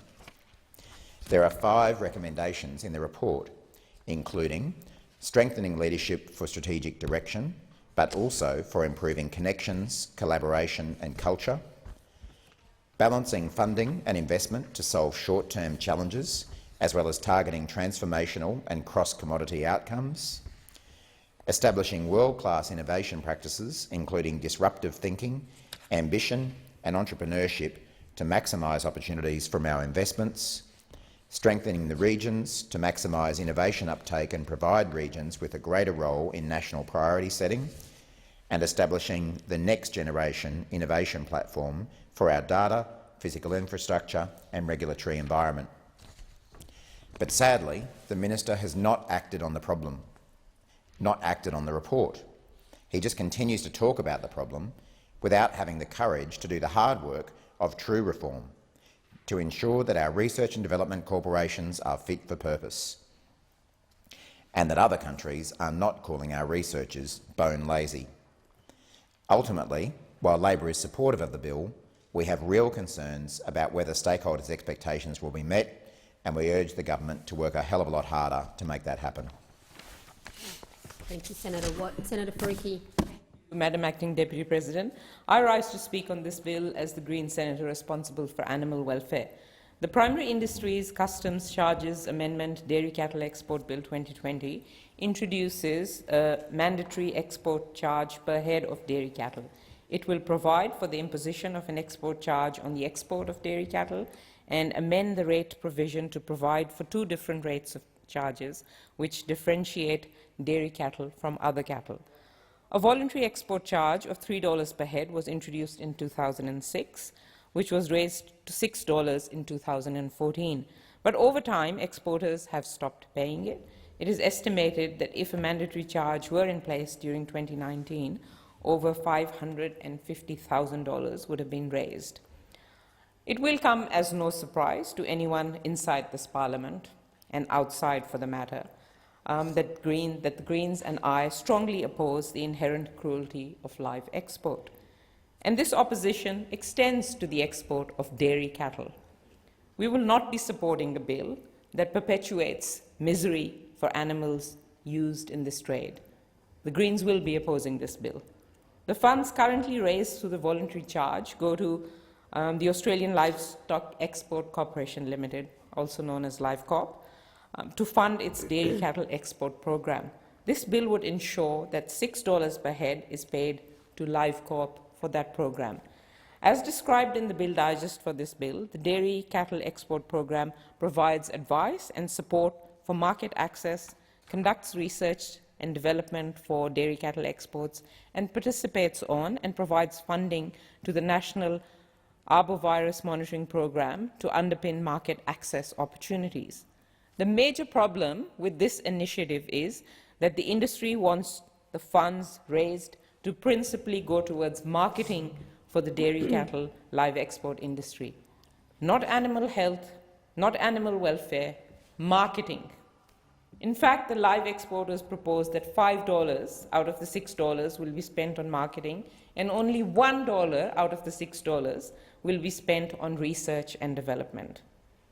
I have to say, I can only describe this as galling and really disturbing. It is unconscionable that any additional money the live exporters were to receive would go towards making their cruel industry actually look good and making their cruel industry more profitable in overseas markets, rather than investing in actually trying to minimize the harm that is done to animals and that we know is so fundamental to this trade. And what about the $1 that will go towards research and development? What is it actually being spent on? Well, no one really knows what this money is going to be spent on. It is really time for some transparency and real accountability and oversight as to how this industry research is being conducted. Far too often, it is done simply to protect the corporate interests of the industry and to undermine and distort genuine independent evidence showing animal welfare concerns. We need oversight of this research if it is to go ahead. And this is particularly the case given that the federal government ordinarily matches industry research and development of this nature dollar for dollar. These are public funds that are going towards industry research that we know must have more scrutiny and more transparency. The live export industry has a shocking track record on animal welfare. That's a fact. It's an undeniable fact. And this includes welfare of dairy cattle. In response to Green's questions on notice in May this year, the government noted that Bos Taurus cattle were found to have suffered heat stress crossing the equator, and I will quote the department's own response. A total of 39 voyages, accompanied by an independent observer, carried Bos Taurus cattle from southern ports of Australia over the equator in 2019. Observers reported varying degrees of heat stress on 49% of these voyages. That's almost half of all voyages accompanied by an observer reporting the stress that the animals were put through. This is absolutely inhumane and it is cruel. The Parliament should not be facilitating the collection of money so the live export industry can market its products overseas, that it can actually improve the marketing of cruelty. Nor should it be facilitating research and development that often harms rather than protects animal welfare. Over the last few months, we have seen more and more evidence of the fundamental cruelty of the live export trade. This is an industry that cannot be fixed or made humane. At the end of the day, it must be shut down. In June, when we were last in this chamber, I asked a question about Al Kuwait live export ship, which had just been given an exemption to travel to the Middle East during the northern summer. In response, the minister representing the Agriculture Minister said, "This government has worked absolutely tirelessly with the industry, with the sector, with people who have an interest in the welfare of animals to make sure our live export trade is done in a manner that is absolutely world's best practice." She also said, "The Australian government is absolutely committed to upholding the absolutely very high standards of animal welfare while supporting a sustainable live export trade." Now that vessel has completed its trip to the Middle East, carrying a consignment of more than 33,000 sheep, and we have the government observers report back. And what did it find? It found clear evidence of serious animal welfare violations. About 1,000 sheep were identified to be subject to heat stress at score 4, which, according to the department's own heat stress score, indicates severe heat stress. Now, some people here might not care about the stress animals are put through, but they are living beings and we ought to care. This severe heat stress involves open-mouth panting with tongue protruding and an appearance of being distressed and an extremely laboured respiratory character. A further 4,000 sheep were observed at score 3, which is onset of heat stress, involving open-mouth panting, a laboured respiratory character, and an appearance of extreme discomfort. 28 sheep also died on board, and many more were hospitalized. But we knew that this was going to happen. We knew that this was inevitable. That's why the rules were put in place in the first place, because the risk to the animals travelling to the location at that time were incredibly high. It was the middle of summer. That's why, in fact, the department initially refused to grant the exemption. The risk was just too great. RSPCA Australia has commented this month, describing this voyage as a success because relatively fewer sheep than usual actually died on board, shows the industry is still clinging to outdated and inaccurate measures of animal welfare, something the 2018 McCarthy Review strongly warned against. Mortality rates don't count for the tens of thousands of sheep that suffer terribly but survive. And these reports confirm that's exactly what's happened here. And I could not agree more. We've also seen some shocking footage emerge from Animals Australia over the last few weeks, looking at the treatment of animals upon arrival in various countries. The live export industry continues to perpetuate this lie, this fiction that animal cruelty is exceptional within their trade. Nothing could be further from the truth. The business model of the industry is based on animal cruelty, and that's why it has to be shut down. But I know that you all sitting there across from the chamber, you don't give a damn. You don't care about animals. All you care about is the profits that they can make. And really, you should hang your heads in shame. If it's rubbish, why, through you, Madam Acting Deputy Chair, if it's rubbish, and why does it keep happening again and again? Why don't you stop the trade? But yeah, exactly, you don't even have any shame. You have no shame. With this bill, you're going ahead and putting more money into marketing a cruel industry. And all that will end up doing is more animals suffering, more animals dying, more animals on these ships of misery. This Parliament should not be endorsing any further moves to make the live export industry and the live export lobby better resourced than it already is. And I will be moving a second reading amendment to note the inherent cruelty of the live export trade and to call on the government to ensure that all funds raised by the dairy cattle export charge be allocated directly to transparently undertaking animal health and welfare initiatives. The amendment also calls on the government to bring an end to the live export industry in Australia. It's time. It's way beyond time that this cruel industry ended. I move my second reading amendment. Thank you, Senator Faruqi. Senator McMahon. Thank you, Madam Acting Deputy President. I rise today to speak on the Primary Industries Charges Amendment Bill on dairy cattle export. Live animal exports are an important part of our agricultural sector, contributing an average of $1.7 billion in export earnings annually. $1.7 billion.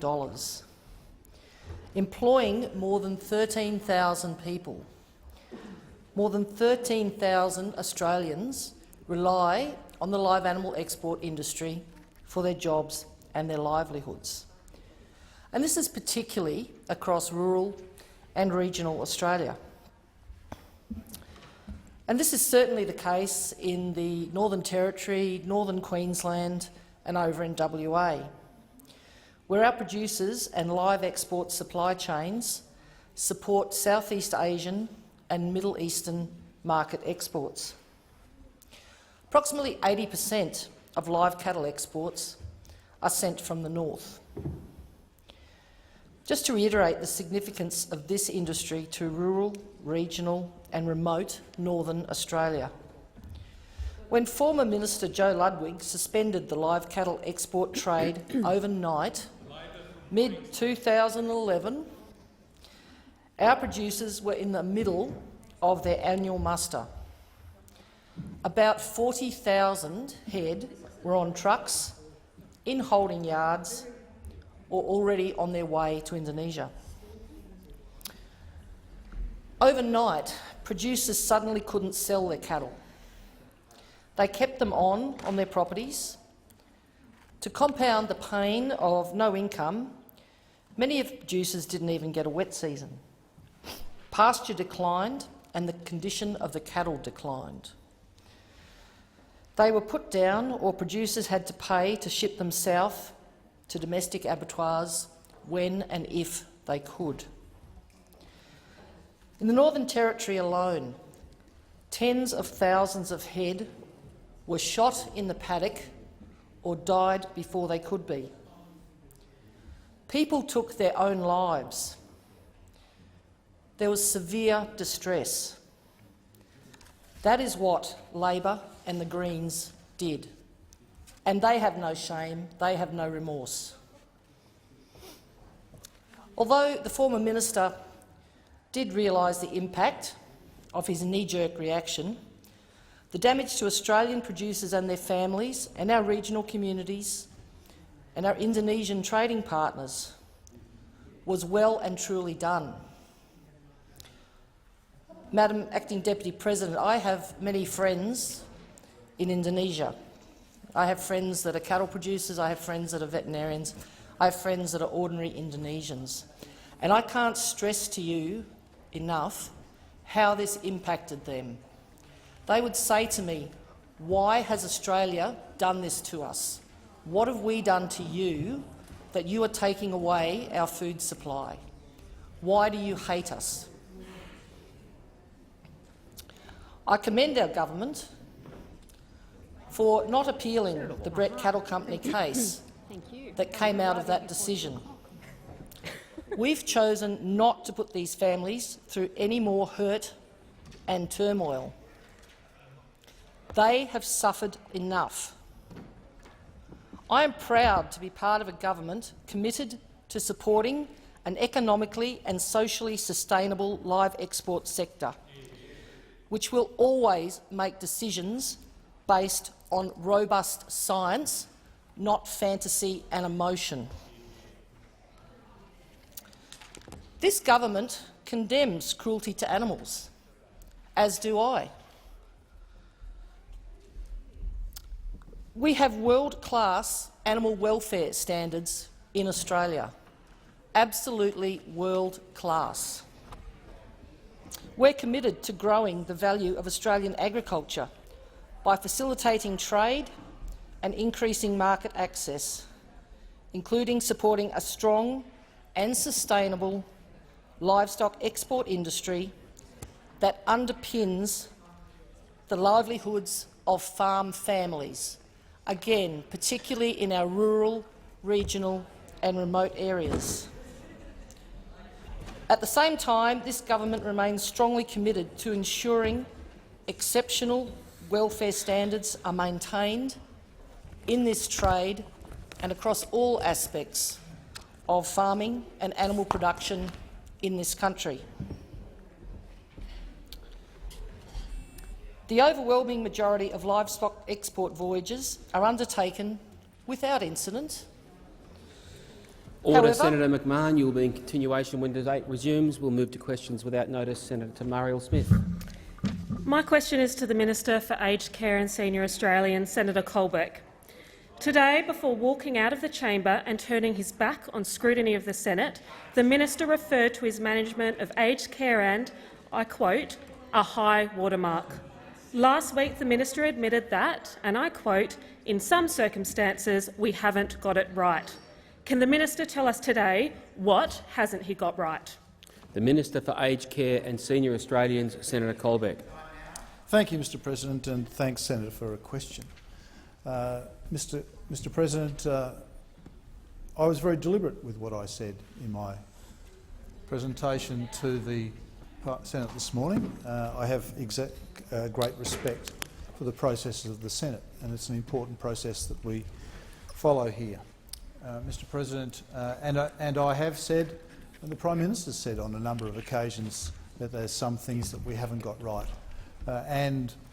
We've quoted the example of the time when we had 24 hours to find a completely new staffing force in Basils in Melbourne, where things didn't happen in the way that we hoped that they might, Mr President.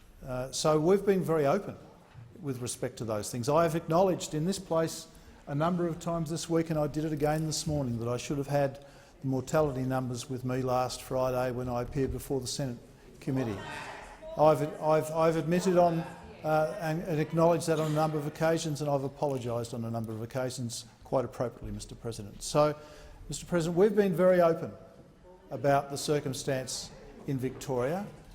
We've continued to build the effort. We've continued to build our response to ensure that Victorians in aged care get the quality of care that we've deserved, and the proof of the pudding of that is in the results that we're seeing now in residential aged care facilities, where we've actually improved the number of facilities that are on our red list from 13 a few weeks ago when we established the Victorian Aged Care Response Centre, now to 3.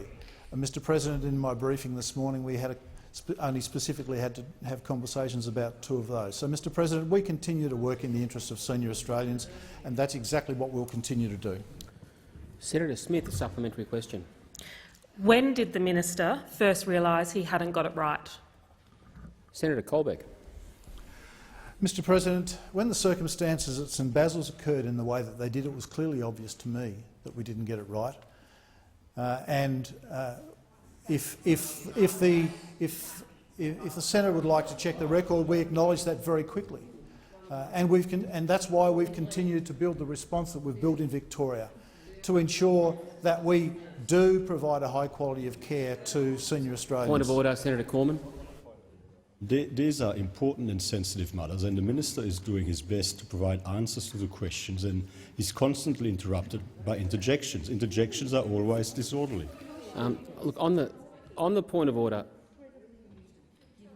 on the point of order, interjections are always disorderly. I generally apply the rule, as I do with questions, that the mood of the chamber is set by the questioner or the speaker. In this case, I would say both the questioner and the speaker are actually speaking in a rather respectful manner, and therefore it is not an appropriate time to be somewhat more boisterous.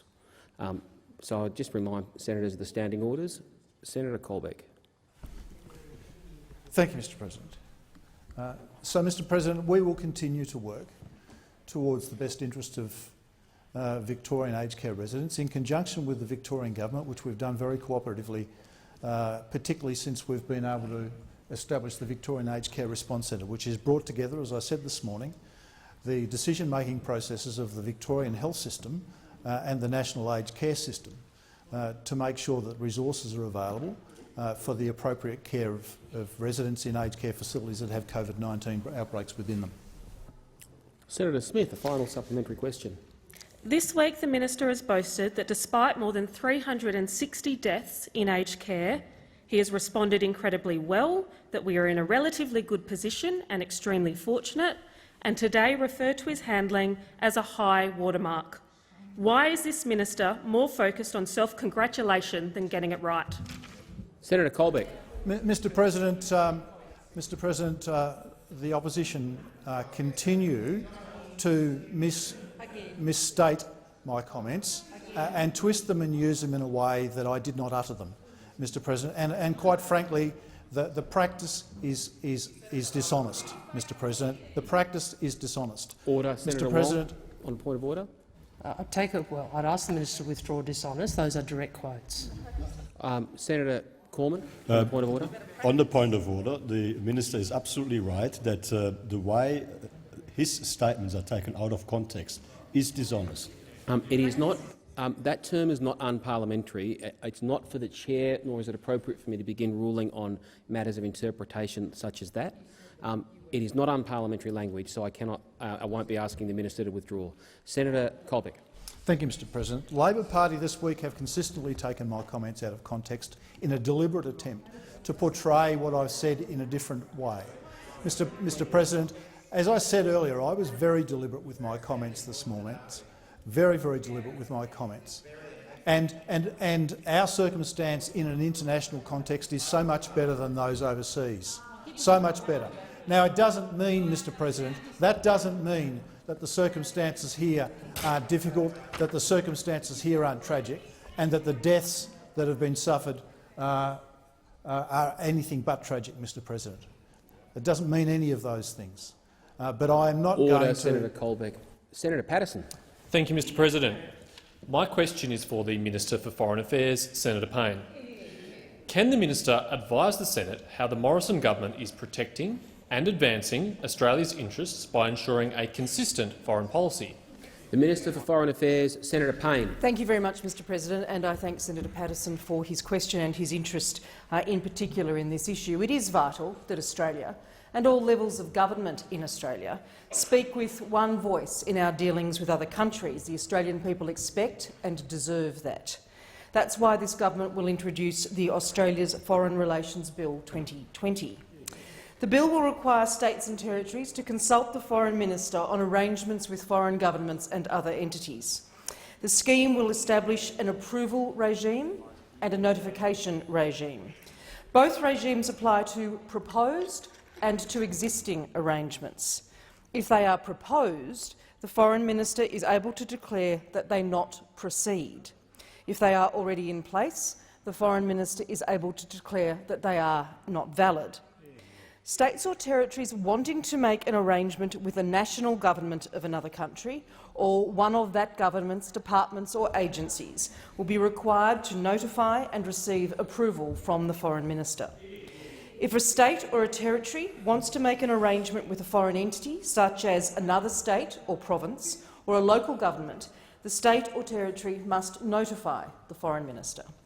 The Foreign Minister's approval in these instances just mentioned is not required.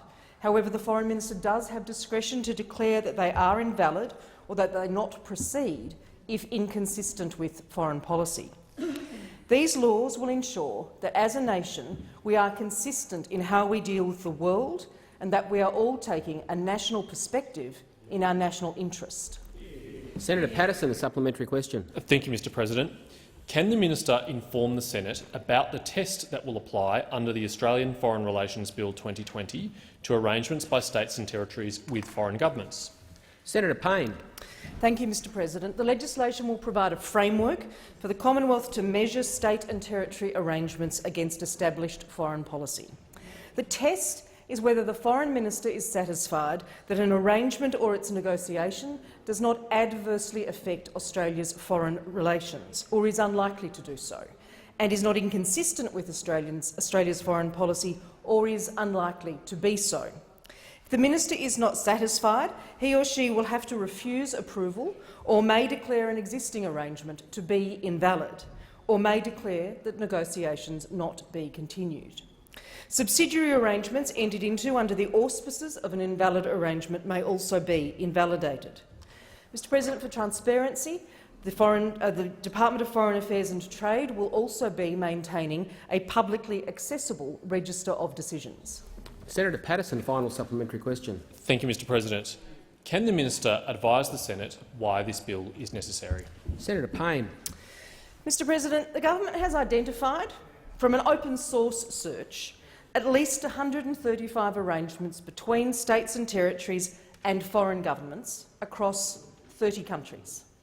We can't say with certainty how many more there are, a fact that underscores why this bill is necessary. To date, there's been no requirement that states and territories consult with the Commonwealth on these arrangements, and therefore no opportunity for Commonwealth expertise to be applied. That is the work of the Department of Foreign Affairs and Trade in particular. We don't want to impede business links. We don't want to impede people-to-people links. As an outward-looking trading nation, Australia wants those relationships. We benefit from them. Rather, the legislation will give state and territory governments confidence that they are acting in a way that serves Australia's national interests, and assure Australians that we are exercising due diligence in our international engagements. Senator Sheldon. Thank you, Mr President. My question is to Minister for Aged Care and Senior Australians, Senator Colbeck. How is it that the minister's strongest defence of the failure to listen to the warning of Dorothy Henderson Lodge is, as I quote, "We talked"? Why did the minister fail to listen to this warning and take real action to ensure the events at Dorothy Henderson Lodge were not repeated? The Minister for Aged Care and Senior Australians, Senator Colbeck. Thank you, Mr President. Mr President, I wouldn't agree with what Senator Sheldon has just said, Mr President, because we actually did start very quickly implementing issues that raised at Dorothy Henderson Lodge. So, Mr President, one of the things that we saw at Dorothy Henderson Lodge, and I actually have answered this question before in question time earlier this week, Mr President, is that we very quickly learnt the issues around workforce, and at Dorothy Henderson Lodge we didn't at that point in time have our surge workforce provisions in place, and we had to rely on some capacity from New South Wales Health, which they provided. But within a week of Dorothy Henderson Lodge, we actually did have our surge workforce processes in place, Mr President. Our contracts were in place very quickly. So, as I've said, and I said this morning, as this pandemic has progressed, as we've learned things that we need to address, we've continued to do that, Mr President. And so, Mr President, we actually did put surge workforce into place. We announced the $101 million on the 11th of March, Mr President, which was only 7 days after the Dorothy Henderson Lodge outbreak commenced. Senator Sheldon, a supplementary question. Senator Fierravanti-Wells, former Shadow Minister for Ageing, has said, and I quote, "The Aged Care Sector Committee has effectively only been a talkfest committee, with little progress made over the years since it was established in 2014. Did the minister fail to listen to the warning of Dorothy Henderson Lodge and take real action, because the Morrison government is all talk and no action?" Senator Colbeck. Mr President, I think for Senator Sheldon to try and diminish the work that's being done by people who are serving the sector, I think is unfortunate, Mr President. I think is unfortunate. And Mr President, one of the reasons that we called a Royal Commission was we wanted to have a forensic look at the entire sector.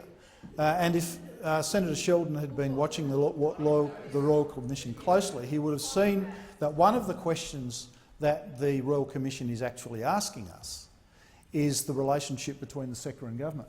And I think it's a very appropriate question, so I support the comments of Senator Fierravanti-Wells in that context, because the relationship between the sector and government is an extremely important one.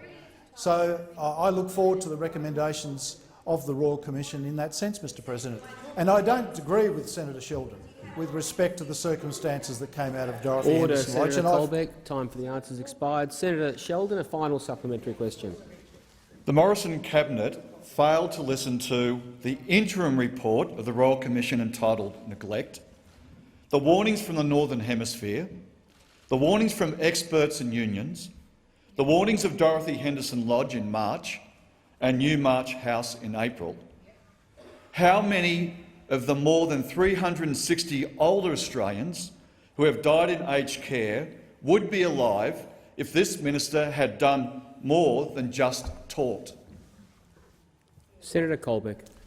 Mr President, well, I clearly reject the premise of the question that Senator Sheldon's just put, because this government has continued to act and build its response to the COVID-19 pandemic in aged care as that response has required to be grown, Mr President. And I've mentioned that a number of times during this week. So I reject the premise of the question put to me by Senator Sheldon. We have, and I have seen those actions put into place every single day as I've worked alongside health officials from the Victorian Aged Care Response Centre and the officials from the caseworker team that look after every facility that has a COVID-19 outbreak. We've consistently looked at the circumstances that have come from every other facility. We've looked at what we might learn. We've looked at what we might do differently. We consistently ask ourselves what we might do differently. We have acted, Mr President, on the advice of the HPPC and the health professionals to ensure that we do the best that we can provide for senior Australians. We will be going online to order. I remind senators just to be quiet during the question, because sometimes we don't have the best volume. Senator Steele-John. Thank you, Mr President. My question is to the Minister representing the Attorney-General. Minister, the Disability Royal Commission has been running since September of 2019, and many people and organisations have made submissions and shared their stories. However, there is a large group of disabled people who have not and cannot, because the Commission cannot currently guarantee their protection and confidentiality beyond the life of the Commission. One person in particular springs to mind, a woman who is right at the beginning of her educational career, has suffered discrimination in that career, including in the school that she now works. She tells me that she will not tell her story until she can be assured that it won't in itself end her career. Will the Attorney-General apologise to people who have not been able to tell their stories because of his failure to act, and do what he has been promising to do, which is introduce these protections to Parliament, which he has known about the need for since February of this year? The Minister representing the Attorney-General, Senator Payne. Thank you very much, Mr President. I thank Senator Steele-John for his question. Senator, I will take the issues that you have raised on notice to the Attorney-General and seek advice from him in response to those. Senator Steele-John, a supplementary question.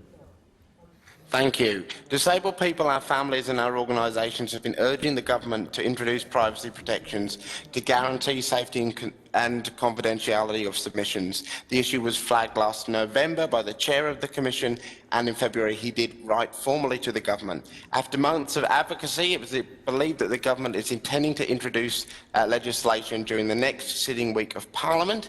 Can the Attorney-General confirm the intention to introduce this legislation in the next sitting week? Senator Payne. Mr President, as I advised Senator Steele-John earlier, I don't have this detailed information with me. I will most certainly take it on notice and return to the chamber as soon as possible with that advice, Senator. Senator Steele-John, a final supplementary question. On page 37 of the Royal Commission's second progress report, the Chair noted that the limitations of confidentiality are impeding people's willingness to give evidence and therefore affecting the scope of the Commission's work. We are now a year into a process that was meant to take 3 years in total, and the issue has not been resolved. Does the Attorney-General acknowledge that his failure to act has served as an impediment to disabled people telling our stories to our Commission? Senator Payne. Mr President, I thank Senator Steele-John for the further supplementary. As I understand it, the Attorney-General is considering matters relating to confidentiality protections. Certainly any information provided to the Royal Commission is protected while the inquiry continues. But as I said, Senator Steele-John, and I apologise that I don't have the detail to your specific questions with me here in the chamber today, will take it on notice and I will return to the chamber as soon as possible with that advice for you. Senator Walsh. My question is to the Minister for Aged Care and Senior Australians, Senator Colbeck. According to Mr Morrison, Kalina Care notified the Department of Health it had a positive COVID-19 outbreak on 27 July, and testing of residents and staff commenced the next day. On what date was the testing of all residents and staff completed? The Minister for Aged Care and Senior Australians, Senator Colbeck. Thank you, Mr President. I don't have a detailed brief on time of each of the testing cycles, Mr President, because what happens when an outbreak's advised, we send a first responder nurse in immediately to assess the site, and we also send our sonic teams in to commence testing both residents and staff. But, Mr President, because not all staff are rostered on the same day and they come in over cycles, sometimes it does take a couple of days to complete the testing of all the staff, Mr President. So I'm very happy to bring that information back to the chamber. I think it's a fair question, it's an appropriate question, but I don't have the detailed information with respect to the testing cycles of all the staff members and when that information has come back, Mr President. I'm happy to provide that on notice to the chamber. Senator Walsh, a supplementary question. In the same answer, the Prime Minister said a surge workforce was provided to Kalina Care on 31 July. Who was staffing Kalina Care from 27 July until the surge workforce was provided 4 days later? Senator Colbeck. Mr President, when the outbreak first occurred and when the epidemiology of the outbreak was being undertaken, the facility was providing its own staffing until it came to a stage where there had been enough that we understood who needed to be, who tested positive, what the staff shortages were, and the assessments of the site had been completed. And so that process started on day one. The close contacts were tracked and traced of the initial staff member, and as the understanding, Mr President, of who the close contacts were, who the positive staff members were, staff were progressively furloughed from the site, and the surge workforce was brought in to compensate for the loss of staff through the furloughing of those people. Senator Walsh, a final supplementary question. How many staff and how many residents at Kalina Care tested positive to COVID-19 in the 4 days between 27 July and 31 July? Senator Colbeck. Mr President, I don't have the list of the initial testing, Mr President, because my understanding of what occurred at that site was that there was a progressive testing of positives over a period of time, which is a function of COVID-19, Mr President. Different people incubate at different times, and so there has been a progressive growth in the number of positives in both staff and residents, purely, Mr President, because of the function of the virus. People don't incubate at the same rate, Mr President. So, Senator Pratt. So, Mr President, it may be that you're tested today and test negative, and 2 days later, which is the cycle under which we test, so we test every 72 hours, Mr President, they might not test positive for the second or third test, given that there's an incubation period of up to 14 days for COVID-19, Mr President. Senator Wong, on a point of order. Mr President, I would ask that the minister do the right thing and come in at the end of question time to answer the 3 questions he was unable to answer. I think that would be a courtesy to the chamber. Senator, we're going online again. Senator Hansard.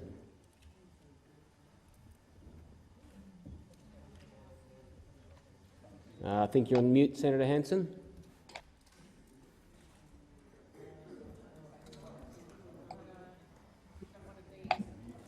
Right, can you hear me now? Yep, all good. Thank you, Senator Hansard. My question is for the Treasurer, to the Minister representing the Treasurer, Senator Cormann. Today's paper announced the government's intention to introduce legislation to unwind new and existing agreements between a foreign power and state government, local councils and/or universities when they are not in the national interest, giving this power to the Foreign Affairs Minister. The Australian people have seen our current Prime Minister approve the sale of Australia's largest dairy farm, Moon Lake, in Tasmania to the Chinese when he was the Treasurer. Also, the former Trade Minister, Andrew Robb, is now working for the Chinese company Landbridge, who bought the Port of Darwin on a 99-year lease. How do you intend to instil confidence in the Australian people and myself that the national interest will come before possible self-interest or the United Nations and free trade agreements? Senator Cormann. Thank you very much, Mr President. The Australian government is responsible to make judgments when it comes to the national interest on our foreign affairs. And of course, the Australian government has the authority to determine what is in our national interest based on our democratic system. It is the Australian people ultimately who determine who gets to make those judgments on behalf of our nation. Australians rightly expect the Australian government they elect to set foreign policy. A primary focus of our government has been protecting and promoting the national interest. Now, of course, Australia is a globally focused, open trading economy.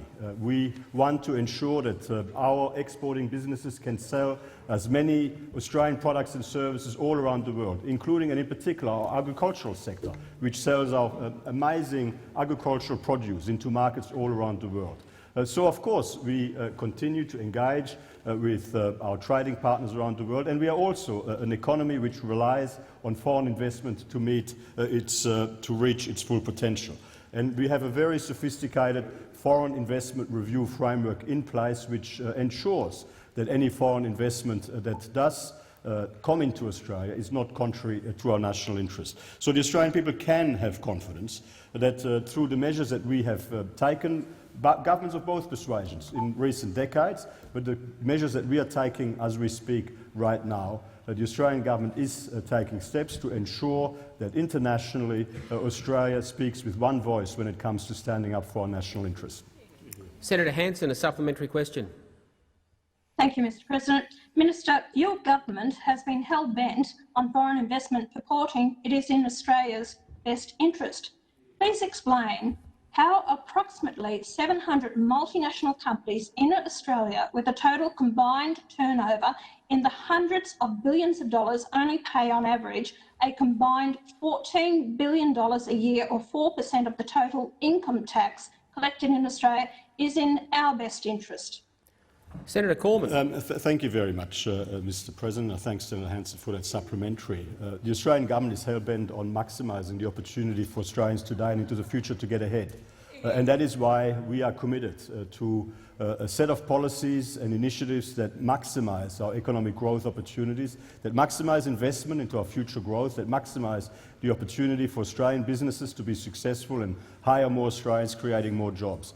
Any business that operates in the Australian economy, of course, has to comply with our laws, including and in particular our tax laws. Our government has a proud record when it comes to making sure that multinational businesses operating in Australia comply with our tax laws. We have one of the toughest multinational anti-tax avoidance regimes in place in the world. We, of course, have worked with our international partners through the G20 and to implement all of the recommendations of the base erosion and profit shifting action plan. We have one of the toughest anti-avoidance regimes in the world. Senator Hanson, a final supplementary question. Thank you.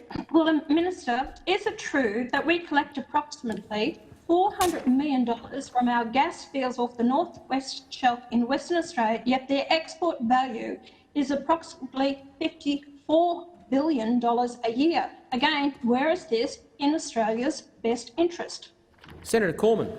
Thank you very much, Mr. President. Australia does draw a lot of benefit from our exporting activities, including and in particular the export of our oil and gas resources. It generates a lot of jobs for Australians. It generates a lot of trading opportunities, and of course, all these businesses have to comply with our tax laws.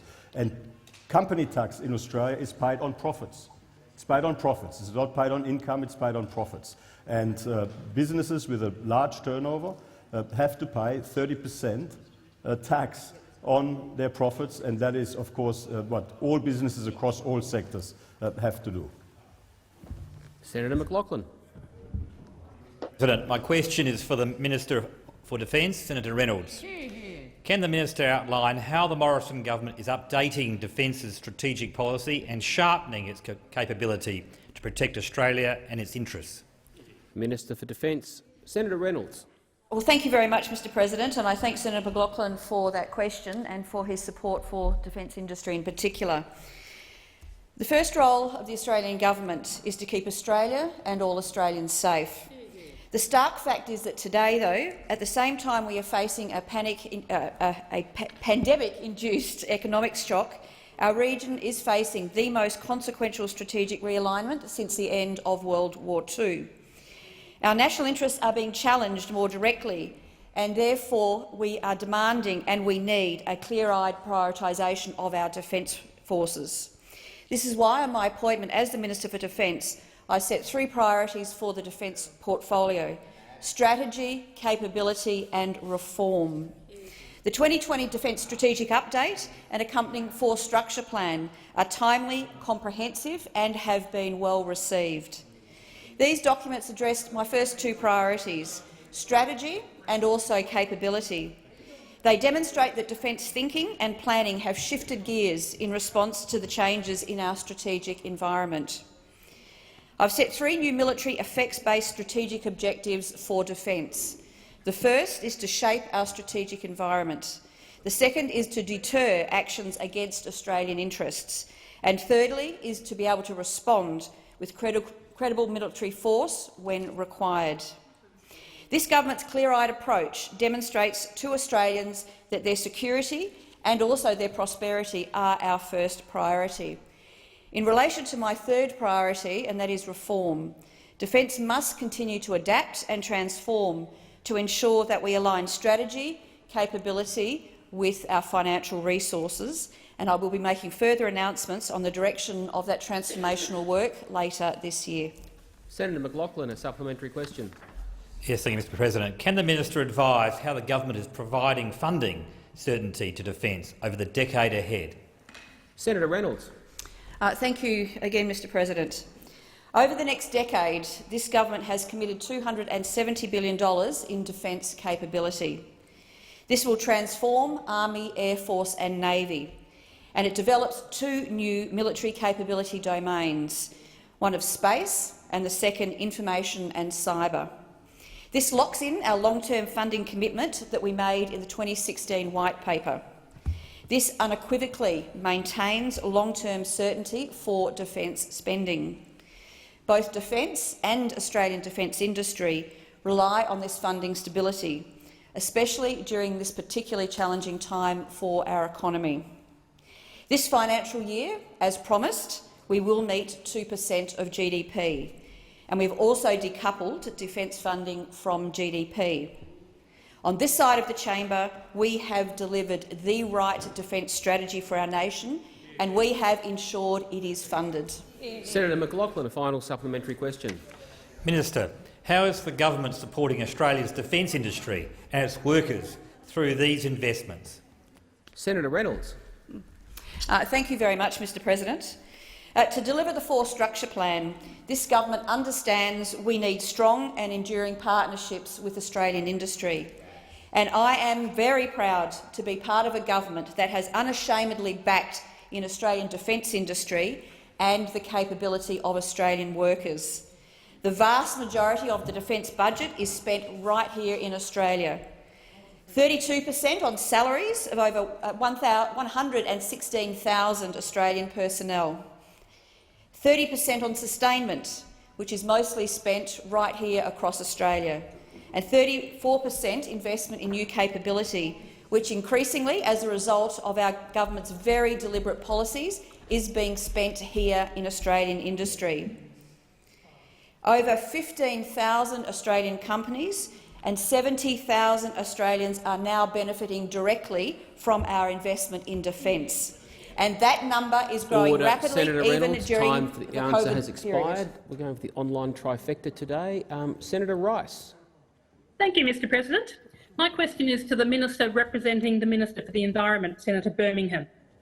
Last week, the Federal Court gave final orders in its judgment of illegal logging by Vic Forests, which took place under the Commonwealth State Regional Forest Agreements. The Court found that logging damages or destroys habitat critical to the survival of the critically endangered leadbeater's possums and the threatened greater gliders, and awarded costs against Vic Forests. More federal court action was also— Sorry, Senator Rice, please stop. I have asked before, when we're hearing questions online, that we have it in dead silence so we can all hear it. Please continue, Senator Rice. Thank you. More federal court action was also launched last week, including against the Commonwealth, by the Bob Brown Foundation against logging in Tasmania, on the grounds that the Tasmanian Regional Forest Agreement does not have enforceable environmental protections that are required under the RFA Act. What action is the government planning on taking against this illegal logging? The Minister representing the Minister for the Environment, Senator Birmingham.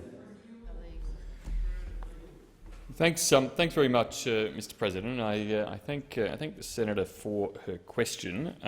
I don't necessarily accept all of the arguments or statements or claims that have been made by the senator in her question. My understanding is that, yes, the Federal Court made final orders on Friday the 21st of August, following the judgment that was handed down in Friends of the Leadbeater's Possum v Vic Forests, which was handed down on 27 May of this year. The government is carefully considering this judgment and its implications. I understand other proceedings, as the senator referenced, were filed by the Bob Brown Foundation in relation to these matters. I hear some of the commentary from other colleagues on this matter, and indeed it would be of no surprise that the Bob Brown Foundation would indeed seek to disrupt any or all such activities that it could possibly find a means to disrupt. And that indeed a constant challenge in some of these areas are those who seek to use every possible means to delay, to defer, whether or not the legal grounds are there, but to ensure that the costs of proceeding with certain activities is ever greater. Now, in the end, it's crucial, Mr President, that we have appropriate laws in place for the protection of the environment, but also for valuable economic activities like forestry to be able to be undertaken and provide the types of jobs, security and opportunities that they do in communities around the country. And our government is determined to make sure those frameworks work for those communities, work for the environment and work to preserve the jobs of those who rely upon them. Senator Rice, a supplementary question. Yes, Minister, given the failure of state governments to protect forests and threatened wildlife under the regional forest agreements, why is the government planning on handing over more power to the states, taking a chainsaw to our environment laws and slashing environmental protections in their changes to the Environment Protection and Biodiversity Conservation Act? Senator Birmingham.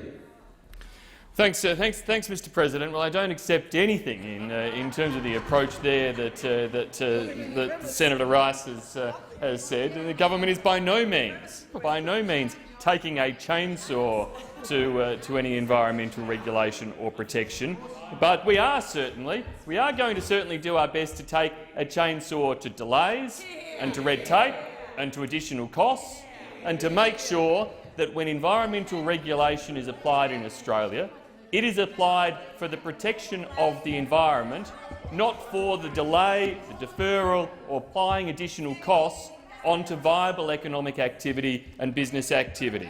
We want to see projects that can coexist with the environment go ahead without spending years in multiple duplicative approval processes. We want to make sure that those sorts of projects can actually happen and employ and create jobs for Australians without facing undue costs, unnecessary impositions, and that's why we work with states to do just that.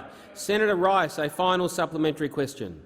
Yes, Minister, what does the government then say to the people of Australia who not only have seen illegal logging but have saw over 3 billion animals killed by last summer's climate crisis-fuelled bushfires, who want stronger laws to protect our forests and animals rather than having their very existence left to the mercy of big miners, developers and logging companies?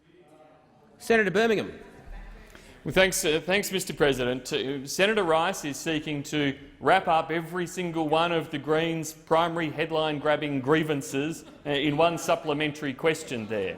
Now, the truth, Mr. President, the truth is that there are much more complicated issues at play when it comes to fire management, to forestry management, to natural resource management, than the way in which Senator Rice seeks to summarise it. That's why our government supported and drove the delivery of a Royal Commission into bushfires, which I have no doubt, when it hands down its findings, will demonstrate the complexity of the issues there in relation to bush management and to making sure that the nation is better equipped when it comes to bushfires in the future to prevent them. And there will be a range of land management questions and issues addressed in that report, and we will no doubt then work through and respond effectively to those issues. But to simply summarise it in the way in which Senator Rice does, which seems to suggest that just locking up more land would somehow avoid bushfires, is clearly against the facts of the... Senator Polley. Mr. President, my question is to the Minister for Aged Care and Senior Australian, Senator Colbeck. On the 11th of March, the minister said in a media release that the Morrison government would, and I quote, support aged care providers with personal protective equipment, resources for staff where it is needed, as part of the infection control measures. The Royal Commission heard evidence that aged care workers were told they could only use 2 masks per shift and only 1 glove. How did the minister allow this to happen? The Minister for Aged Care and Senior Australians, Senator Colbeck. Mr. President, the press release that Senator Polley refers to relates to our provision of PPE and surge workforce into residential aged care facilities that have had a COVID-19 outbreak. And that's exactly what we did. So, Mr. President, every aged care facility that has had a COVID outbreak, has had a provision of PPE provided to it. And in fact, if you go back to that point in time, Mr. President, you will note that there was a global shortage of PPE at that point in time, and this government has built a significant, Mr. President, a significant stockpile of PPE to provide to residential aged care providers. Senator Wong on a point of order. Senator Wong. Thank you, Mr. President. Direct relevance. There was a direct question about 2 masks per shift and only one glove. It's reasonable, I think, for Australians to know why that occurred on this minister's watch. I'd ask him to respond to that aspect of the question. Senator Cormann on the point of order. Thank you very much, Mr. President. There was way more to that question, and the minister could not have been more directly relevant to the question if he had tried. In listening carefully to the answer, the minister is talking about personal protective equipment and its provision, which is directly relevant to the question. There's an opportunity to debate questions after question time, but the minister is being directly relevant. Senator Colbeck. Thank you, Mr. President. So, in every circumstance of a COVID-19 outbreak, the assessment of the first responder goes in and looks at the stocks of PPE in the facility to ensure that they are adequate and to ensure that, well, Mr. President, too late then is the call, Mr. President. All providers are required under the Act to have adequate stocks of PPE, Mr. President. That is their responsibility. So the providers in that circumstance, Mr. President, need to step up, Mr. President. But in every circumstance, Senator Pratt, in every circumstance where there's been an outbreak of COVID-19, one of the things that we have made sure, Mr. President, is that they have availability of PPE because it is absolutely critical, Mr. President. PPE is critical in managing a COVID-19 outbreak within a facility. On a point of order. Point of order, direct relevance. 2 masks per shift or 1 glove. Why? Senator Wong, that was part of the question. The minister's talking about the provision and requirement for this equipment. I hold that he is directly relevant. There's an opportunity to debate it after question time. Senator Colbeck. Thank you, Mr. President. So in every circumstance where there's been an outbreak of COVID-19, we have ensured that there is adequate supplies of PPE into the facilities. That has been part of the work that our case managers have done on a daily basis, Mr. President, to ensure that infection control can be managed within facilities. Senator Polley is on her feet. Senator Polley is on her feet. Senator Polley, a supplementary question. Senator Griff asked the minister how much of the $205 million committed in May for staffing, training and PPE was actually spent on those items. Can the minister now answer that question, and can he confirm this $205 million was paid as a supplement and no conditions were imposed on the spending of the money? Senator Colbeck. Thank you, Mr. President. Thanks, Senator Polley, for the question. And as I said to Senator Griff earlier in the week, that there will be reporting on that funding that was applied by to aged care providers, and it will be provided in their annual reconciliation, Mr. President, which is publicly reported. So when that reconciliation comes in, Mr. President, it'll be reported to the Aged Care Finance Authority, and it will be publicly reported. It'll be available for anyone to have a look at, Mr. President. So we provided additional— Order. Senator Wong on a point of order.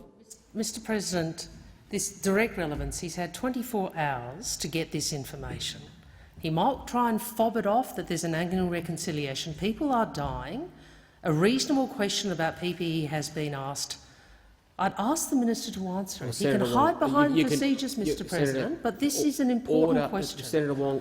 Senator Cormann on the point of order. Senator Wong, in raising this point of order, is completely disregarding your previous ruling, and she's even interjecting as I'm taking a point of order. Mr. President, as presidents before you, including President Hogg, have said often, you can ask the question, you can require it to be directly relevant, you can't actually provide the answer yourself. Like, if you want to take note of the answer, there's a time after question time to do so. On the point of order, the minister is I'll rule when there's silence. The minister is talking about the matter raised in the question, i.e. the supplement. I cannot instruct him how to answer a question. There's an opportunity afterwards to debate answers, but he is being directly relevant to the question. Senator Colbeck. Thank you, Mr. President. So, as I was saying, Mr. President, all providers are required to lodge annual returns. There are conditions on those annual returns, Mr. President, and so that information will be available once those annual returns are submitted. Senator Polley, order. Senator Polley, a final supplementary question. Melbourne aged care worker Lena has said that infection bags filled with contaminated PPE were sitting in a big pile so high it was literally up to the neighbour's fence line. Why has the minister still failed to ensure workers and residents have the protection they needed and deserve? Senator Colbeck. Thank you, Mr President. The issue of waste PPE in Melbourne over the last 4 weeks has been quite a considerable one, Mr President. If you consider that an aged care facility with a COVID outbreak produces something in the order of 6 cubic metres of PPE waste per day, that creates quite a significant problem. But one of the really good things that's occurred through the Victorian Aged Care Response Centre has been able to manage the waste. We actually, during that period of time, had a breakdown in one of the incinerators that was disposing of the waste of PPE in Victoria, and we also had some regulatory problems, Mr President, in having enough heavy vehicles that were licensed to be able to move the PPE away, Mr President. But those things have all been worked through the auspices of the Victorian Aged Care Response Centre. So, Mr President, it may very well have been that a nurse saw large piles of waste PPE outside a facility. The COVID-19 outbreak creates considerable has expired. Senator O'Sullivan. Thank you very much, Mr President. My question is to the Minister for Employment, Skills, Small and Family Business, Senator Cash. Minister, this week is the 10th National Skills Week, a week dedicated to raising the profile and status of vocational learning, dispelling outdated myths and showcasing the attractive career opportunities for all Australians. Can the minister update the Senate on how the Morrison government's skills reform agenda has strengthened our vocational and education system? The Minister for Employment, Skills, Small and Family Business, Senator Cash.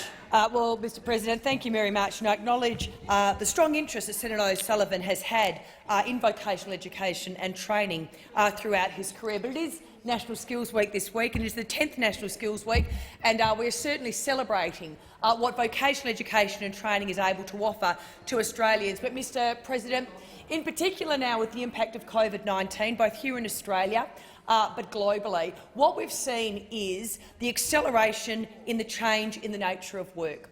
What we are very much focused on now as a government is that our capacity to grow, to thrive and to create more jobs is very much dependent on employers and individuals, regardless of their background, regardless of their circumstances, being able to access the right skills at the right time. And that is exactly what a strong vocational education and training sector can do for Australians.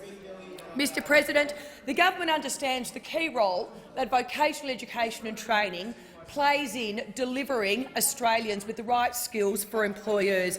And that is why, as a government, colleagues, we are investing a record $6.5 billion. I'll just say that again for the benefit of those on the other side. The Morrison government is investing a record $6.5 billion in our schools system. Mr President, we know that you need to reform the schools system in Australia. The mess that those on the other side left, and I will address that in future questions, is still being paid for by Australians. That is why we're investing an additional $6.5 billion in skills reform across Australia. And in particular, we are focusing on wage subsidies so that small and medium businesses across Australia are able to keep their apprentices and trainees in training. We're also looking at ensuring that our skills sector responds properly to areas of demand. Senator Cash. Senator O'Sullivan, a supplementary question. Thank you very much, Mr President. Following the government's successful, and might I add, swift negotiation of a new Heads of Agreement for National Skills Funding and Reform, what will the government's further reform priorities to support job creation and a skilled Australia deliver? Senator Cash. Well, Mr President, in addition to investing a record $6.5 billion in our skills system, what Senator Watt does not appreciate is that the greatest fall in apprentice numbers on record occurred, colleagues, 2012-13, when they fell, Senator Watt, by 110,000 or 22%. That was under Senator Watt, the former Labor government. In addition, Over 2 years, Senator Watt, the former Labor government gutted $1.2 billion from employer incentives. They were not incentivised to take on apprentices because you gutted the system. Since we have been in office, we have progressively reformed vocational education and training in Australia. As I said, we are investing now a record $6.5 billion in our skills system, and that includes getting rid of Labor's NASWAD, the National Agreement on Skills and Workforce Development, and replacing Order, it with Senator a Cash. new Time for the funding answer agreement. has expired. Senator O'Sullivan, a final supplementary question. Thank you very much, Mr President. I thank the minister for that answer. Minister, can you please update the Senate on the government supporting apprentices and trainees' wage subsidy, Senator Cash, and how this program is preserving our skilled workforce through the economic impacts of COVID-19? My apologies, Senator O'Sullivan. Senator Cash. Well, thank you, Mr President. What the government is doing, and in particular as a result of COVID-19, because we do know that apprentices and trainees are affected when there is a downturn in the economy, we've put in place a $2.8 billion supporting apprentices and trainees wage subsidy. We're extending the subsidy to apprentices employed by medium businesses. Well, initially it was focused on small businesses. We're now extending it to medium businesses in Australia. The extended wage subsidy will now support around 90,000 businesses, employing around 180,000 apprentices. And in fact, Mr President, to date, or as at the 21st of August, the program has supported around 50,700 businesses to retain over 88,000 apprentices. And this is despite the impact that COVID-19 is having on the economy. And in fact, Senator O'Sullivan, in the state of Western Australia, 6,227 apprentices and trainees are currently being supported by the $2.8 billion wage subsidy Senator that Cash. we put in place. Senator Wong. Thank you, Mr President. My question is to the Minister for Aged Care and Senior Australians, Senator Colbeck. Given the multiple warnings, including the interim report of the Royal Commission entitled Neglect, warnings from the Northern Hemisphere, warnings from experts and unions, and the warnings presented by Dorothy Henderson Lodge in March and Newmarch House in April, how could Mr Morrison possibly claim on the 29th of July that the risks to aged care couldn't be, and I quote, anticipated or foreshadowed? The Minister for Aged Care and Senior Australians, Senator Colbeck. Thank you, Mr President. In fact, the report to Newmarch Lodge that we released last week also stated that some of the risks and some of the events that had occurred couldn't have been anticipated. So it's not just Mr Morrison or the government saying those things. That was actually part of the report that was conducted into Newmarch. That is a pretty low thing to say, Senator Gallagher. That is a pretty low. So you want to cast a slur on the health professionals who do a professional report into Newmarch Lodge. I reckon that's a pretty low thing to do, Mr President. Mr President, all through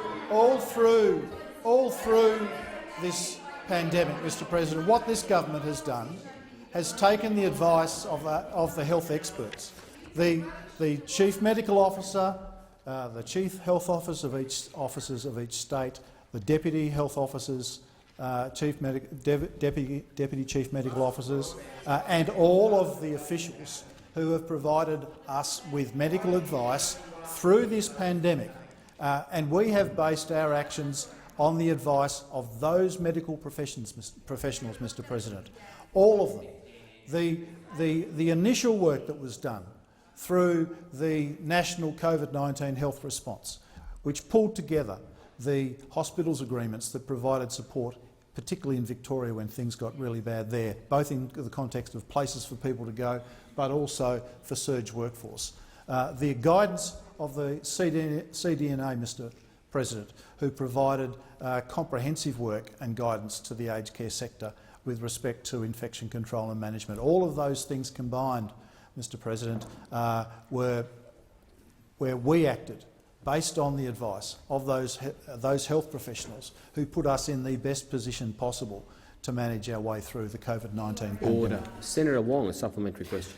Thank you, Mr President. Despite this minister claiming that he's responded incredibly well that we're extremely fortunate and that the government's response is a high watermark.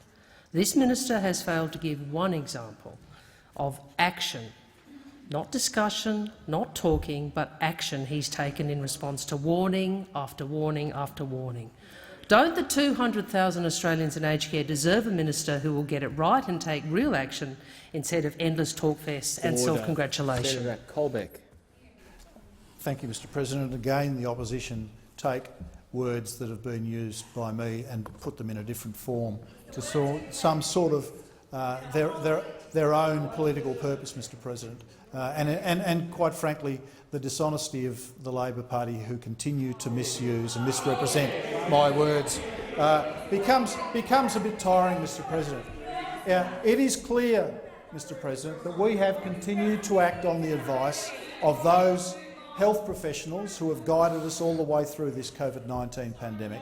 And I have seen, Mr President, every day, working and talking to the case managers that are looking after each of the facilities that have a COVID-19 outbreak, acting on the learnings from previous experience, ensuring that capacity is available, and we have continued, as I've said a number of times, to build the capacity that we required, whether that be in waste management, whether that be surge workforce, whether that be Senator hospital Colbeck, capacity. time for the answers expired. Senator Wong, a final supplementary question. Given this morning not one of the minister's colleagues rose to their feet in his defence, given that Mr Morrison has sidelined him from decisions in his own portfolio, and given that the Prime Minister has handballed defence of him to Minister Hunt in the House of Representatives in question time today, can he explain why older Australians should have to wait for a reshuffle before they get a minister who's capable of getting it right? Senator Colbeck. Mr President, as I said this morning, the thing that I have not done through this debate and through this pandemic is attempt to play politics with it like Labor has. I have spoken at every turn to my shadow and answered her questions and provided information to her, and to be frank, Mr President, not received much advice that's of use, Mr President. I have rung, Mr President, I have rung Labor members of Parliament.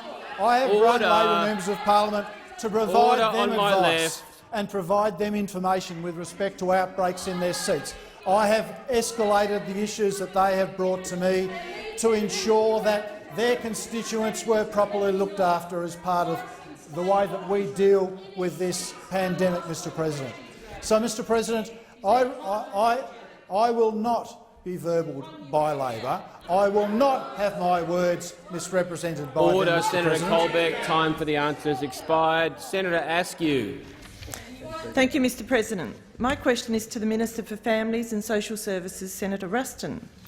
Can the minister update the Senate on her recent meeting with international counterparts and how Australia's approach to the COVID-19 pandemic compares to other countries? The Minister for Families and Social Services, Senator Ruston.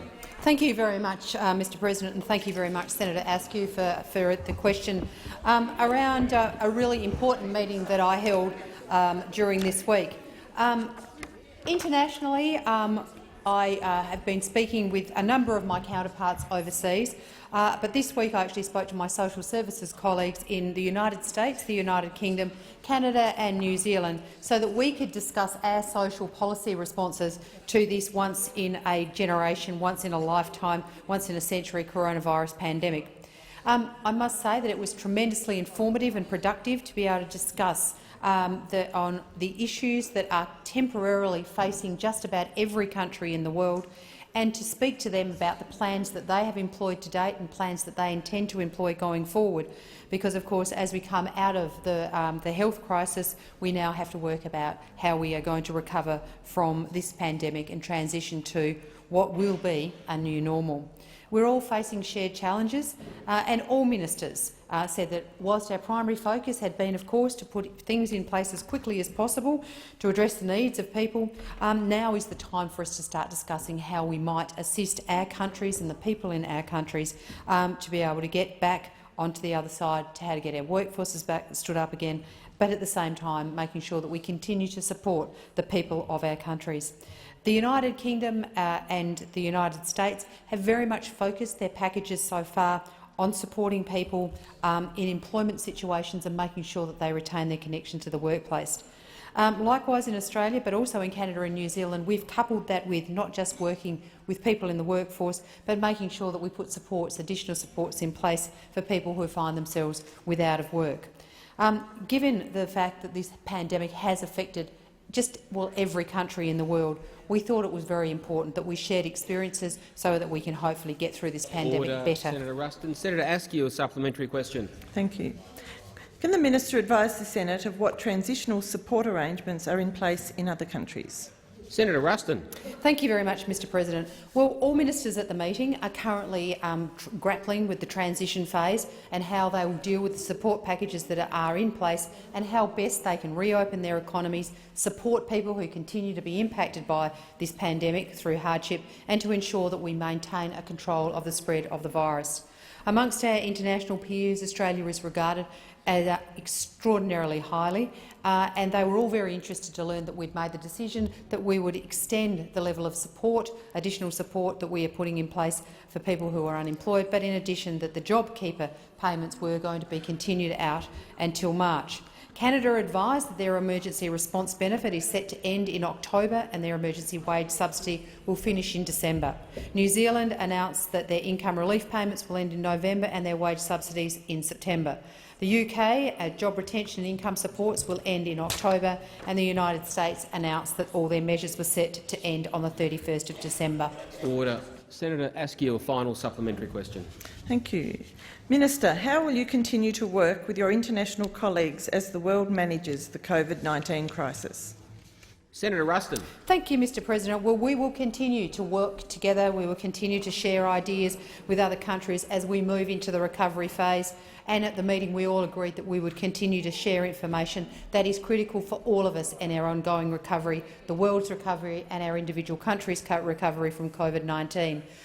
In addition, our officials will have agreed to continue to meet on a regular basis and to work through the challenges and discuss how we might plan to overcome them and make sure that we're learning from each other. Because clearly learning from each other will also offer the opportunity for us to be able to share with other countries the learnings that we've found here in Australia to be helpful to us. We are committed to continue to monitor the situation as it unfolds, because we know that the best way to be able to respond to this is to remain extraordinarily agile. I have agreed to continue on a regular basis to meet with my international colleagues, and can I please put on the record my thanks to Ministers Hagen, Davies, Hassan and Cepoloni for taking the time to partake in these valuable discussions. Senator Cormann. Thank you, Mr President. I ask that further questions be placed on a notice paper. Senator Payne. Mr President, I have some further information to add in response to Senator Steele-John's earlier question in question time.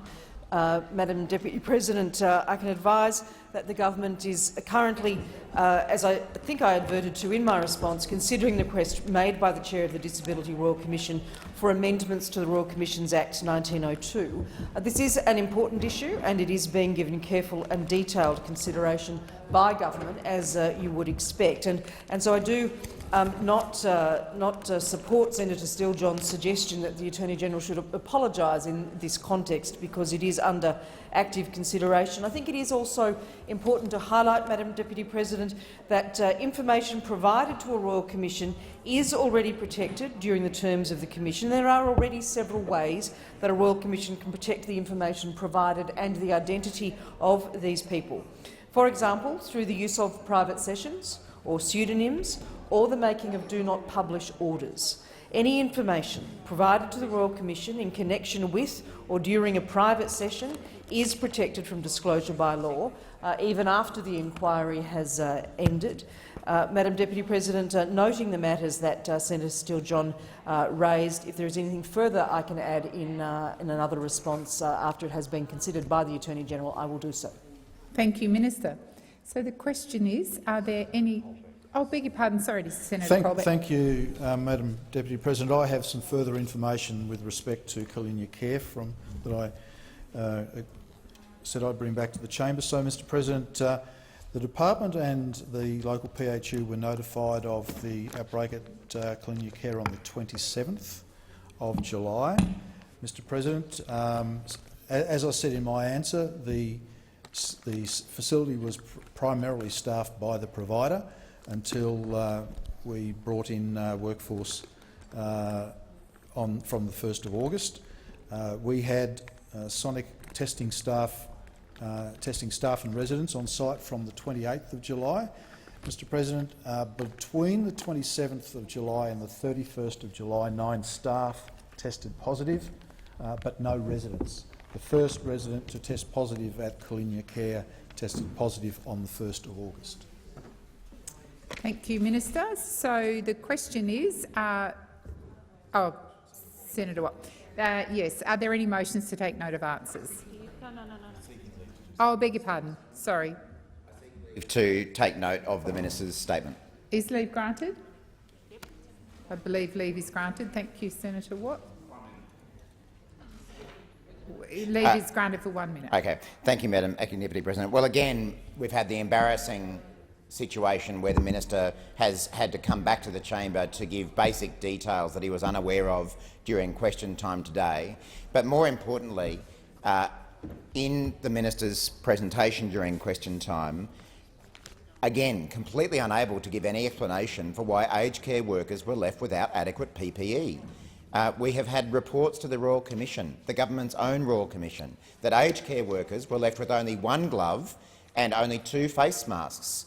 And the incredible admission from the minister that the government only thought about ensuring that aged care facilities had adequate PPE after an outbreak had occurred. The entire point of PPE is to keep an outbreak out of an aged care facility. It's too late once it's got into a facility, and if you're then leaving staff with only 1 glove and 2 face masks, that's only going to make the situation worse. Again, the government has failed. Thank you, Senator Watt. Your time has expired. So I'm going to move to motions to take notes. So are there any motions to take note of answers? Senator Billick. Thank you, Madam Deputy President. I rise to take note of the answers given by Senator Colbeck to the questions asked by Labor senators. I've got a mum who's 90 years old. 90. She had a birthday on the 8th of August. Thankfully, she's in relatively good health considering her age, and she lives independently. Because I'm telling you, I would move hell and high water if she had to go into an aged care facility. I would not be having that, because I do not feel that I do not have any confidence in what this government does in aged care. And it's not just in relation to COVID. As bad as that's been, as embarrassing as that's been, as much as it's shown what a lazy government we have and how they don't actually take any respect for our elders. They don't care. They don't care about what happens to older Australians. You know, aged care isn't even in Cabinet, and Cabinet hasn't even been briefed. So, as far as I'm concerned, that tells us a whole lot about what this government thinks and how they treat elderly Australians. But I don't trust that the minister has the competence to manage, as I say, not only the COVID-19 outbreak, but I don't trust him to run the system more generally. This is a minister who can't answer basic questions about COVID-19 outbreak in aged care. He couldn't tell the COVID-19 Senate committee how many people had died in aged care, and he stumbled over this figure when responding to me in question time earlier in the week, on Monday. He couldn't say whether he'd briefed the federal cabinet on the interim report of the Aged Care Royal Commission. And yesterday he scurried from the Senate while Labor senators responded to his weak defence of the government's record on aged care. Today he couldn't tell us how much of the $205 million committed in May for staffing, training and PPE was actually spent on those items. And he couldn't tell us what conditions were imposed on the spending of that money. Now, this is not a minister that is on top of his game. This is the most critical issue in Australian history in the last 100 years. It's not like it's just a little one-off episode that, you know, someone caught, you know, a disease. This is affecting the whole of the Australian nation. It's put people out of work. It's stopped people children being able to go to school. It's put cities and regions into lockdown. And he's the minister responsible for aged care, and he can't answer these basic questions. I'll tell you what we can do. Earlier today, Mr Albanese gave a speech at the National Press Club. And seeing as how this government— it was a very good speech, Senator Farrell, I agree— seeing as how this government has absolutely no idea on how to deal with any of the issues in aged care, the Labor Party will once again make some suggestions to them on what they can do. And Mr Albanese spoke today, as I said, in the National Press Club, and he pointed out that in the absence of a government plan, there are 8 points the government could consider. And this is, once again, Labor having to do the work of the government because they are so inept, they are so incompetent that they can't actually work out what they need to do. So what did Mr Albanese suggest? Well, pretty basic stuff. Minimum staffing levels in residential aged care. Reduce the home care package waiting list so more people can stay in their homes. And that does remind me about a survey. That point reminds me about a survey showing that Australians have lost confidence in the system under this government. A survey by Fifth Dimension found that 54% of people with family members in aged care are thinking of moving their loved ones into their own homes. And this survey was conducted between July the 31st and August the 3rd after the deadly outbreak of coronavirus in nursing homes in Sydney and Melbourne. And of these, a third are considering to do that so permanently. Now, you know, that might actually solve a bit of the problem for the aged care facilities, but it opens up a whole other problem for the government because they've got over 100, I think it might be 130,000 people on the waiting list for home care packages, and if these people are moved out, then it's a hell of a lot more home care packages that people will be waiting for. So the third point that Mr Albanese talked about was to ensure transparency and accountability of funding to support high-quality care. And I've got to say— Thank you, Senator Billick. Your time has expired. Senator Fawcett. Thank you, Madam Deputy President. I rise to address this question because it is important, and as Senator Billick said, there are people around the nation who are concerned about older Australians in this COVID pandemic. The pleasing thing to report is that amongst aged care recipients in the ACT there have been no cases, in the Northern Territory no cases, in Queensland 1, in South Australia none, in Tasmania 1, in West Australia none. New South Wales has had more, and Victoria clearly has a high caseload. But it's important to note that of 208 residential services where there have been outbreaks, 183 of them, the vast majority, have been in Victoria, and 97% nationally have had no outbreak. Now, why is that important in the context of this discussion? Senator Polley highlighted during her contribution a concern that a nurse saw piles of PPE in rubbish bags out the back of an aged care home. And what that points to is that PPE was provided, and the fact that there were piles of it means it was provided in quantity, and importantly, the staff were obviously following the protocols which required frequent changing of the PPE. And so there's actually a contradiction in the argument, because what their own comments have highlighted is that PPE in quantity was provided and that training was adequate, that people were following the procedures, and what was an issue here was the waste removal service.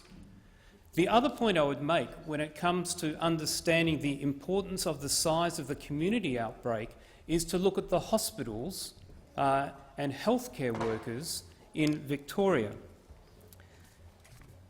The State Chief Health Officer in Victoria has now conceded that the majority of healthcare workers who have been infected with COVID-19 have been infected in the workplace.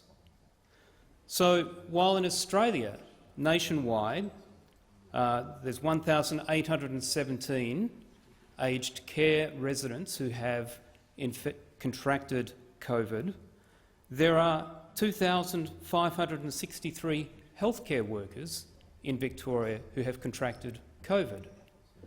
And so we're talking here about a younger, better trained, better equipped population of Australians in Victoria who have contracted COVID.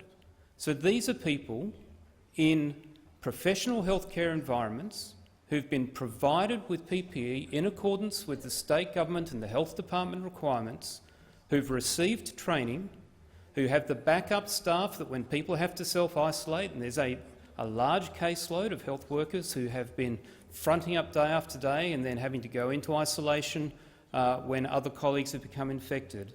But even in that workplace, we see a high rate of infection. And what that points to is that COVID-19 is a highly infectious disease, and when you have a high degree of community transmission, even the best of protocols and the best of procedures in a healthcare environment have not stopped 2,563 professional healthcare workers in the Victorian health system contracting COVID.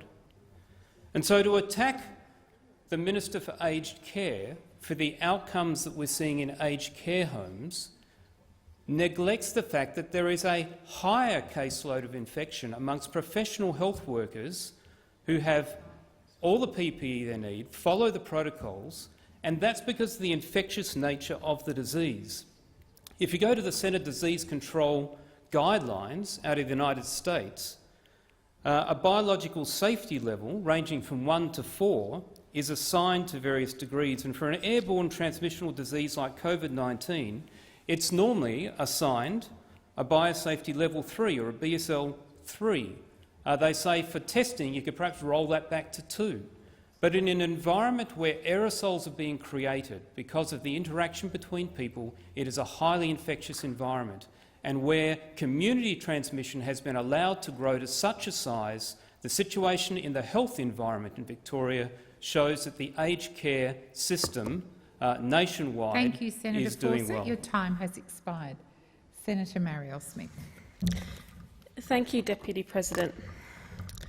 Well, in my question to the Minister for Ageing today, Minister Colbeck, we saw him again fail to say exactly what it is that he did not get right. So how can we know he's fixed it if he can't even say what he didn't get right? Now, he's admitted he realised he didn't get it right in the experience of St Basil's, but that was months after the experience at Dorothy Henderson Lodge, and it was months after Newmarch House. And even still, he says he's having conversations. But this week, he hasn't been able to point to one action he's taken in response to warnings. He's referred to conversations, to talking, to letters, to webinars. Well, older Australians need a minister who will hear the warnings, who will take real action, who will get it right, and who will protect the 200,000 Australians in aged care. We also saw in the minister's response to my question more self-congratulation. And when I used direct quotes from the minister, he said I was doing so dishonestly. Well, these were your quotes, Minister. They were your quotes. And I didn't use them dishonestly. I used your words about these exact issues. It may be difficult for you to hear, but they were your words. And this morning, you walked away from scrutiny again. You turned your back on this chamber and walked out on an issue you know is so critical, not just to the people in here, but to the people out there, to everyone with a parent in aged care, whether they've lost them or not, because everybody is scared about what's happening in Victoria. They are terrified about what could be coming to them because they have a minister and a Prime Minister who don't act, and by not acting, how can they conclude anything other than that you don't care enough? Because you had warnings and you failed to heed them time and time again. And not just during this pandemic. How many reports have sat on your shelves gathering dust? The warnings existed before the pandemic. They continued to flow during the pandemic. And you let your hubris get in the way of action. And that is unacceptable. It is unacceptable for the families who have lost loved ones and lost them in the loneliest of ways. God forbid we ever have to say goodbye to our parents or our spouses or the people we love like that over FaceTime, not being able to hold their hand. It is disgraceful. And self-congratulation doesn't cut it. It doesn't cut it. It's not acceptable. You could have fixed the issues with PPE, and instead we saw health workers with one glove. Just let that image sink in for a moment. One glove. What kind of choices are we putting these workers through? What kind of stress are we putting them through? And I reject the assertion from the ministers that we are questioning the commitment of aged care workers. Are you kidding me? Labor is standing here for aged care workers. We are standing here because we know what they are going through. They want to keep the people they care for alive, but they need support, they need help from the arm of government which is responsible for this sector. So you can save your self-congratulation, you can save the hubris, you can save the words that I quoted to you and you felt uncomfortable hearing again. I wish I didn't have to quote them to you. Wish I didn't have to ask questions. I wish we weren't sitting here holding the executive to account over this, but we are, and the least you can do is answer to this chamber. The least you can do is stay in your seat and be part of this debate instead of walk off to your office. The least you can do is listen, act, help. It's a simple thing people are asking of you. You owe that to the Australians in aged care. You owe it to every single Victorian. You owe it to every single Australian. Thank you, Senator Smith. Senator Patterson. Thank you, Madam Deputy President. I've been listening very carefully to all of the speeches that have been made in this debate, but in particular to that speech that just preceded mine by Senator Smith, because she made a very important point in her speech, but perhaps didn't realise quite the point she was making when she did so. Senator Smith said that everybody in Victoria is scared. And she's right. As a senator for Victoria and as someone who has just come here to Canberra from Victoria, there's no question. A lot of Victorians are afraid. A lot of them are scared about the impact that this virus will have on their health, and indeed the impact that the restrictions put in place to fight the virus will have on their livelihoods. But there's a clue in that observation by Senator Smith about what the problem might be here. She didn't say everybody in South Australia is scared from her home state. She didn't say everybody in New South Wales is scared, another state which has had some outbreaks, or indeed any other state or territory in the Federation. We heard a lot from Labor senators this week about the responsibility that the Commonwealth Government has for regulating and funding aged care, and we absolutely accept that responsibility. But the Commonwealth has a responsibility for funding and regulating aged care in every state and territory, not just in Victoria. So what's different about the problems we're seeing in aged care in Victoria? Is it that the Commonwealth has decided to regulate and fund aged care in Victoria differently?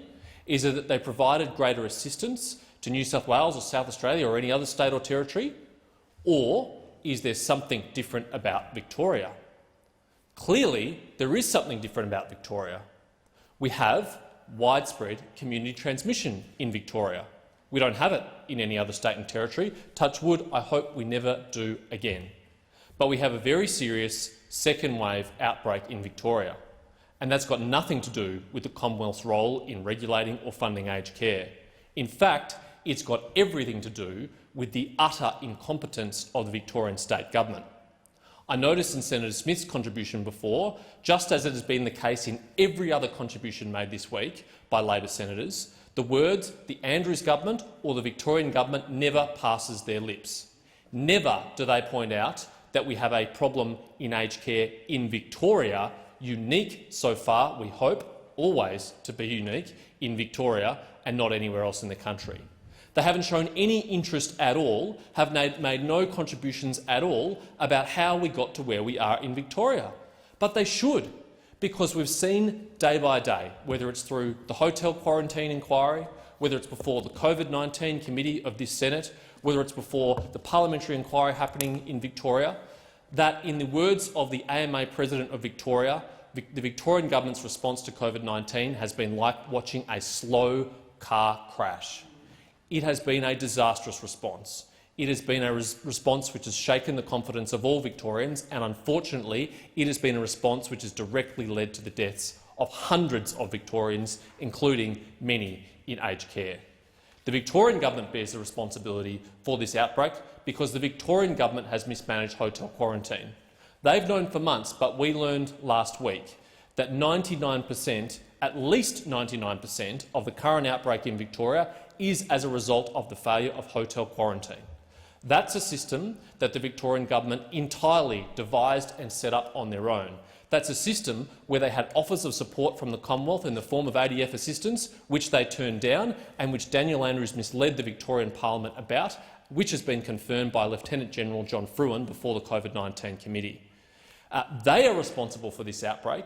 They're also responsible for their failures of tracking and tracing. Professor Brendan Murphy, our former Chief Health Officer, now the Secretary of the Department, gave disturbing evidence last week to the COVID-19 committee where he revealed the shocking failures of the tracking and tracing system in Victoria.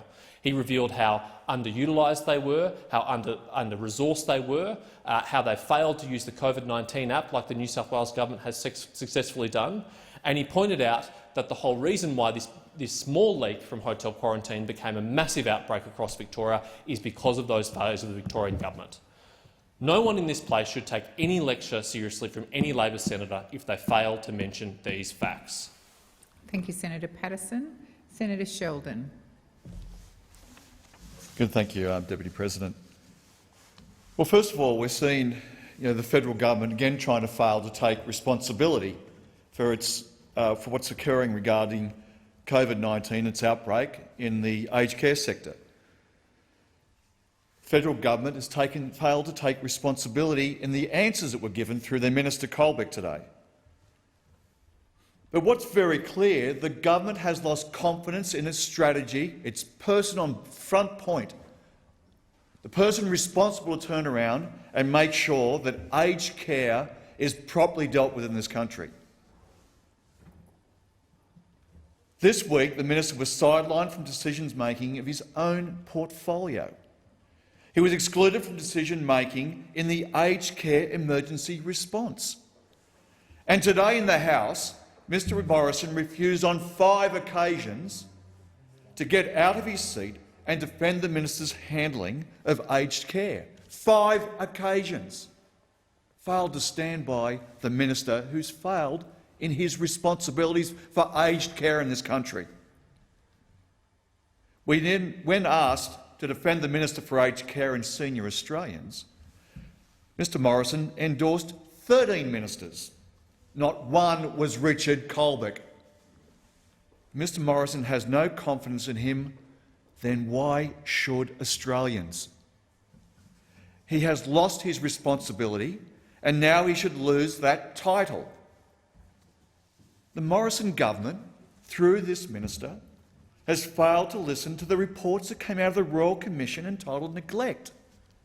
They failed to take action. It's okay. You hear these words from the minister. I listened.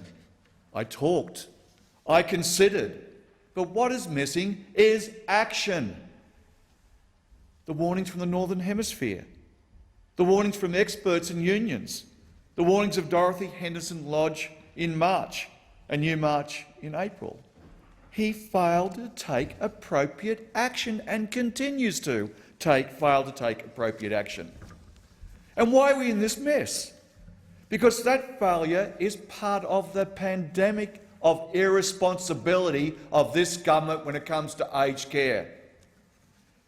The Royal Commission into Aged Care just today received a quality and safety report from the University of Queensland that found of Australia's 2,700 aged care facilities, 11% of Australia's 2,700 were rated as providing a high quality of care. 11% were offered the worst quality care, and everything in between. This government has failed to deliver a robust system. They've failed to deliver a system that can make a difference. They've tried to do it on the cheap. And why I say it's on the cheap? Because there's report after report after report saying it's on the cheap. It's estimated that providing highest quality of care that's found in homes with fewer residents to all 200,000 residents and facilities would cost an estimated $3.2 billion, more than the $18 billion spent by the federal government on aged care in 2018. The government needs to act. We've heard numerous occasions of pandemic leave and the challenges with non-payment of pandemic leave. You know, we just heard we've got PPE, not for when the outbreak is about to occur, not as a risk management decision. We don't have enough PPE in our aged care facilities. We don't have a plan on how to do that. We don't have a plan how to use PPE in our aged care facilities. But when there's an outbreak, don't worry, we somehow find it and rush it down when the outbreak's already occurred. That is after the event. You need to take action, not just sit back, listen, consider. I'm hearing what people are saying. It is about taking action.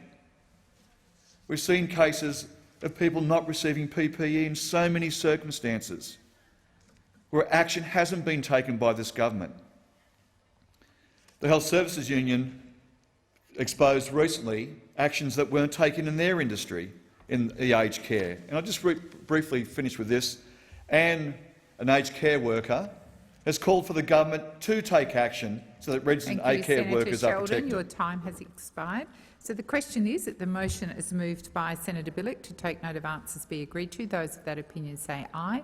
Against, I believe the ayes have it. Senator Siewert. Thank you, Madam Deputy President. I move that the chamber takes note of Greens questions 4 and 8, and would like to hand over to Senator Steele-John for 2.5 minutes and then to Senator Rice for 2.5 minutes. Thank you. So, Senator Steele-John.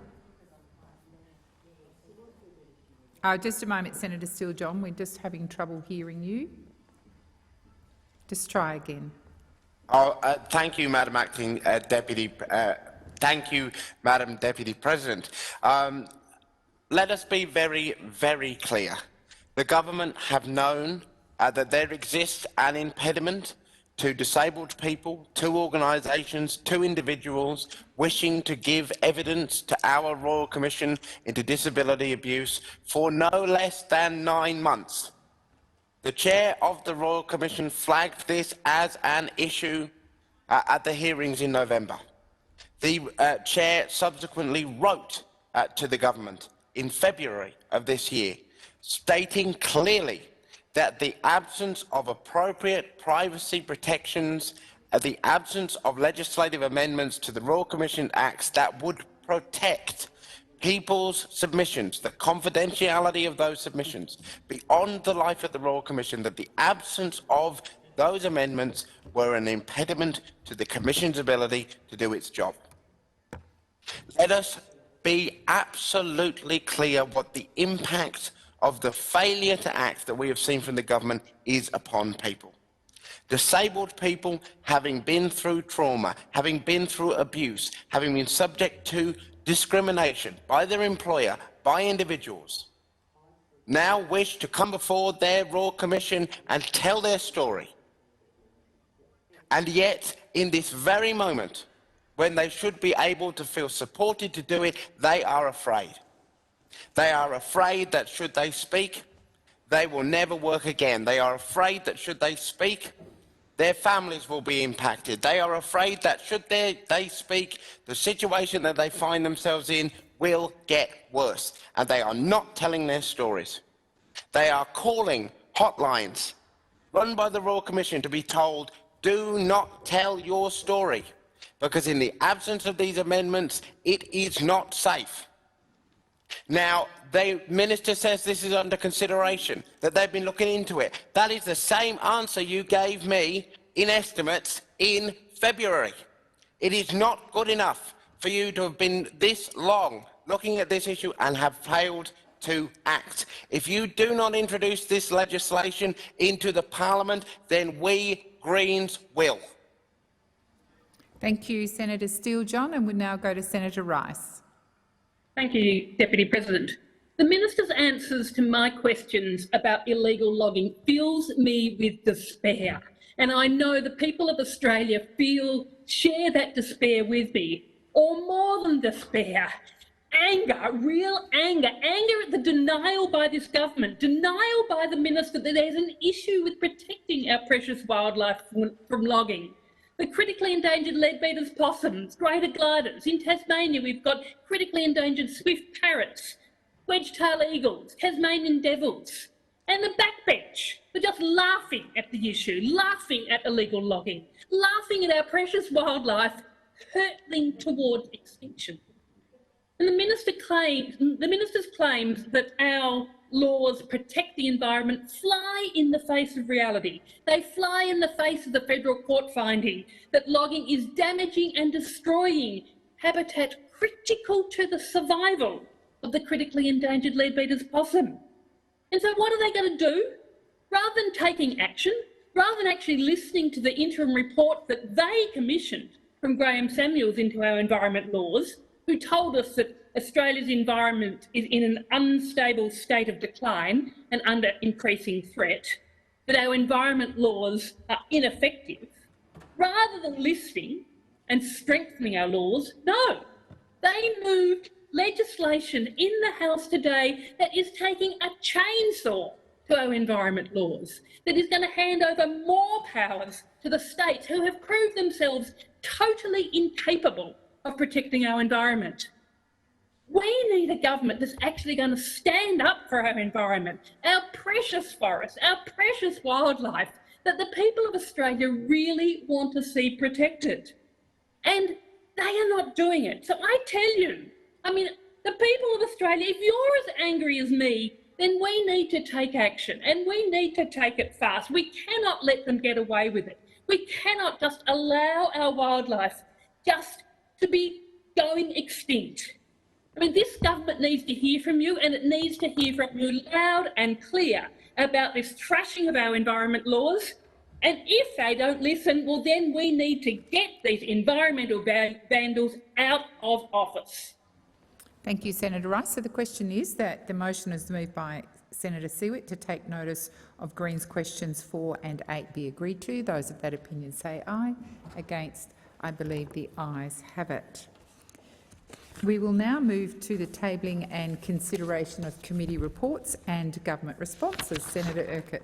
Thank you, Madam Deputy President. Pursuant to order and at the request of the Chair of the Foreign Affairs, Defence and Trade References Committee, Senator Kitching, I present the report on the opportunities for strengthening Australia's relations with France, together with a Hansard record of proceedings and documents presented to the committee, and I move that the Senate take note of the report, and I seek leave to continue my remarks. Is leave granted? There being no objection, leave is granted. Senator McGrath. I present additional information received by committees relating to estimates. Thank you, Senator McGrath. And on behalf of the Parliamentary Joint Committee on Intelligence and Security, I present the report of the committee on the impact of the exercise of law enforcement and intelligence powers on freedom of the press and documents presented to the committee. And I move that the Senate take note of the report, and I seek leave to continue my remarks. Is leave granted? There being no objection, leave is granted. Senator Keneally. Thank you. I seek leave to take note of the Parliamentary Joint Committee on Intelligence and Security. Yes. Thank you. On the morning of 4 June last year, officers from the Australian Federal Police raided the home of News Corp journalist Annika Smethurst. It was over a story published in April 2018 about a proposal to allow the Australian Signals Directorate for the first time to access the emails, bank records and text messages of Australians, if approved by the Minister for Defence and Home Affairs. In May this year, Annika shared the impact of those raids on her. She wrote, "Would you prefer strangers to look through your bras and briefs or in the contents of your bathroom cupboard and private text messages? I was forced to hand over the passcode to my mobile phone. At the risk of further damaging the reputation of millennials, giving police access to my iPhone and therefore my text messages, search history and screenshots filled me with incredible anxiety. It might not sound like a hardship, and it doesn't deserve comparisons to the horrifying violence inflicted in some countries on journalists, but this was an incredible intrusion." The day after Annika Smethurst's home was raided, AFP officers raided the Sydney headquarters of the ABC. These raids were about a story from July 2017, a story related to alleged war crimes in Afghanistan. The day of the raids on Annika Smethurst's home, the Prime Minister was in London, and when asked about the raids, he said, "It never troubles me that our laws are being upheld." But those raids weren't simply about laws being upheld. They, quite comfortingly now, highlighted issues that exist within our national security legislation and framework. The following week, I wrote in The Australian that we should review the balance between national security and press freedom.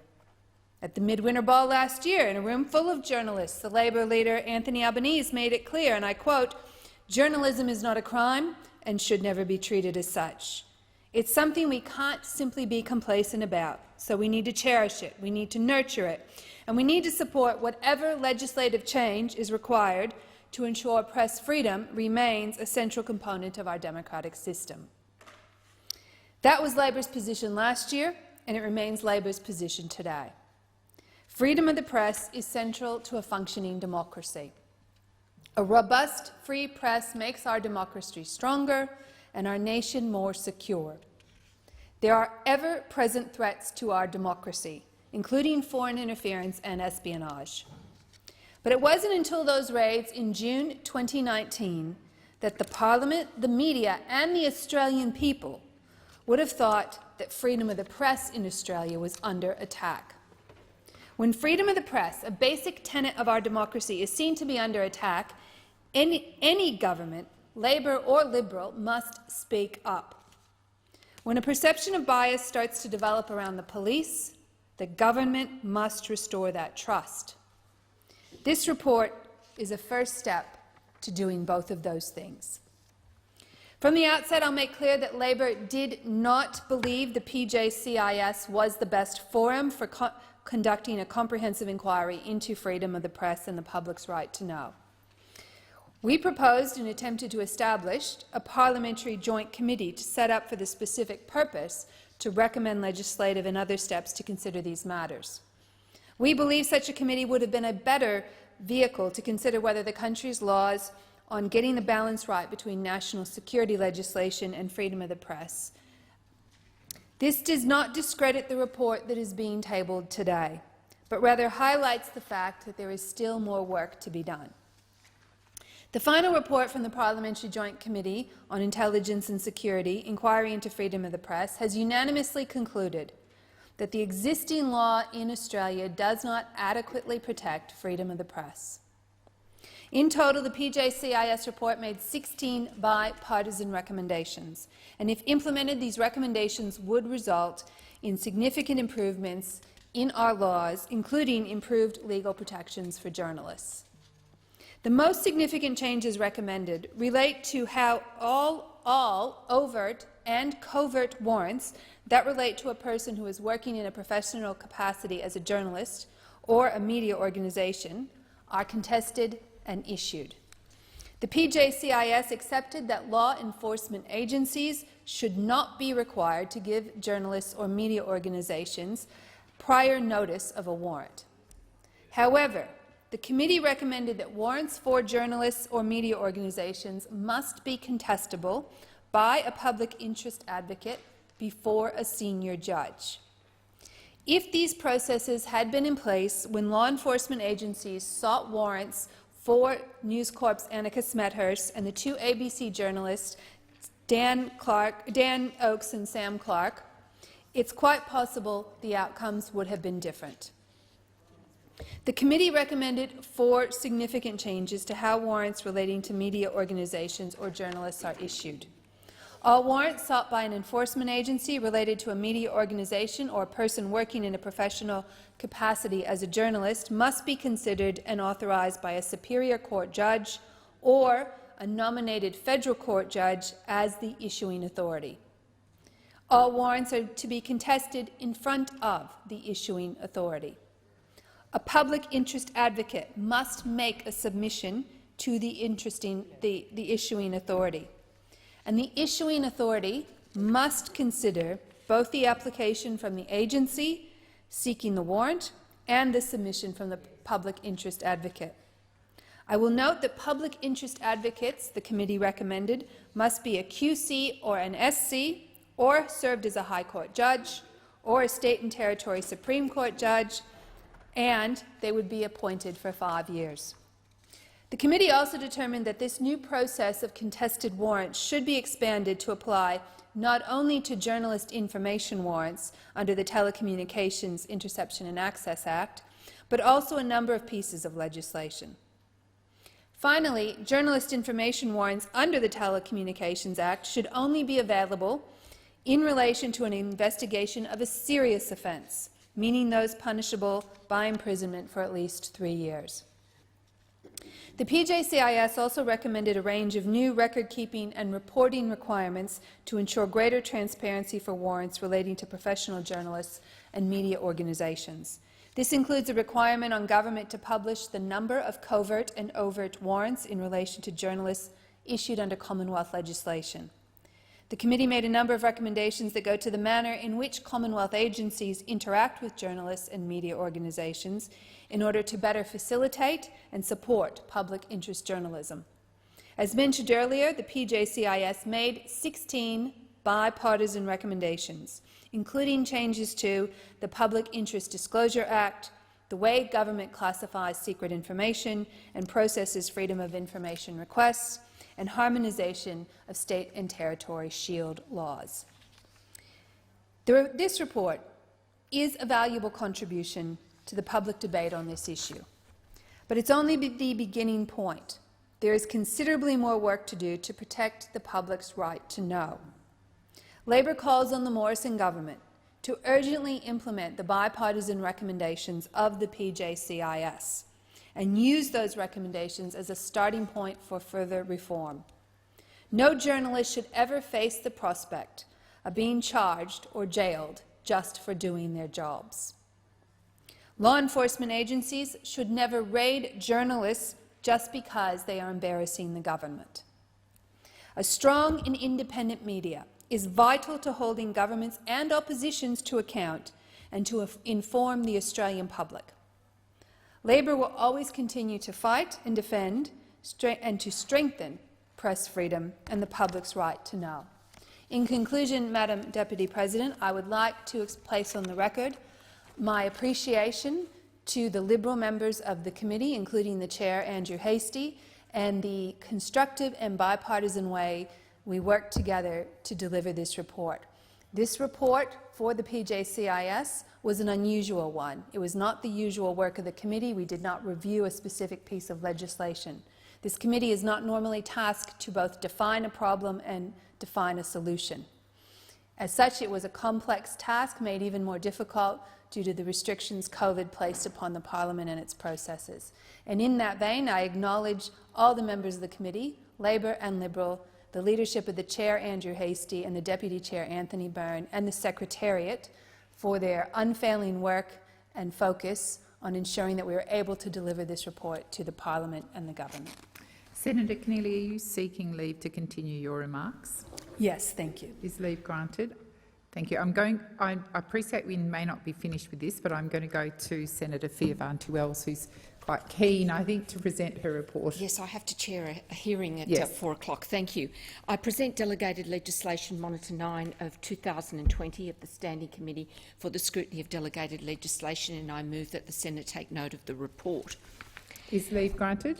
Leave is granted. Senator Fierravanti-Wells. Thank you. I rise to speak to the tabling of the Scrutiny of Delegated Legislation Committee's Delegated Legislation Monitor 9 of 2020.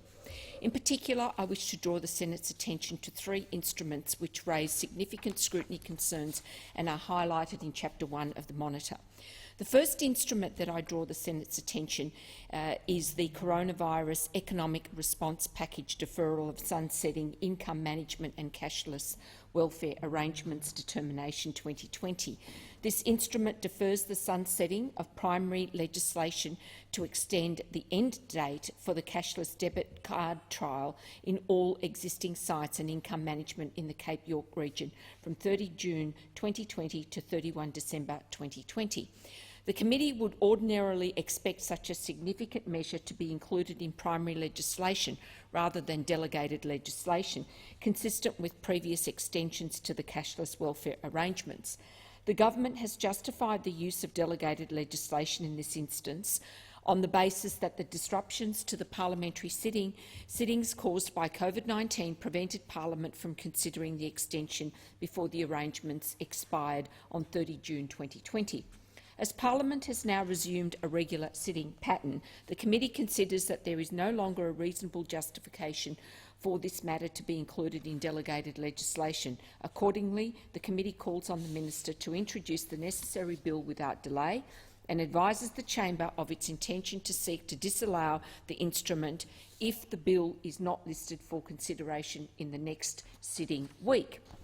The second instrument I wish to highlight is the Competition and Consumer Industry Code's Dairy Regulations 2019.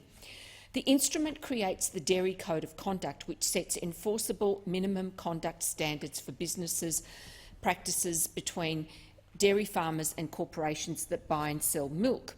Since February this year, the committee has engaged extensively with the government about the imposition of significant civil liberties in Section 11 of the instrument for failure to comply with an undefined term good faith.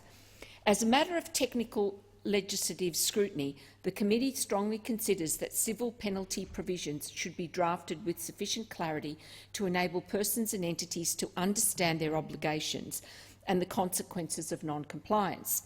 In particular, the committee considers that it is important for farmers on the ground to be able to understand their rights and obligations by reading the text on the face of the instrument without the need to also understand nebulous common law concepts of good faith.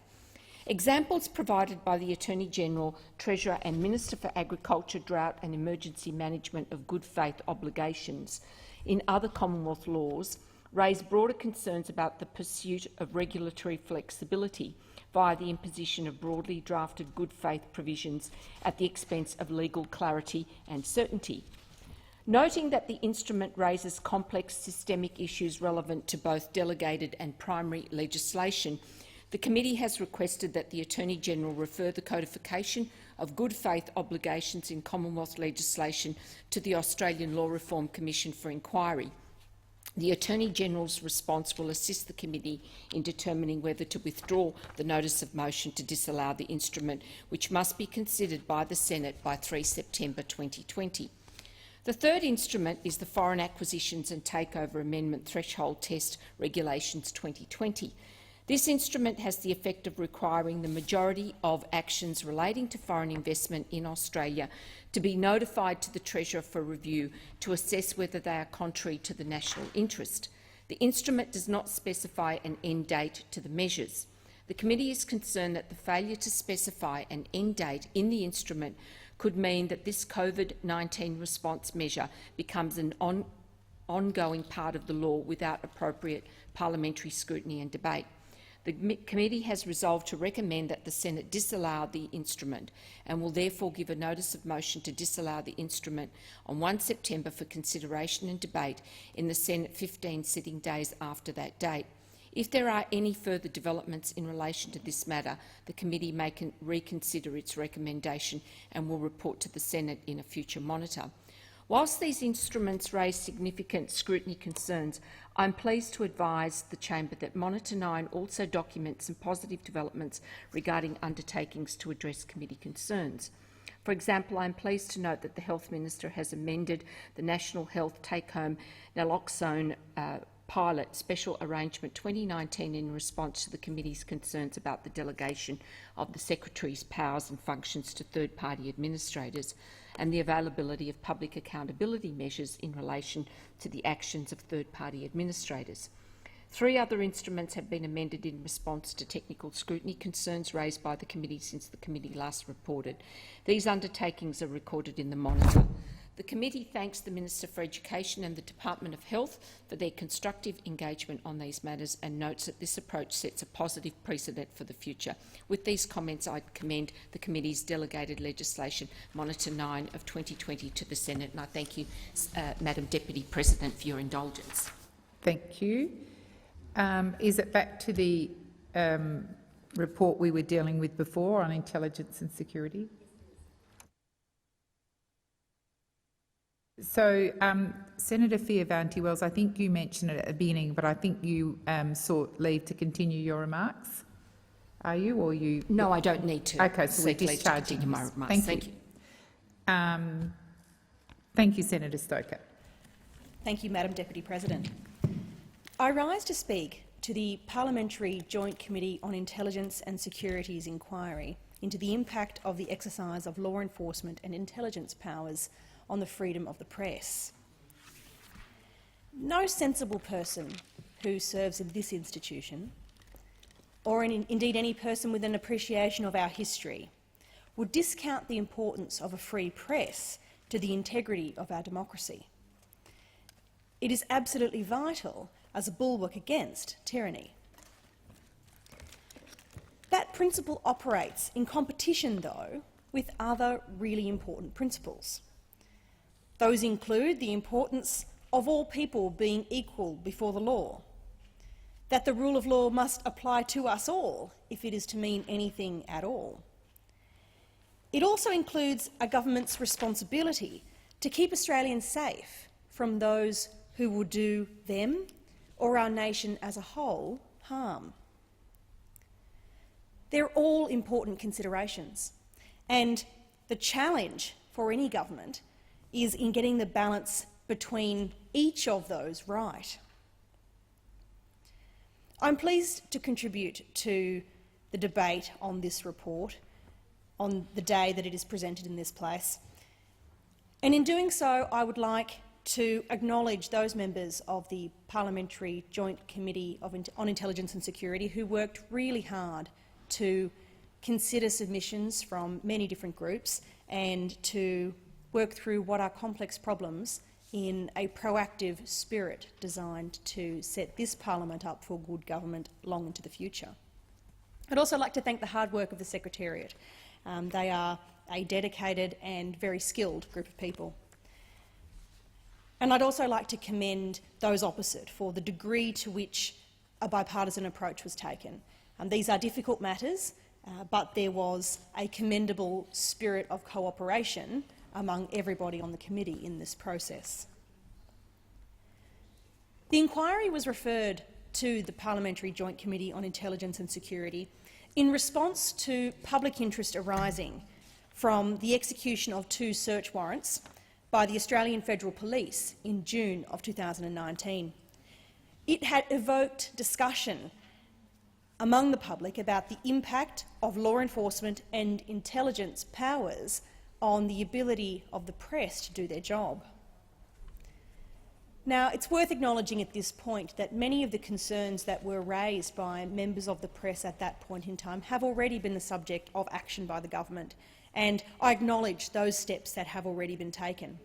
And although those steps are welcome and they have been rightly implemented, nevertheless the committee in its analysis saw a number of other opportunities for meaningful reform.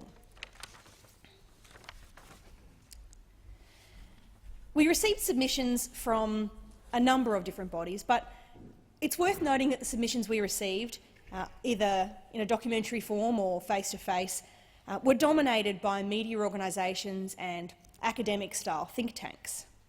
There's nothing wrong with that, of course.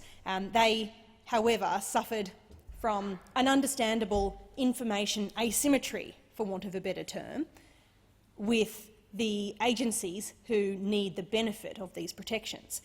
After all, the very complaint that those media organisations were making was that they didn't have visibility on the sensitive information about security that is held by our national security agencies.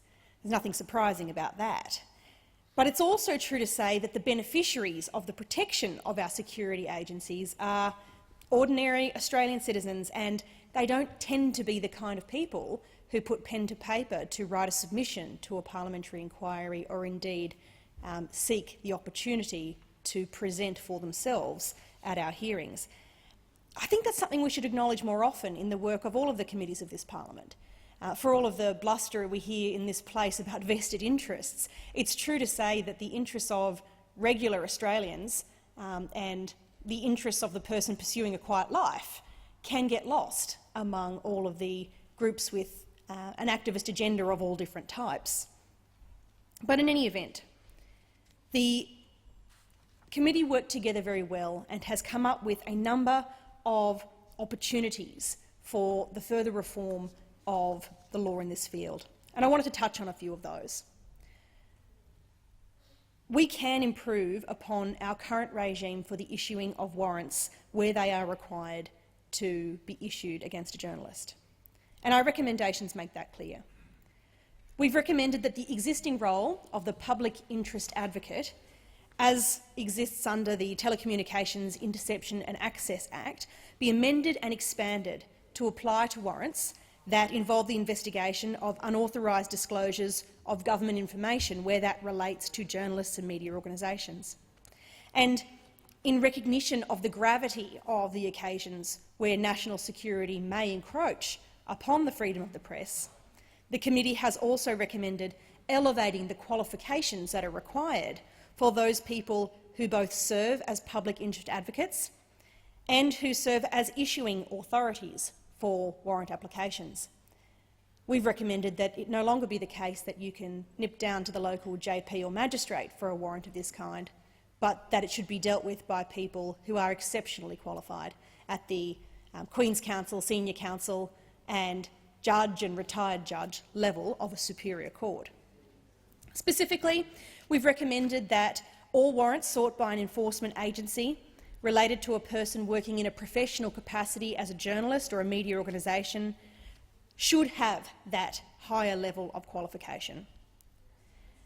While the committee has not acceded to a request that was made by those in the media for an exemption from particular crimes that arise from the disclosure and possession of particular secret information, we've nevertheless agreed that there is an appropriate place for defences to a number of secrecy offences, and that those defences should be considered for expansion in certain cases. It's important that, in considering the role of the public interest advocate, the scope of what they are asked to do is fully understood. The committee has recommended that public interest advocates stand in the shoes of the public's interest in a free press. So it's not publicly funding a lawyer to go and act for a journalist in their professional capacity, or a publicly funded lawyer to go and stand in the shoes of News Corp to go and argue against our law enforcement agencies, but instead it's a publicly funded public interest advocate to stand in the shoes of the interests of you and me in the protection of our institutions by the protection of the principle of a free press. And I think that's an important distinction to make, and one that the committee thought was important. The committee acknowledges that there was a role, at least in the events giving rise to this committee inquiry, for better cooperation between journalists, media organisations and government departments. And we've recommended that the government consider a mechanism for journalists and media organisations to better communicate with one another and the originating agency of information that they wish to put into the public domain, and that they should get credit for that attempt to constructively liaise with our national agencies, so that they have an assurance that they're not going to face prosecution in circumstances where they are genuinely working constructively in the public interest. The committee also noted the concerns that had been raised about the appropriateness of national security classifications of documents and recommended that oversight bodies audit and inquire into the application and the implementation of the National Security Classification Framework, so that we can be sure that there isn't a pattern of overclassification of documents, so to speak. And finally, the committee noted that it is really important that the impact of these recommendations be measurable, and so we have suggested that there should be additional reporting measures on the frequency of warrants of this kind being sought, the degree to which the service of the public interest advocate is employed, and the level of qualification and activity in which those public interest advocates are engaged. This is an important report, and it's been put together constructively by members of the committee.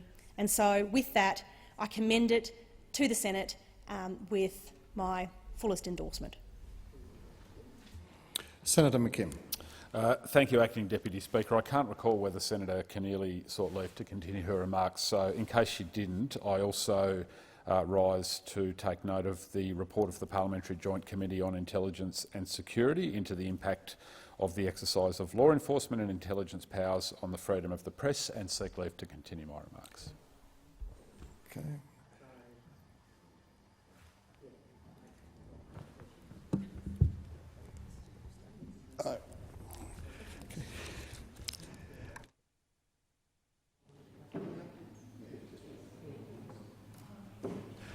The Senate will now proceed to the consideration of documents which are listed on pages 7 to 10 of the notice paper, and any document to which no senator rises will be taken to be discharged from the notice paper. Senator Urquhart. Thank you, Acting Deputy President. I take note of document 1 on page 7 and seek leave to continue my remarks. Senator Billick. Thank you, Mr Acting Deputy President. I take note of document 2 on page 7 and wish to speak to the document. So I rise to speak on the President's report to the Senate on the status of government responses to parliamentary committee reports. This report shows the status of responses as at the 31st of December last year. At that time, the response to the Senate Select Committee on Charity Fundraising in the 21st Century was more than 6 months overdue. Today, this report is still overdue by more than 15 months. Why has the Morrison government been so slack to respond to this report, which addresses important issues for the charities and not-for-profit sector? Is it because they've had 6 ministers responsible for charities over the 7 years they've been in power, or could it be because they've got nothing to report? It's been 2 years since the independent review and the ACNC called on the Morrison government to fix our outdated charity fundraising laws, and the Select Committee inquiry reiterated this call in its report, and even the government senators, Senator Abetz and Senator Stoker, joined the call for their own government to act urgently. The responsible minister, Senator Seselja, continues to claim he is in discussions with the states and territories, where we're all wondering, will these discussions ever end? Will there ever be an outcome? What is the agenda and what actions have been agreed to so far? Has the Assistant Minister lobbied the COVID-19 Coordination Commission or its not-for-profit working group? Has he added this simple solution to National Cabinet's list of harmonisation priorities? If he has, why has nothing happened?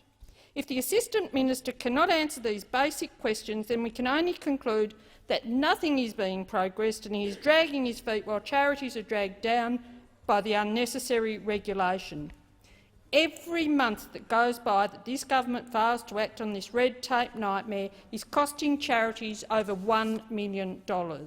That's money donated by the Australians for important social and environmental causes just going down the drain because of the government's failure to act once again. If Senator Seselja and the Morrison government would hurry up and do their jobs, they could provide some much-needed relief to a sector which is facing a perfect storm. According to JB Ware, donations are expected to fall by 7% in 2020 and a further 12% in 2021. And at the same time, charities are experiencing a massive increase in demand for their services, 50% in the case of Food Bank, or almost 80% for Cystic Fibrosis Australia. A report by Social Ventures Australia and the Centre for Social Impact notes that 1 in 6 charities could be forced to close by Christmas. 1 in 6. A range of charities have come together during the pandemic to form the Charities Crisis Cabinet. The CCC has told the government in their pre-budget submission that the time for action on reforming charity fundraising regulation was, and I quote, more than 25 years ago. It's completely outrageous that after almost 2 years this government has failed to act on an inquiry report which had support from all parties that participated. It's time for the Morrison government to take some leadership, to fix Australia's outdated and burdensome charity fundraising laws, and to actually show that they care about the people that work in charities and not-for-profits. Not that they're happy when something like COVID comes along and they need support from the charities. Oh, they're out there, they probably do a bit of spin around, a couple of them, but they won't actually do anything to fix the issue. And that's what the issue is here today.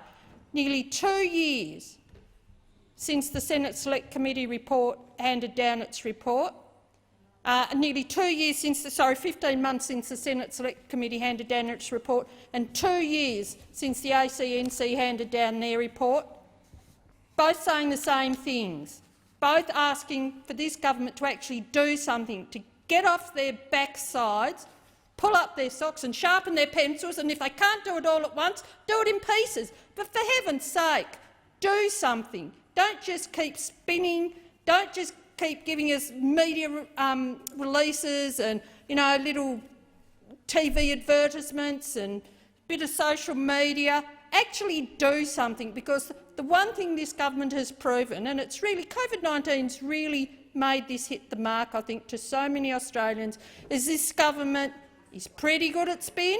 I don't deny that, but they don't actually ever deliver the goods. Senator Billick, do you wish to seek leave to continue your and remarks? I do seek leave to continue my remarks. Okay, leave. Okay, Senator Urquhart. Apologies, I was jumping ahead to the next page. I should. Okay. Are there any other speakers? Okay. Acting Deputy President, are we on page 8? Yes, 7 to 10. Not yet. Okay.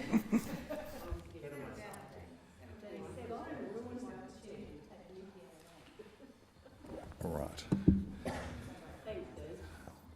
Okay, so the question is that the Senate takes.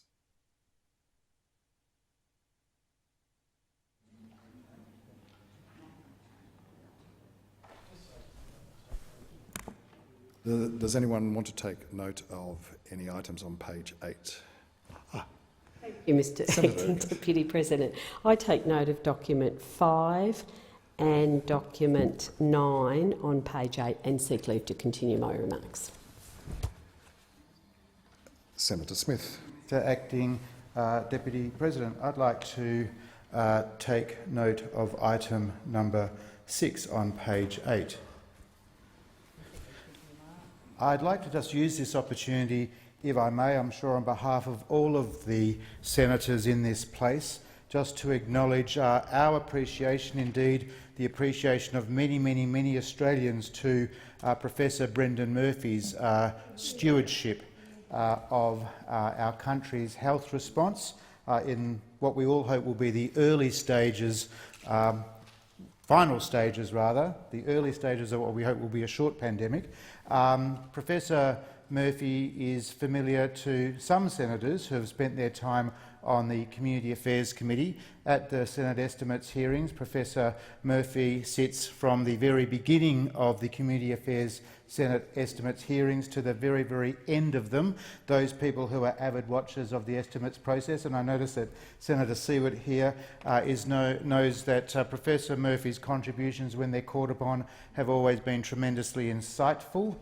They've been concise, which is a virtue at Senate Estimates proceedings, but it is been good that the whole country has been able to see Professor Brendan Murphy's immense talents, his health expertise, and I just wanted to use this brief opportunity on behalf of all senators, on behalf of West Australian constituents, to extend our deepest appreciation for the work that he did as the Chief Medical Officer for the Commonwealth. But of course he now moves into a new role, and we'll see him again at Senate Estimates in a few months' time as the new Secretary to the Department of Health. So we thank him for his service to date, and we look forward to his service and contribution in the future. Does any senator wish to speak to any items on page 9? Senator Urquhart. Thank you, Mr Acting Deputy President. I take note of documents 16 and 19 on page 9 and seek leave to continue my remarks. Senator Siewert. Thank you, Mr Acting Deputy President. I seek leave to take. I take note of item 12 and item 20 on page 9 and seek leave to continue my remarks. Okay. Does any senator wish to speak to any items on page 10? Senator Urquhart. Thank you, Mr Acting Deputy President. I take note of documents 25 and 26 on page 10. And are we moving to committee reports and government responses on that page now? Yes, we will. Actually, before we do that, the question is that the Senate takes note.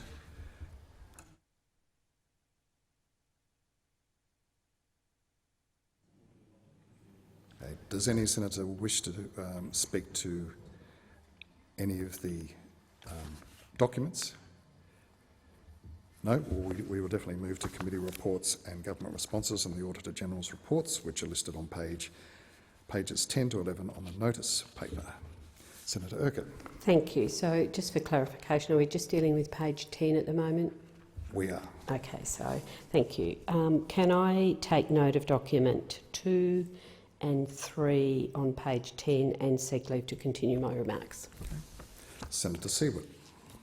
I would like to take note of item 1 and seek leave to continue my remarks, which is the electoral matters one, and I would also like to take note of the Community Affairs report on the effectiveness of aged care quality assessment and speak to that.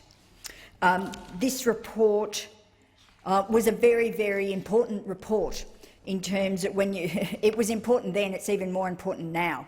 This report, so I'll just remind people what this report is. This is the Community Affairs Reference Committee report on the effectiveness of clinical care quality assessment and accreditation framework for protecting residents from abuse and poor practices and ensuring proper clinical and medical care standards are maintained and practiced. And I'm talking to the government response to that. And given the circumstances, I'm even more disappointed about this report, this response, than I would be. Most of these very important recommendations the government notes. For example, they note when the recommendation around duty of care to all residents, the government noted the recommendation that the Australian government clarify that residential aged care providers ultimately hold a duty of care to all residents. Now, you would have thought, given that the committee thought it was so important that we raised it, that they would do more than just note that response. The government noted the recommendation that the requirements for a model of care and clinical governance framework be more clearly articulated within the single aged care quality framework. Again, you would think they would do just more than note that. Can I remind people that this report was tabled in April 2019? I would very strongly argue that that gave the government plenty of time to start addressing these very important matters. The government noted the recommendation that the Aged Care Quality and Safety Commission work collaboratively to develop benchmarks on staffing levels and skill mix, which includes the requirement to roster on a registered nurse at all times. They noted that. They noted that that's what the committee recommended. How many times does this government need to be reminded and asked to fix staffing levels in aged care facilities? I've lost count, in fact, of that. This was, again, another very important recommendation. I would argue very strongly that if the government had taken action on these recommendations, that they would have addressed a lot of the failures that we're seeing happening right now, particularly addressing the issue of clinical care. These residential facilities are subacute care facilities now, because what we've seen over the years, as I'm sure many people, or all the people that take a very deep interest in aged care in this place know, what we've seen is a gradual moving from lower care not being provided in residential aged care facilities anymore to high care. And what we're seeing before COVID is residents being shuffled into emergency departments and back to resi care. It's like a revolving door. As soon as there's trouble, people are hiked off to emergency care. It very strongly upsets residents and it very strongly upsets their families. These issues not resolving the issue around duty of care. During the inquiry, there was very strong questions raised by some providers that, in fact, they were clinical care providers. We are talking about high care here, high care for residents. This should have been resolved a long time ago, and that has not happened. I'd argue, as I said, very, very strongly that these recommendations need more than just noting. There's been very little progress in addressing these. There's been these major issues. There's been very little progress in terms of fixing the workforce issues that we raised here. That, of course, was raised by the Aged Care Workforce Task Force chaired by Professor Polaris, who made, I think it's 14 recommendations. We have not seen the commitment to implementing those recommendations that the government started. The government started that task force. They got that operating while our previous aged care inquiry in the Community Affairs Committee on workforce was underway. I'm glad the government was so responsive. Again, we haven't seen those recommendations, neither from the committee or from the Polaris report, the task force report, implemented.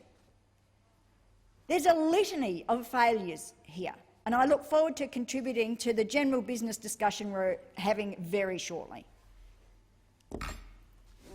I seek leave to continue my remarks. Thank you, Senator Seward. We will now move to the items listed on page 11. Senator Ergin. Thank you, Acting Deputy President. I take note of documents 6, 7, 9 and 11 on page 11 and seek leave to continue my remarks. Senator Hughes. Mr Acting Deputy President, I would like to take note of items 8 and 11, but if I can start with 8. The NDIS Joint Standing Committee recently released its report into supported independent living. It was quite an extensive inquiry and series of hearings that were held to the point that the committee made 45 recommendations. I think it's worth noting, though, when you consider supported independent living, or SIL, that it is probably one of the last legacy items when you consider the previous way disability was often funded through block funding into the National Disability Insurance Scheme and through the NDIA, which obviously carries with it a very different philosophy with regards to choice and control and ensuring that participants have the ability to live their best lives under their choices, as opposed to fundamentally getting what they were given, which is what occurred too often in the past. I would like to just touch on a few of the recommendations that we did make in this report, and how I do think that there may be an opportunity in the future with these recommendations to go further, and certainly as the NDIS, definitely in its infancy, will still require tweaking and ensuring that people with a disability and their families are receiving the best possible opportunities that the NDIA and the NDIS can deliver. So with SIL, it was fundamentally a move from the old group home situation, and whilst a number of the states underwent a process to offload their bricks and mortar services, these unfortunately were primarily given to large, previously funded block-funded providers that were well known by disability departments at the state government level. What was unfortunate about this was that many new and more agile providers were not given the opportunity to participate, but secondly, a number of the large formerly block-funded providers had form in providing incredibly poor service to their residents, and in fact a number of them had been under investigation previously when it comes to mistreating their clients. So it was disappointing to see basically a continuation under SIL, and was certainly these providers have not necessarily been in line with the choice and control ethos of the NDIS, and unfortunately I think in a lot of SIL situations we're continuing to see this. So I just want to touch on a couple of the recommendations briefly. The recommendation number 6 was about providing some sort of guidance for families and allowing them more information and choice when it comes to finding a facility for their loved ones. Sometimes finding information can be incredibly difficult. It also, again, impedes on families' ability to make the best choice for their family member. Recommendation number 12, participants review and agree to quotes. What is fundamentally different between SIL and every other part of the NDIS is that SIL providers themselves negotiate with the NDIA on what the funding requirements are. They provide the quote, and it is all done without the participants' or their families' involvement. So the other problem with current SIL arrangement is there is very little choice over whether these people move into shared or individual supports, but also they have very limited ability to choose who they are able to live with. So if people who have grown up together moving into a SIL environment, a group home environment, have very little ability to choose to live with each other because of the way the former block-funded, now SIL-funded providers are offering their services. So we have made recommendations under 18, 19, 20 and 21 that there is more information available, but there is also support for you to be able to move residents, so that if you are unhappy with your provider, the support is there for you to move. Recommendations 24 and 25, I think, are some of the most critical recommendations that the report makes. It's one I'm certainly going to be following up and making sure that there is movement in this. We do need to see a separation of the bricks and mortar provision and the service provision. And what that ensures that if you want to own the houses, you want to own the bricks and mortar, you want to fundamentally be involved in property management, that's great, that's what you can do. You want to be a disability service provider and ensure people have access to the best opportunities in life, you can be a service provider. By allowing the two to be together, there is a sense that there's punitive threats made about the security of housing if you decide you don't want to use your housing provider as your service provider. We do also think that, at recommendation 27, that there's a vacancy register to also further assist families. We also acknowledged under 38 and 39 that there is issues with access with regards to thin markets, as well as establishing a provider of last resort. I would finally, as I finish, like to see the Commission look at more active monitoring and looking at advanced analytics to ensure participants have not been disadvantaged by decisions of SIL providers and have not in fact been reinstitutionalised via stealth under the provision of COVID. Senator O'Sullivan. Thank you very much, Mr Acting Deputy President. I'd like to take note of item 6 on page 11. This is a report.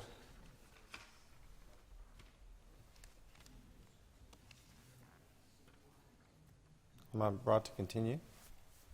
Senator Hughes, do you wish to seek leave to continue your remarks?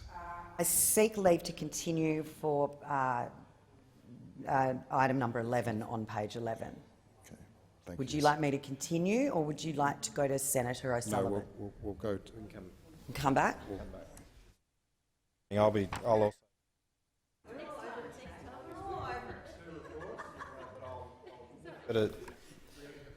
Okay. We only have 10 minutes left in this Right. section. Well, I'll move on really quickly. This is a really important topic and a topic that I'm very, very interested in. In fact, it's one of the things that has actually, it's one of the things that that's inspired me to stand for Parliament.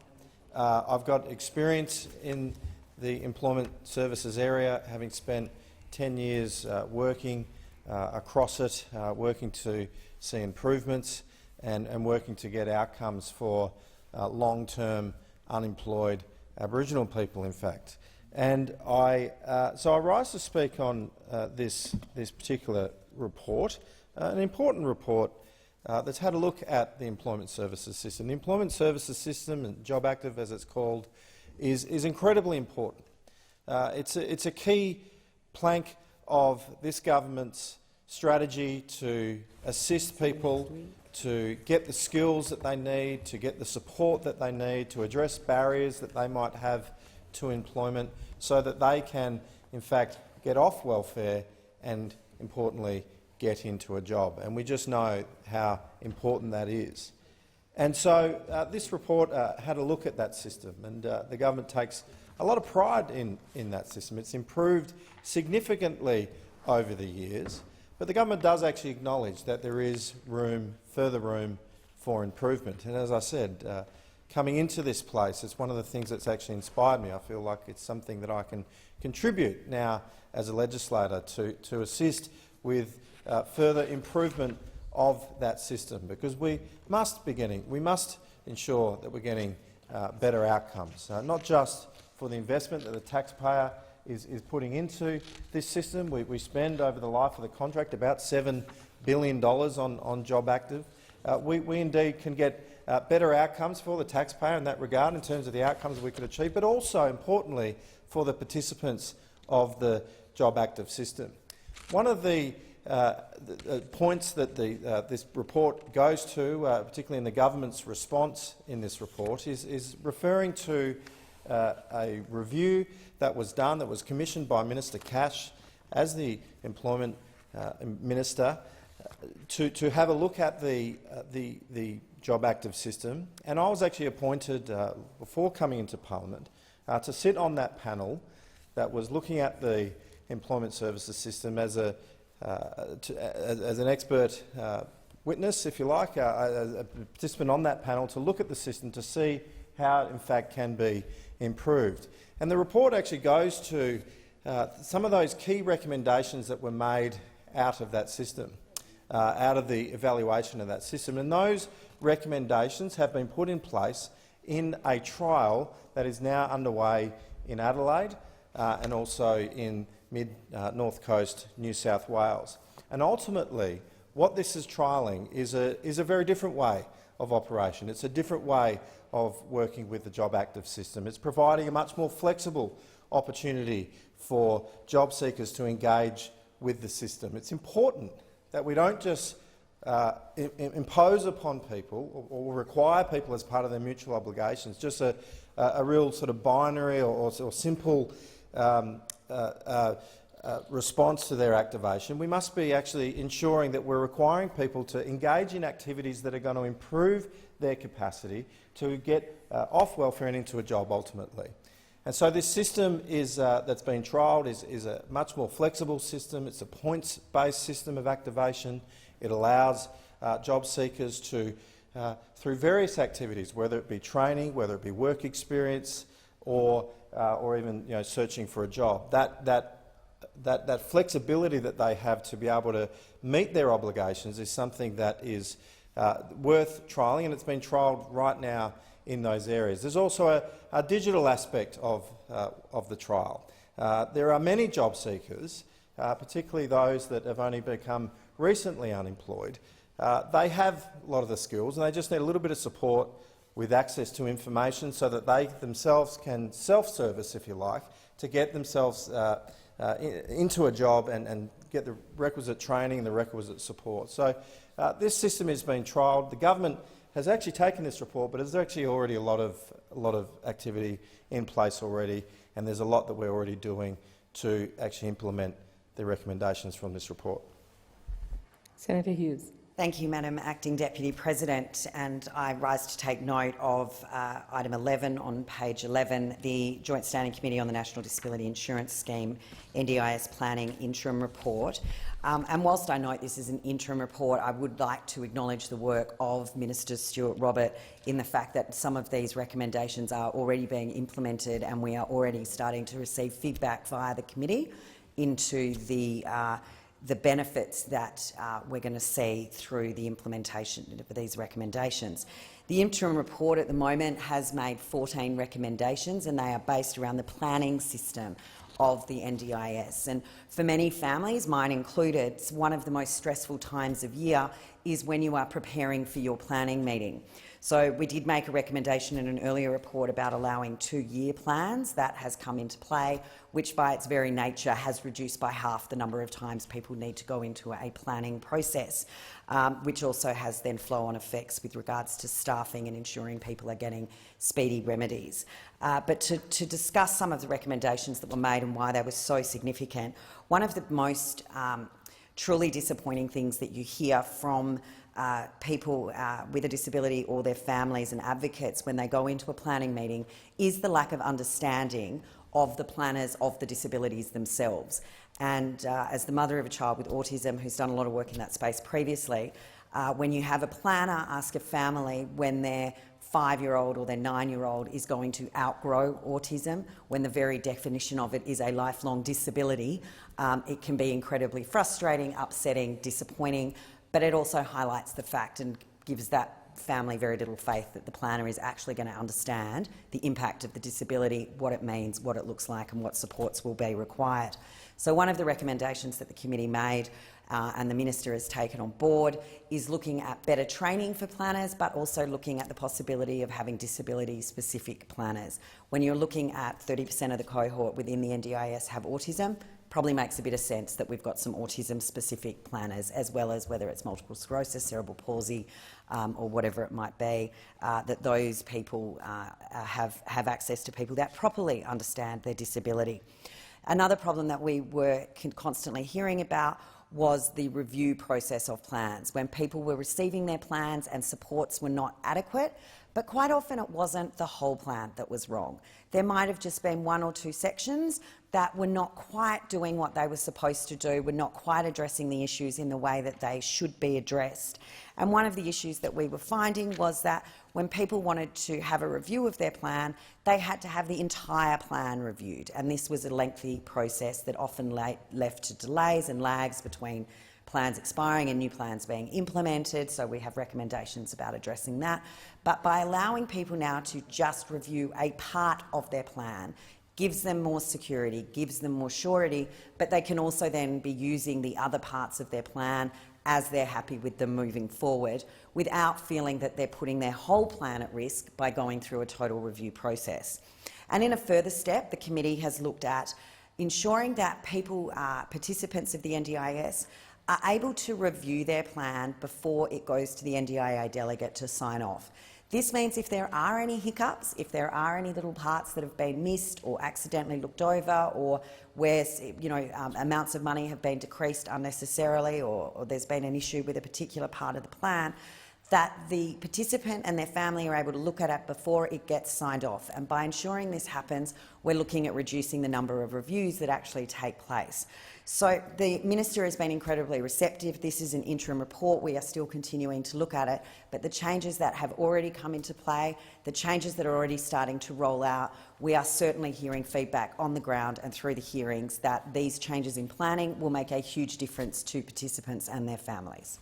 Senator Hughes, Senator O'Sullivan. I was just going to say, Senator Hughes, would you like to seek leave to continue your remarks? Yes, thank you. Is leave granted? Yep, leave is granted.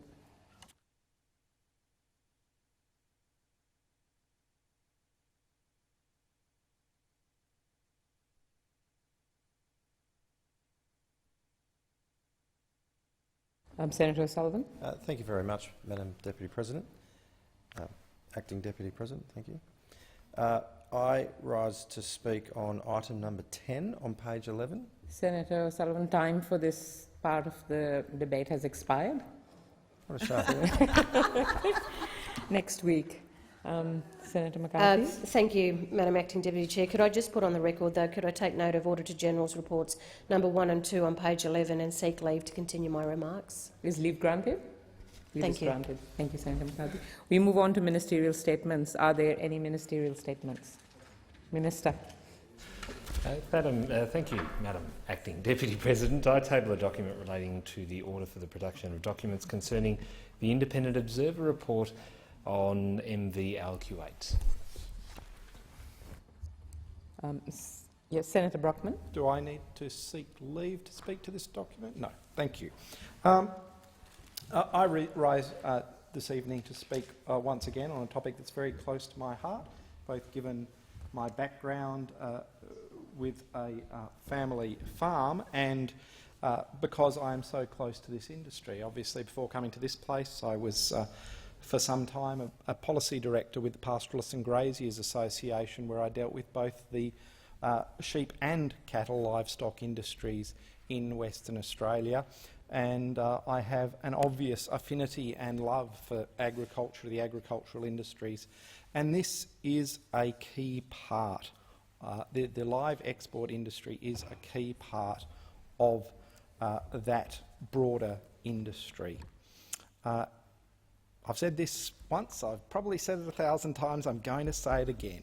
We do not just export livestock, we export the highest animal welfare standards in the world. And we export those to our trading partners who, in many cases, do not necessarily have the same standards that we have. And so, in ensuring that the livestock coming out of Australia are handed through our SCAS system, are handled through world-class facilities with a very careful attention to detail, both in the transportation and handling of that livestock, we are exporting the highest level of animal welfare standards to the world. This government is committed, in fact, to growing the value of agriculture by facilitating trade and increasing market access around the world, including a strong and sustainable livestock export industry that underpins the livelihoods of family farms. And it's not just those family farms, and I know those family farms well. I was out just last week with my good friend Rick Wilson, the member for O'Connor, in places such as Darkin and Kojonup and Katanning, and I've visited many, many other farming communities before. And it's not just the farming families that seek to preserve this industry with the highest standards. It's the truckies, it's the feedlot operators, it's the yard hands, the stock hands in those feedlots and on board the ships. It's the hay producers, the pelletisers that produce the feed for those voyages. It's the mechanics, it's the shearers, it's the veterinarians that keep the livestock healthy. This industry spreads right throughout regional Western Australia in particular, and it's important to remember that this is a $1.7 billion industry. It supports around 10,000 jobs directly. And in the case of the sheep part of the livestock industry, that's mainly in my home state of Western Australia, and it's mainly in one federal electorate, and that is the federal electorate of O'Connor. It also extends into the federal electorate of Durack, another good friend, Melissa Price, and there is a small quantity sourced out of South Australia. But the vast majority of the live export trade in sheep comes out of one electorate, and that means it doesn't necessarily have the political muscle, but what it does have is the strong support of this side of the House, this side of the Senate and this side of the other chamber. The government is a strong supporter, committed to the economic well-being, the sustainability of the live export sector with the highest levels of animal welfare and with a regulatory regime that is absolutely based on the best available science. We've got to remember that the vast majority of live export voyages are undertaken without incident. In fact, the most recent voyage that happened during the Northern Summer moratorium period under an exemption had an absolutely outstanding result. 33,341 sheep, a mortality rate of 0.08%. 28 mortalities, not one of them attributable to heat stress. And I challenge all those who talk about the contents of this independent observer's report and selectively pick from the independent observer's report to go onto the website, watch the time-lapse footage, watch the footage of the sheep aboard that ship throughout the entire journey. The footage is available, and I would encourage all those Australians who have concerns about the industry to go and watch that footage, because that footage will demonstrate that the welfare of those animals was very well looked after throughout the voyage. It's there for everyone to see, and I would, and this is an area where the industry has grasped the issues that they faced in the last couple of years and made significant improvements. They are committed to openness and transparency, and that is why, through organisations such as the Sheep Collective and the Cattle Collective, they are publishing extraordinary amounts of information available to the general public so they can see the reality, not the confected reality that some in the activist community want to portray, but the reality of what is happening on board these live export voyages. And you can see this for yourself if you go to the Sheep Collective, the Cattle Collective. Together they call themselves the Livestock Collective, their Facebook page or their websites. And you can see that time-lapse footage for yourself. And I would encourage every Australian who has some concerns to go and look at the footage. Don't trust the words of the activists. You cannot. And I do wish to just in the short minutes I have remaining, just quote from the conclusion from the Independent Observer's report.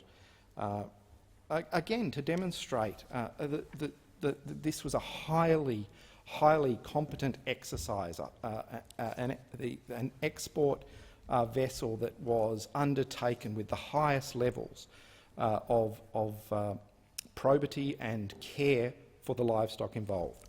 And I quote, "Export arrangements were observed to be implemented during the voyage and to be compliant with ACIL requirements.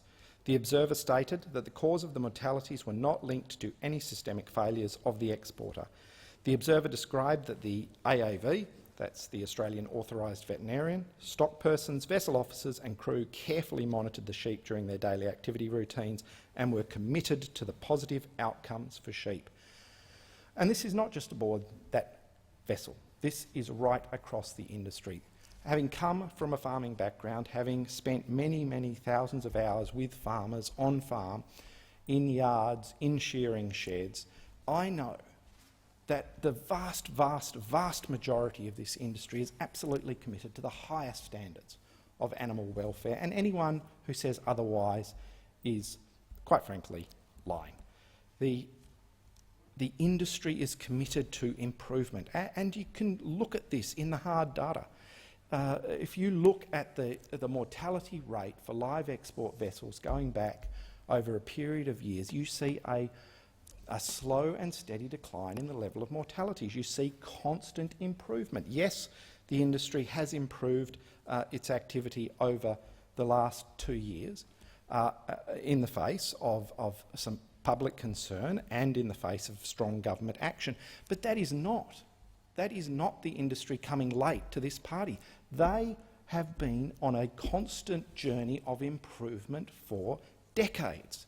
And that is something that I am absolutely committed to making sure that Australians understand through my voice in this place.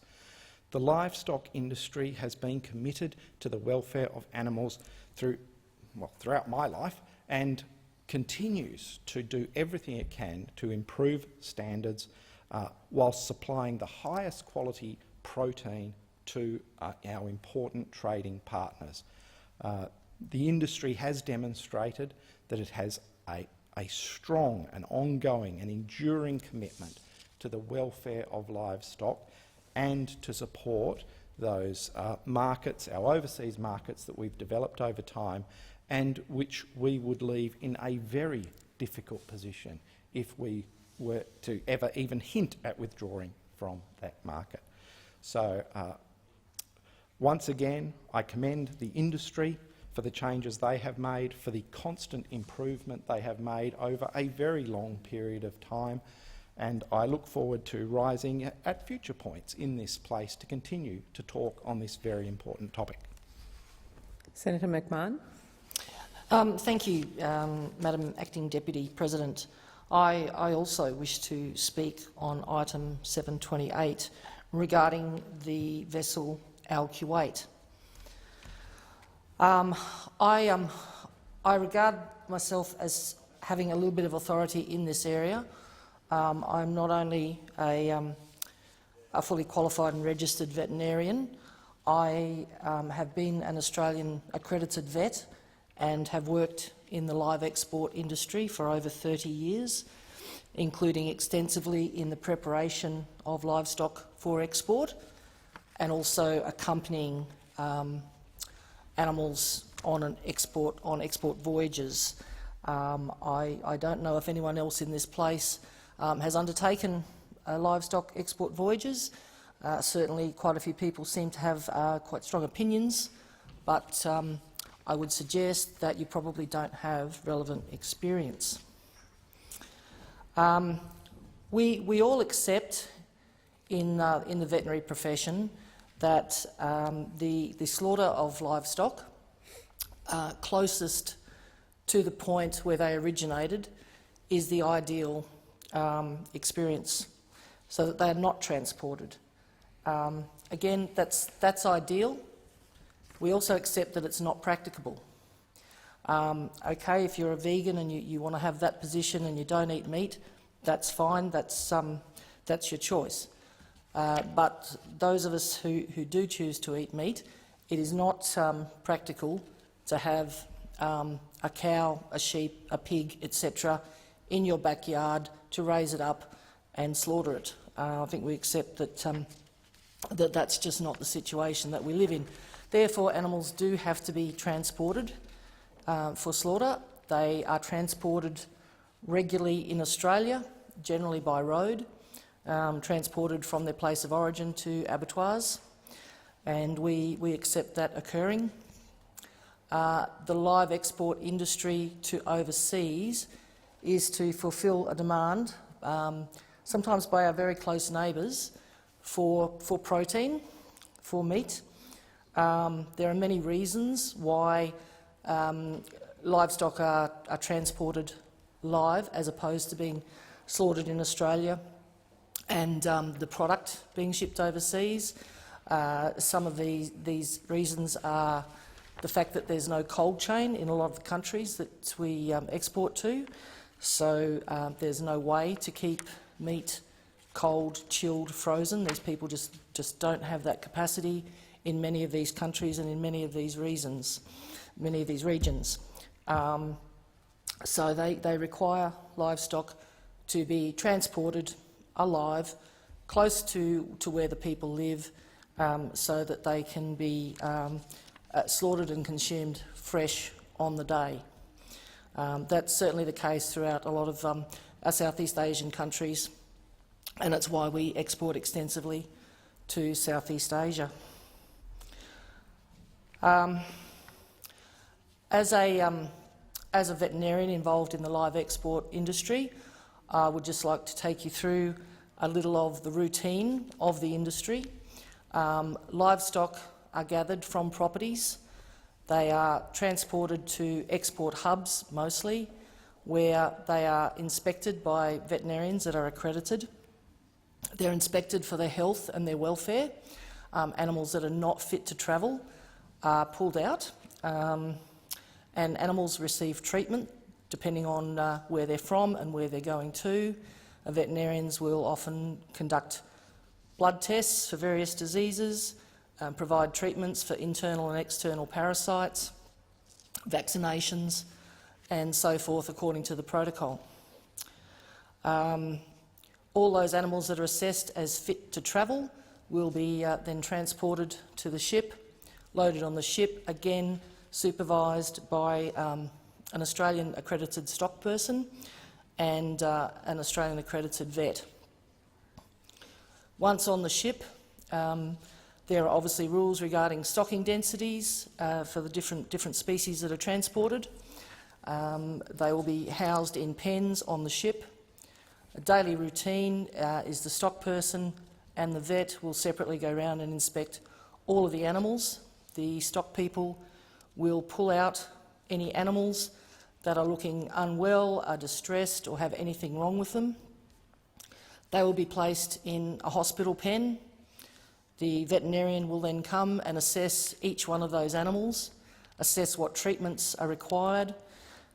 These ships carry extensive amounts of veterinary drugs and equipment for treatment of animals.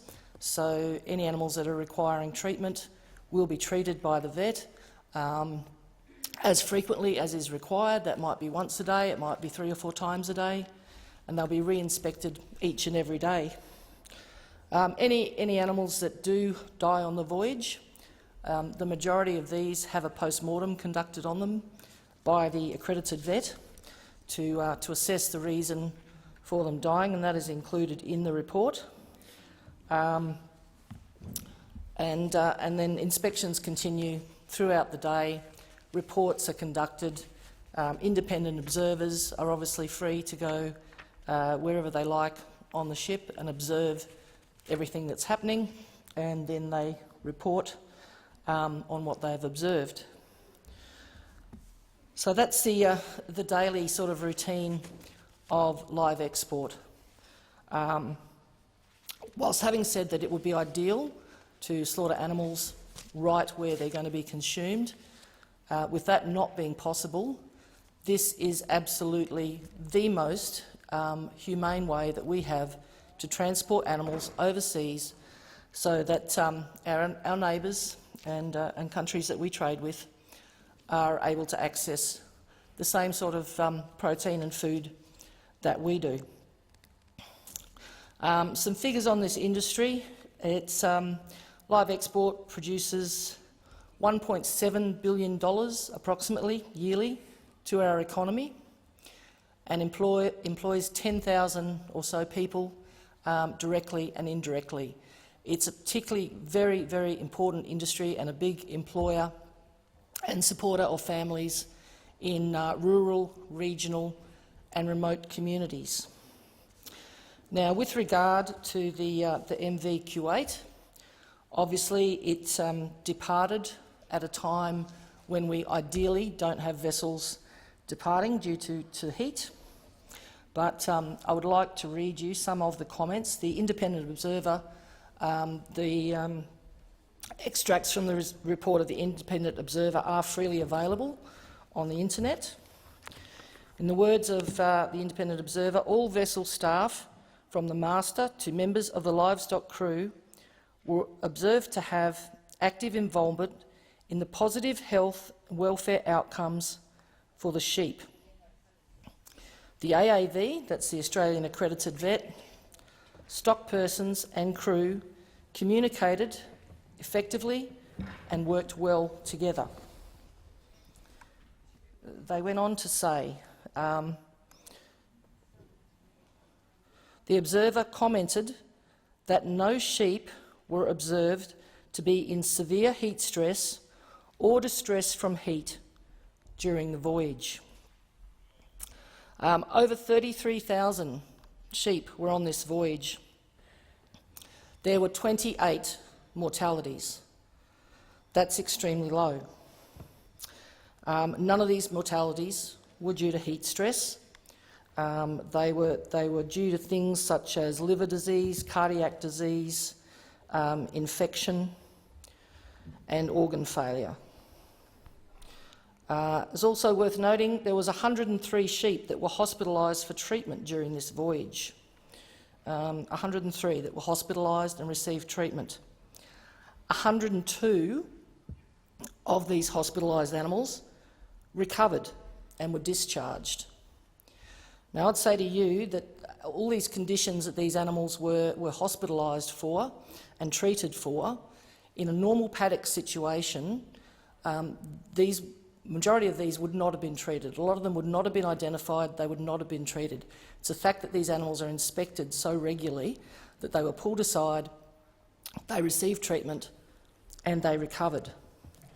I would put to you that of the 103, out of this 33,000, if they had been at home in a paddock situation, many of these animals would have actually suffered and died due to their conditions.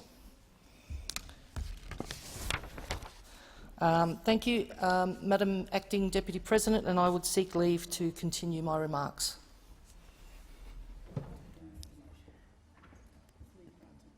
Is leave granted? Thank you. Senator Rennick, you're on your feet. Yeah, sure. Thank you, Acting Madam Deputy President. And can I say the ban on the live cattle exports early last decade, it's the same old Labor Party attacking the agricultural industry in this country. Agriculture is the oldest industry in modern Australia. The sheep and the cattle industry have sustained modern Australia since its inception. But of course it wasn't just the live export ban where the other side of the chamber, the Labor Party, attacks the agricultural industry. This isn't a one-off. No, this is same old Labor attacking the true patriots of this country, small business, because they want to destroy the means of production. And whether it be the tree clearing laws, the reef regulations, the fact that the Agricultural Department has to recoup costs. Does the ABC have to recoup costs? No, of course not. Inner city industry. But if you're from the regions, you've got to pay for everything in this country, don't you?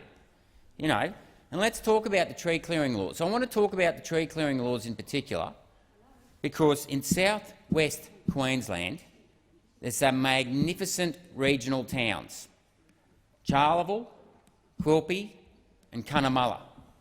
And that's halfway between south-east and south-west Queensland. But can I say those shires are dying. And the reason why those shires are dying is because farms are being locked up because of carbon farming. Because big organisations are coming in, buying these farms, the farmers are selling out and they're leaving town. And the poor old mayors, they don't know what to do. Sean Radcliffe, Stuart from Quilpie,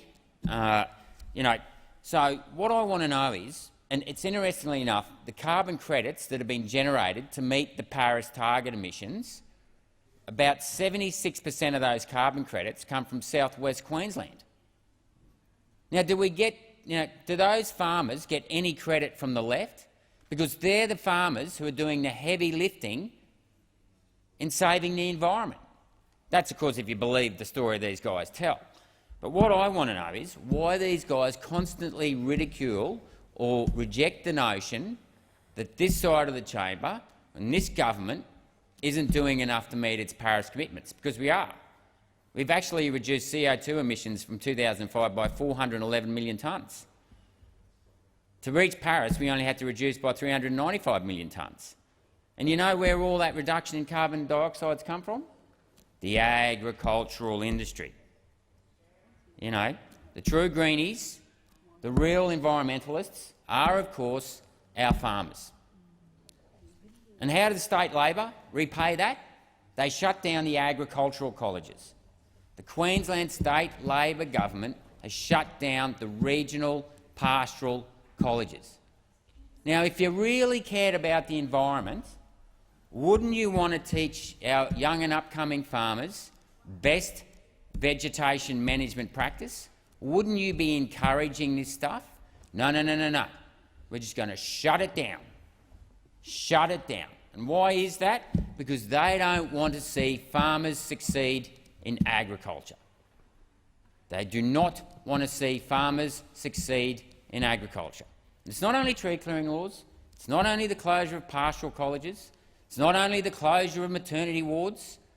Queensland State Labor has shut over 30 regional maternity wards since they've come to power.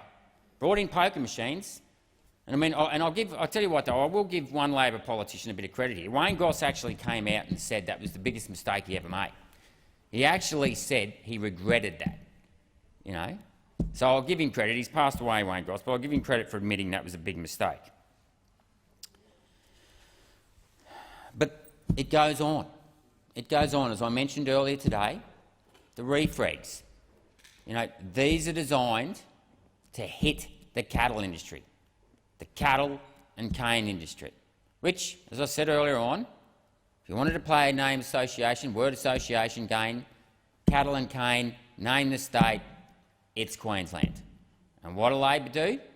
They're bringing in regulations that's going to force farmers that could be as far away as 500 kilometres upstream that might have a few head of cattle to do a vegetation management plan. And if they don't do that, they could be fined up to $200,000.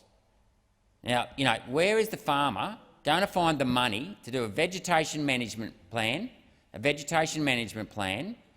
and be able to sleep at night knowing that they're not going to be fined $200,000? Because we have vegetation management laws in Queensland as well that stop the farmers from pulling down mulga and all this sort of stuff. If they knew anything about mulga, you've got to pull the stuff down so that you open up the soil so when it rains, the water falls into the ground and not over the top of it. And anyone who's from mulga country knows that if you actually pull some mulga, after it rains, the grass, where does it grow? Under the mulga tree, under the fallen mulga tree. And what we've got now is we've got fully grown mulga, because mulga is quite a fast-growing tree. It grows out after 25 years. So it's not actually sucking up any carbon at all. All it's doing is becoming one big fire hazard. And let's not start on, you know, clearing national parks and forests, and that's something I can speak with from a great deal of authority because our family's property is right next door to a national park. And of course, what comes through from the national park all the time? Feral goats, feral pigs, feral dogs. You know, is the state government looking after our national parks? Of course not. But you don't need to go to Western Queensland to see that. You've only got to go up to Mount Glorious in Brisbane, up the road from Stanford, and you'll see all of this lantana everywhere. You won't see lantana on private property, but you'll see lantana all over the national parks. And why is that? Because Labor always talk the talk, but never walk the walk. Never walk the walk. And you know, the thing is, when it comes to this live exports, what does live exports do? Where does it go to?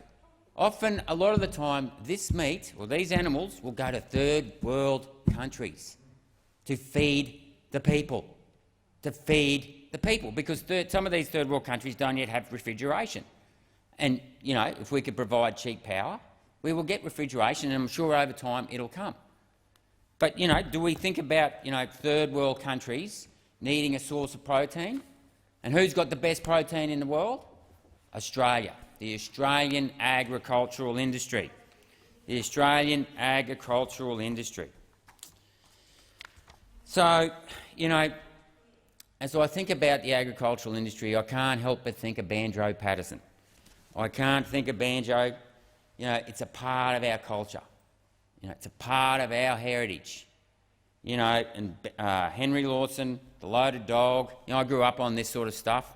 You know, you ought to talk to the Queensland member for Callide. He's the great poet, Colin Boyce. He can go on and on and on, talk bush poetry, and it's always about the cattle and the sheep and our agricultural sector. And you may scoff there, Senator Billick, but we know, you know, I'll take that interjection.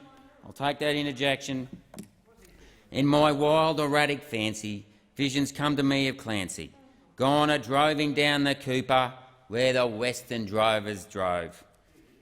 And the stock are slowly stringing, Clancy rides behind them singing. For the drover's life has pleasures that the townsfolk never know.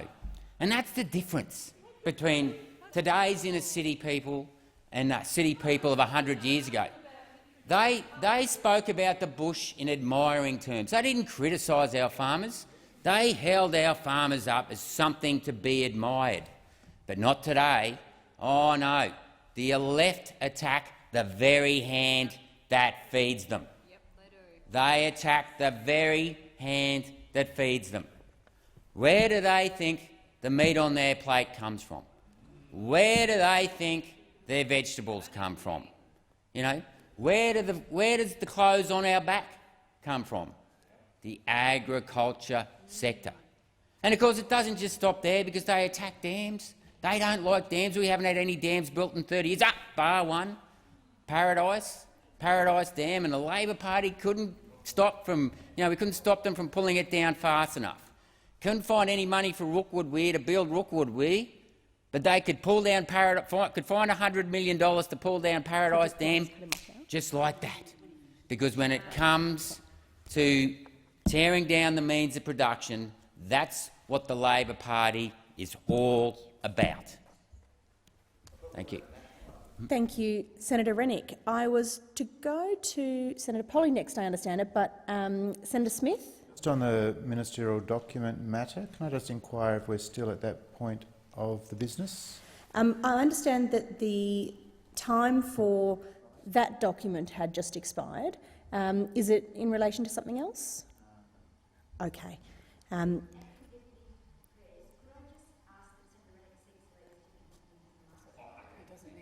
He doesn't need to do that because we've reached the end of the time for it, but thank you very much. That's thoughtful, Senator Siewert. The Senate will now proceed to the consideration of general business, and I understand Senator Polley is next. I call the clerk. General business notice of motion 755, standing in the name of Senator Keneally. Thank you, Madam Acting Deputy President.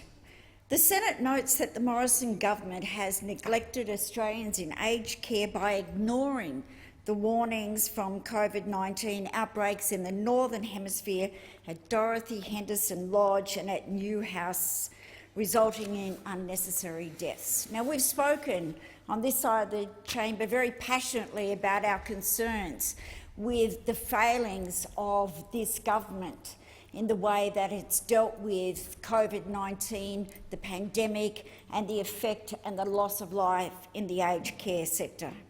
But I think after this morning when the Senate required the minister to confront the Senate and to address his failings, the fact after he gave his address to the Senate, which in no way reassured any of us, let alone the Australian people, to have any more faith in this minister, what he did was he just turned his back and left the chamber. Instead of staying in this chamber and listening to the debate, to at least acknowledge the amount of, in excess of 360 older Australians in residential care that have died through his failings, he left the chamber.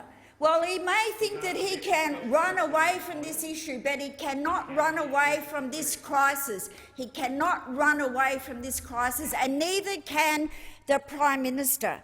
Let's put a bit of context into this debate, shall we? When elected 7 years ago, the Abbott government, from the outset, failed to build on the provisions that was already laid out with the building a new foundation for aged care. After years of consultation with the then opposition, the former Cabinet Minister, Mark Butler, laid out the foundations for living better, living longer. And he had worked with the opposition at that time in a unified way with the sector to bring about those changes. The unfortunate thing is that after we lost government, the incoming Liberal government under Mr Abbott, what we've seen is a churn of inadequate, uncaring, disinterested ministers given the portfolio responsibility of aged care. Going back to Minister Andrews, Fifield, Morrison himself, Lay, Wyatt, Hunt, and now Colbeck. The sad thing is, the very, very sad thing is that none of the Liberal Prime Ministers, whether it was Mr Abbott, Turnbull or now Morrison, have given aged care, the Senator decency... Senator Polley, please resume your seat. On the point of order, Senator Duniam. Yes, a point of order. Senator Polley's been here long enough to know that when referring to occupants of this place here or the other place, we should... And ministers, did you? Right. So I would just ask that Senator Polley address people with their appropriate title. I think that's a good opportunity to remind everybody of the rules. Thank you very much, Senator Polley. Deputy Please President, continue. but I did actually use, if you go back and check Hansard, Prime Ministers Abbott, Turnbull and Morrison. Each one of them failed to give the priority of aged care by having a minister in the cabinet. This is an area of huge responsibility. We're an ageing nation, and Senator Colbeck, Minister for Aged Care, comes from my home state of Tasmania, and we have the fastest ageing, highest amount of people in this country, followed by South Australia. So he should know very well the challenges ahead of this nation when it comes to aged care and the amount of funding and resource that is needed. But let's go back to what happened in 2013 when the then Prime Minister Abbott came to office. He cut $1.2 billion, the workforce supplement, to 350,000 aged care workers. Wait for it, 18 days after being elected. 18 days. That's a priority of the Liberals when it comes to aged care. But then let's just go on to 2014. The Abbott government guaranteed there would be a workforce strategy. But guess what? In 2016, the Department of Health confirmed there had been no movement in the development of a strategy. 2017, Minister White appoints Professor Payles to the chair, the Workforce Task Force. And what did that task force bring down? 14 recommendations in relation to the workforce. And what action has this government done? None of them. None of them. So when the Prime Minister says there was no warnings of the challenges when it comes to the pandemic and the effect on the aged care sector, it was nonsense, absolute nonsense. There has been warnings from the sector. There's been warnings from the unions. His own task force has warned them. We've seen the same thing day in, day out of the Aged Care Royal Commission, which this government, this Prime Minister, called into their own failings. But let's talk a little bit, shall I, about the Royal Commission into aged care. We have the loss of life in this sector. We have the enormous amount of stress that's been placed on those people who work in aged care. We know already that there's not nationalised standard of training. We know they're under-resourced. We know we need a much larger workforce. But what happened around this country when the Royal Commission into Aged Care was called was those workers going in to businesses after they finished their shift with their uniform on were spat on and abused on our trains, in our trams and our buses around this country. That's how those workers were treated when there was a Royal Commission called into this sector. That was totally unacceptable. And what we've seen now is this government trying to shift the blame as to what's happening into aged care. They don't want to accept any responsibility for it. Well, I'm sorry, but when it comes to being a Minister of the Crown and to being Prime Minister of this country, and it comes to aged care, it's Minister Colbeck where the buck stops with him and the Prime Minister.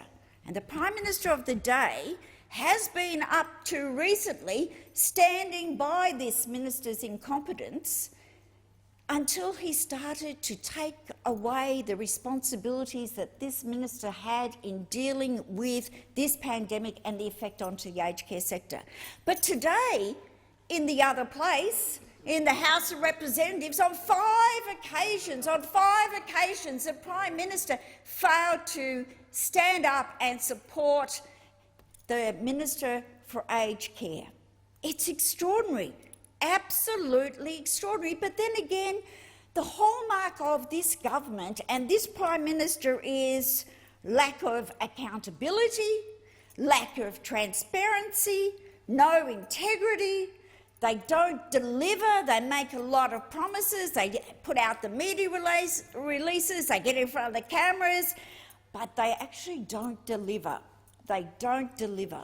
And they do not take any responsibility. It's always someone else's fault. The minister today kept saying that it's Labor's fault, we're playing politics. Well, I and people on this side of the chamber will never apologise for standing up for the most vulnerable people in this country.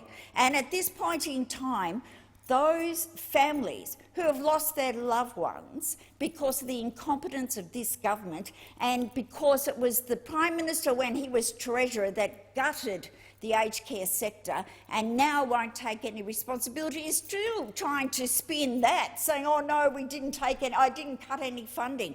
Nonsense. Your budget papers reflect exactly that.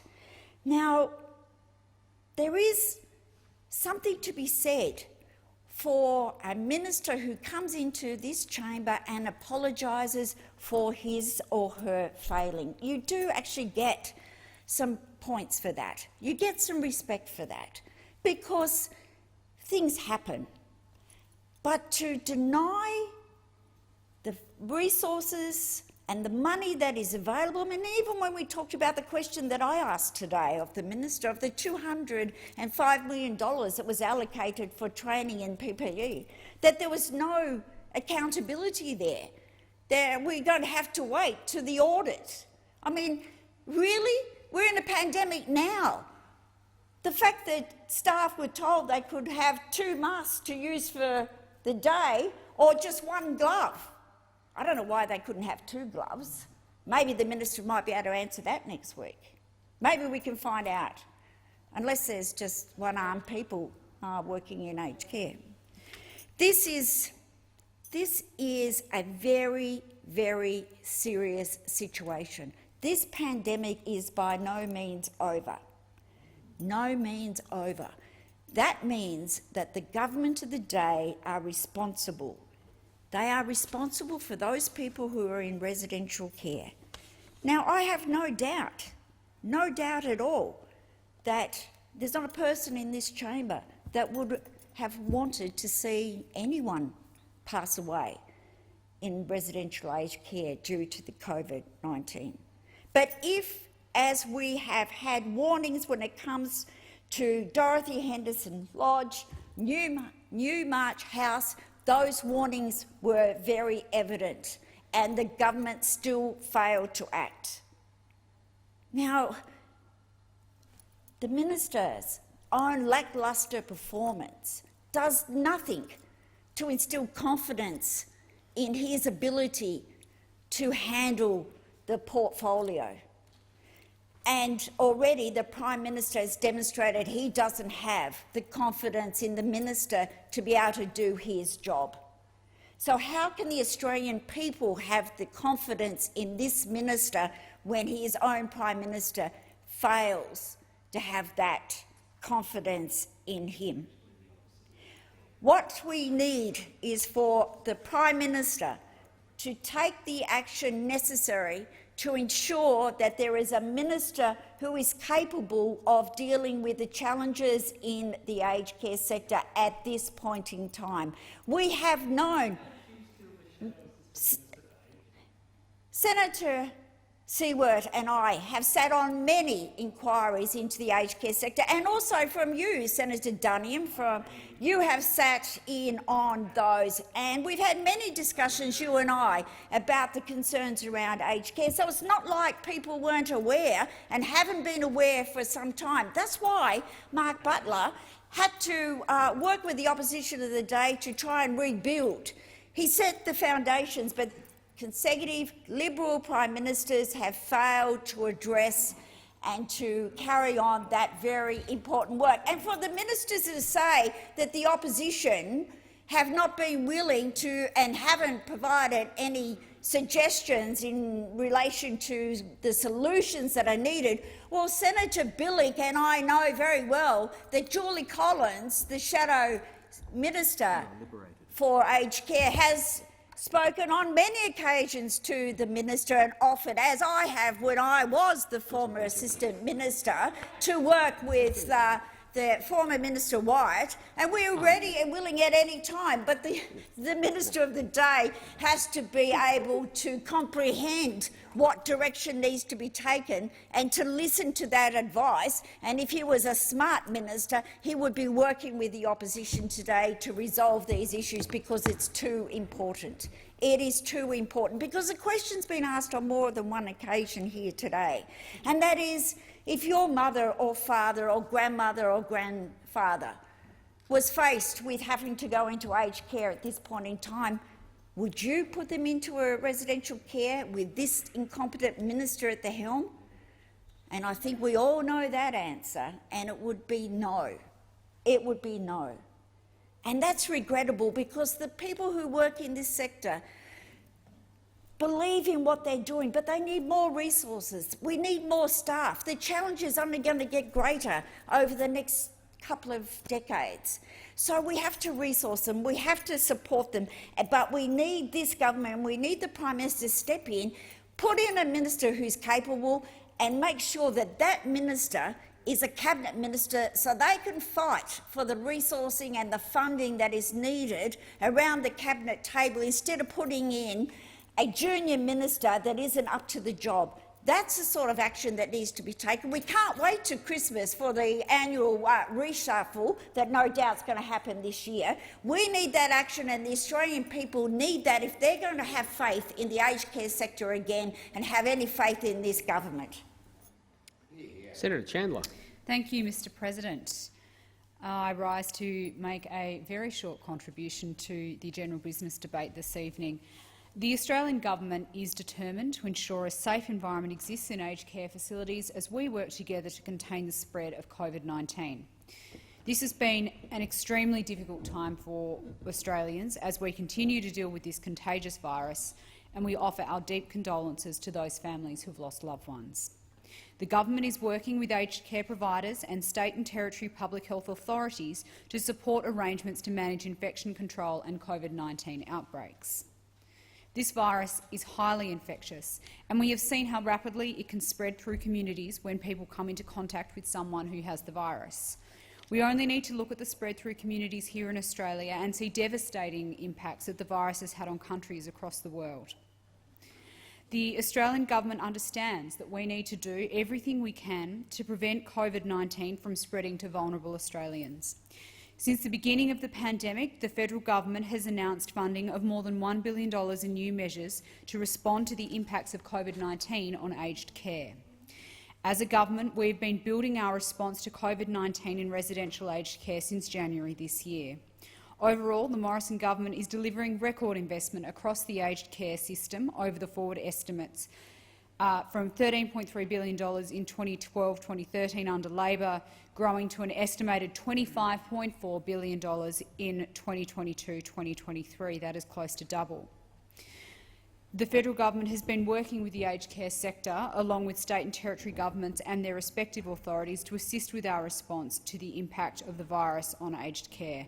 And importantly, we are incorporating learnings not only from our own country's experience, but also looking at what's happening overseas. So as long as community transmission is occurring in Australia, we will continue to face significant challenges in aged care, and we will continue to do everything we can to stop the spread and protect old Australians. Thank you.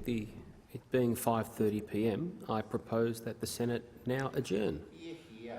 call Senator McGrath. Thank you, Mr. President.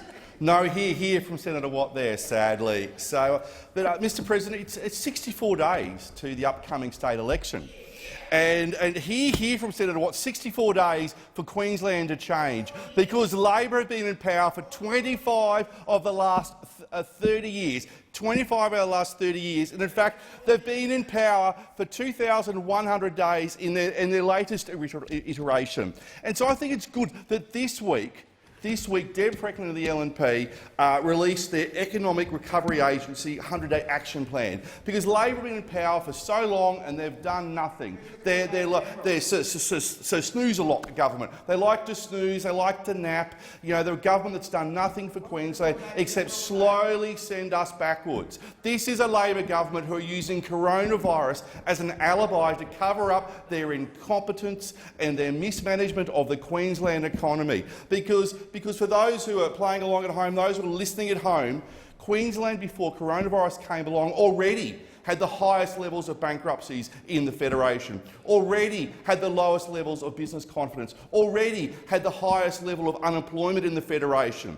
And that is because of the economic mismanagement of Senator Watt's mates in George Street. You know, we've got that wonderful Treasurer Trad, who's very, very good at making sure that things happen close to properties that she had bought. This is former Minister Trad, who's now hiding in a doona in her place, waiting for the Greens to take her seat. But I'll take you through in the remaining time that I have, Mr. President, in relation to what the LNP are going to do as part of their plan to get Queensland moving again, their 100-day action plan. First of all, we're going to deliver the Bradfield scheme. This is Bradfield 2.0. So we're going to catch all those metres of rain that falls up in the far north, and we're going to turn parts of Queensland where there is limited rain but really, really good dirt, really, really good soil, we're going to turn that into the food bowls. We're going to set up the Queensland Dam Company, because we know you've got to build dams in Queensland. We've got all this rain, it goes out to sea, it gets flushed out to sea, and nothing good comes about it. And talking about flushing out to sea, let's talk about Paradise Dam, because Labor in Queensland are not only not building dams, the one dam that has been built in the last 20 years is Paradise Dam, and they're actually taking it down. And what they did was, in the middle of a drought, and you won't believe this for those who are listening, in the middle of the drought, they flushed the water out to sea. And now, I know, exactly.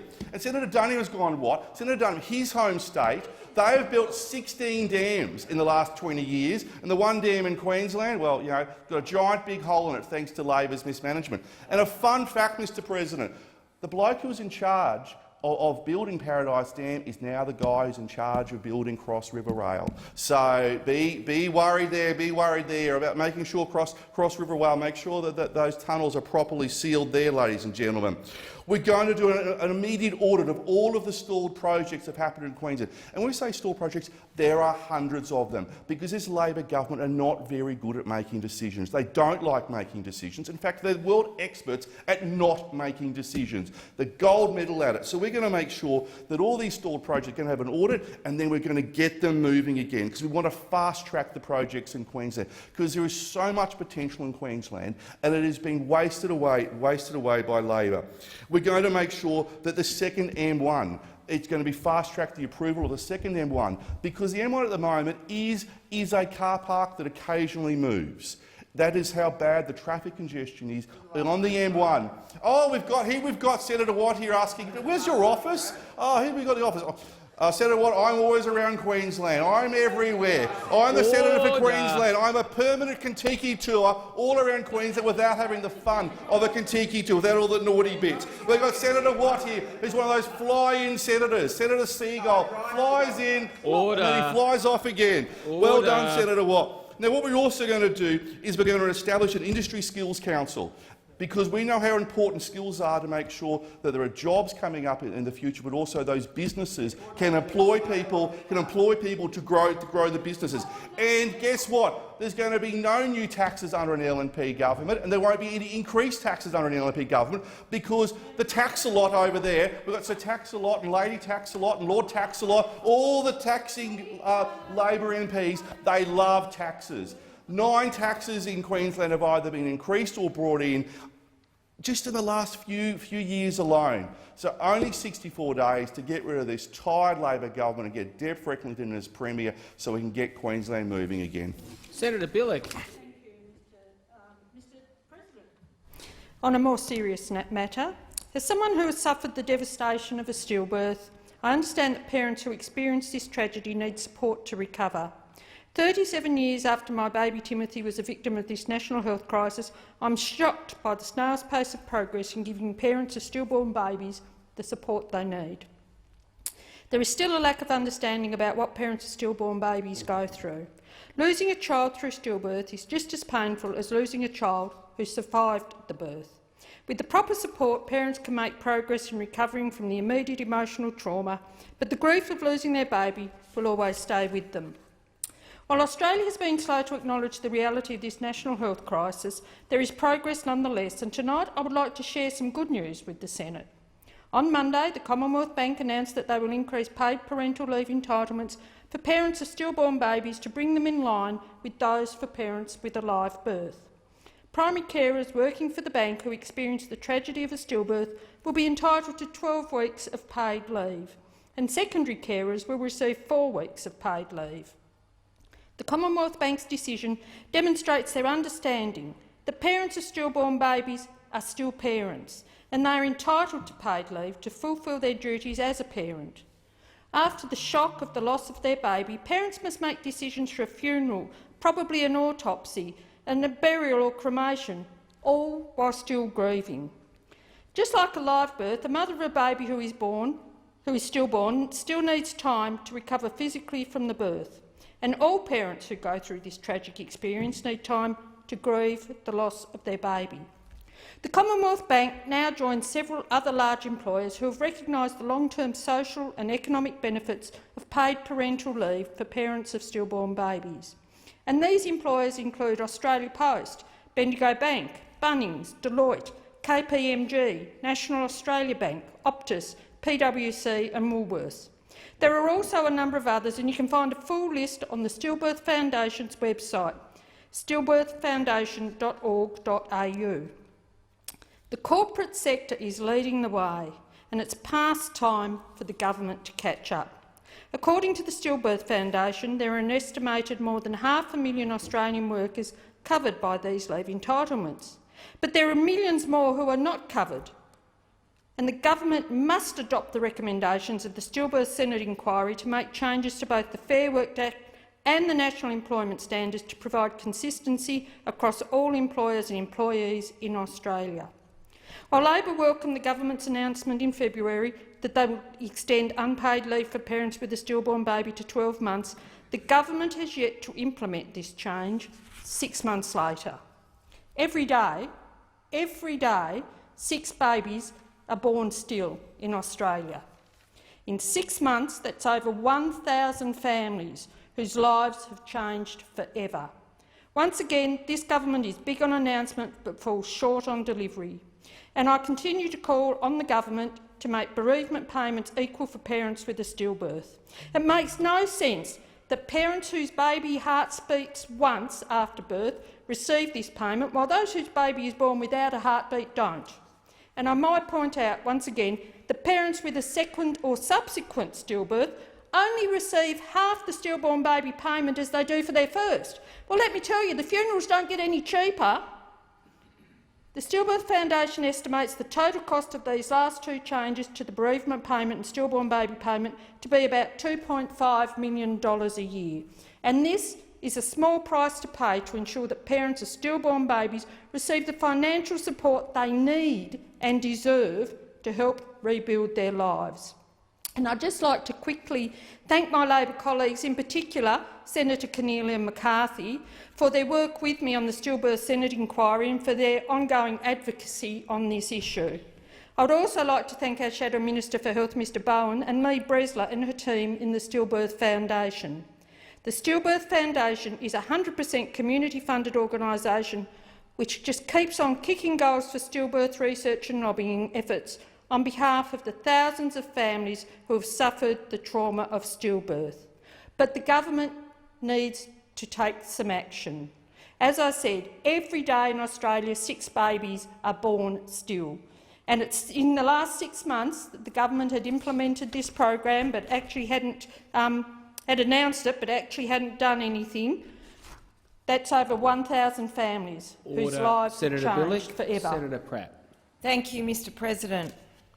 In this difficult and challenging year, as my friends in Melbourne endure the hardest of winters, my friends in Sydney are daily advised of a list of places whose visitors must get tested and self-isolate. Our lives, for most in Western Australia, are close to normal. And they are close to normal because our state government, Mark McGowan's government, took early and decisive action to protect the people of WA and closed our borders. Closed our borders against the wishes of the Morrison government. In fact, the Morrison government joined forces with Clive Palmer in a legal action to force Western Australia's borders open. Joining forces with Clive Palmer. It's a phrase that never should be used about any government. Clive Palmer is a hypocrite, a narcissist, an egomaniac and a threat to our nation's democracy. He is a shifty businessman who lists litigation as a hobby. Clive Palmer also recently dismissed the coronavirus as a media beat-up. This is a man facing charges for fraud and dishonest use of his position as a company director, accused of by ASIC of illegally funneling millions of dollars into his 2013 election campaign. Charges that carry a 5-year prison term. This is the man that the Morrison government and the Attorney-General Christian Porter, himself a West Australian, threw the entire weight of the Commonwealth's legal resources behind. Then, only after the damage had been done, the Commonwealth tried to back out and wash its hands of the affair. But this week's judgment in the federal court confirms that this government's support in the Clive Palmer case remains on the record, just as this government's opposition to border closures remains on the record. Just as the court confirmed that the border closures have saved lives and kept the state safe. This week, again in the Senate, we've seen Senior Minister WA, Minister Matthias Cormann, talking about open borders, talking about hotspot management right here in the Senate. I have to say, Mr President, if hotspot management is enough and border closures are unnecessary, why? Why did the Liberal Premier of New South Wales close the borders to the people of Victoria? Why? Because you cannot control a pandemic if you don't control the people that bring it in. We've heard a lot from this government about the hardship of border closures. They do cause hardship, it's true. But there would be a lot less hardship, a lot less difficulty for border communities, a lot less distress for people trying to work out how to get back to their homes, their jobs, their families and their loved ones, if we had a consistent planned national system. If the Commonwealth government had stepped up and supported states and territories in putting a system in place right from the beginning, as was necessary, instead of doing everything it could to denigrate the leaders who took that hard but necessary step. This government has done everything in its power to destroy those life-saving protective measures. Those opposite, the government, they might want to forget that they linked arms with Australia's shonkiest businessmen in a full-throated attack on Western Australia, but I can tell you, Mr President, the people of Western Australia will not forget. Senator Seward. Mr President, in all Australian states and territories, kids as young as 10 years old can be sent to prison. I don't know how many times I need to say it in this place, but I'll say it again. Children do not belong in prison. Australia is seriously out of step with the rest of the world, the medical community and human rights standards. Last year, the United Nations Committee on the Rights of the Child recommended 14 years as the minimum age of criminal responsibility. The science shows that children under 14 lack impulse control and have a poorly developed capacity to plan and foresee consequences. Children in grades 4, 5 and 6 do not have the cognitive development to be held criminally responsible for their actions. There are high numbers of kids in our youth justice system, many with mental health issues and cognitive impairment. Research from 2018 found that 9 out of 10 young people in youth detention in my home state of Western Australia were severely impaired in at least one area of brain function. Young children in the justice system also have high rates of pre-existing trauma. Criminalisation and imprisonment only contribute to their pre-existing trauma. Separating children from their families through detention is extremely harmful to the child's health and development. How can we lock up these kids when they don't have the cognitive ability to understand the consequences of their actions? In 2018-19, more than 570 children under 14 years old were placed in juvenile detention. 65% of these children were First Nations children. First Nations children are overrepresented at every stage of the criminal justice system. When Australia locks up children as young as 10, it has a devastating impact on First Nations communities. First Nations children are being stopped by police, put in handcuffs and thrown into cells at up to 43 times the rate of non-Indigenous children in some places. What kind of life are we setting up for these children? Children deserve to be nurtured in their families and communities. Children need to be at school. They need love and support, not handcuffs and prisons. We have a responsibility in this place to do what is in the best interests of children. Raising the age of criminal responsibility will make our communities safer and give kids the best possible chance of a good life. And raising the age of criminal responsibility is in the best interests of all children in Australia, especially First Nations children. I would like to take a moment to commend the community leaders, especially the work that's being done through Change the Record and the NATSLs on their relentless campaign to raise the age. The campaign was increasingly in momentum ahead of the meeting of the Council of Attorney Generals in July. I know how disappointing it was to hear that the Council decided to delay making a decision again on the age of criminal responsibility, this time till 2021. I'm deeply concerned that next time they'll make the decision to delay it another year and then another year. If the Council had decided to raise the age, this would have immediately reduced the over-incarceration of First Nations children by at least 17%. We have missed such an opportunity to make real change. This decision just shows just how out of touch governments across this country are when it comes to this critical issue. Both international and national evidence shows that locking kids up does not keep the community safe or reduce future offending. So why are we doing it, and what should we be doing instead? Firstly, we need to start by raising the age of criminal responsibility to at least 14 years old. The ACT Greens leader Shane Rattenbury paved the way this month by introducing a motion that committed the ACT government to raising the age of criminal responsibility in the ACT. The Legislative Assembly voted in favour of this motion, which is a first for our country. State and territories are now being forced to go alone because the Commonwealth is being too slow to act. Once again, the Commonwealth is failing to show leadership. Australia's juvenile justice system is based on a false economy. The financial burden of keeping young people in prison is huge. In 2017-18, youth detention cost the government more than $509 million. This money would be much better spent in early intervention, prevention and rehabilitation services and programs, which address the underlying causes of criminal behaviour and prevent future offending. Now is our chance to reimagine our justice system by implementing justice reinvestment and diversionary programs. These approaches are much more effective in keeping kids out of the justice system.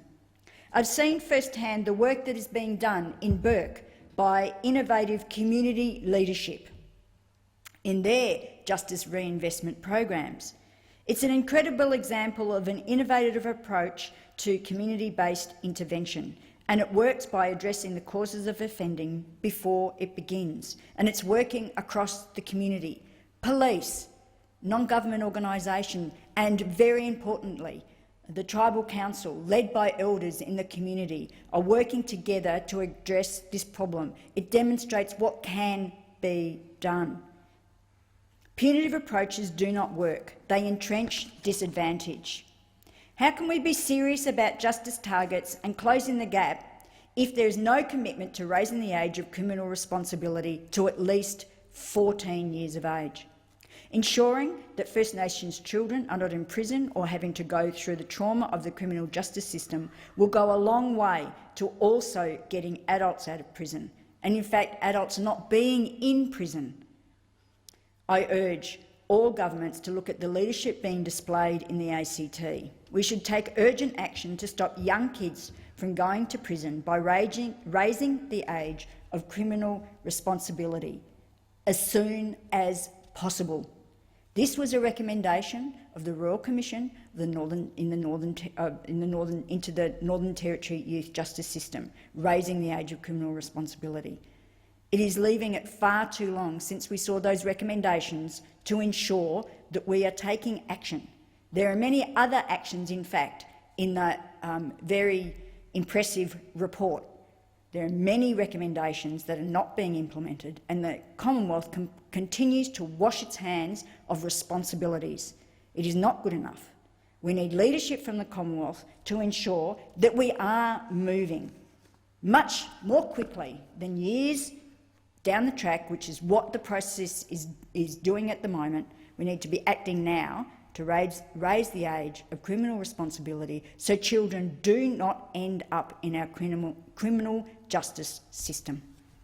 Thank you, Senator Siewert. The Senate stands adjourned and will meet again on Monday, the 31st of August at 10 a.m.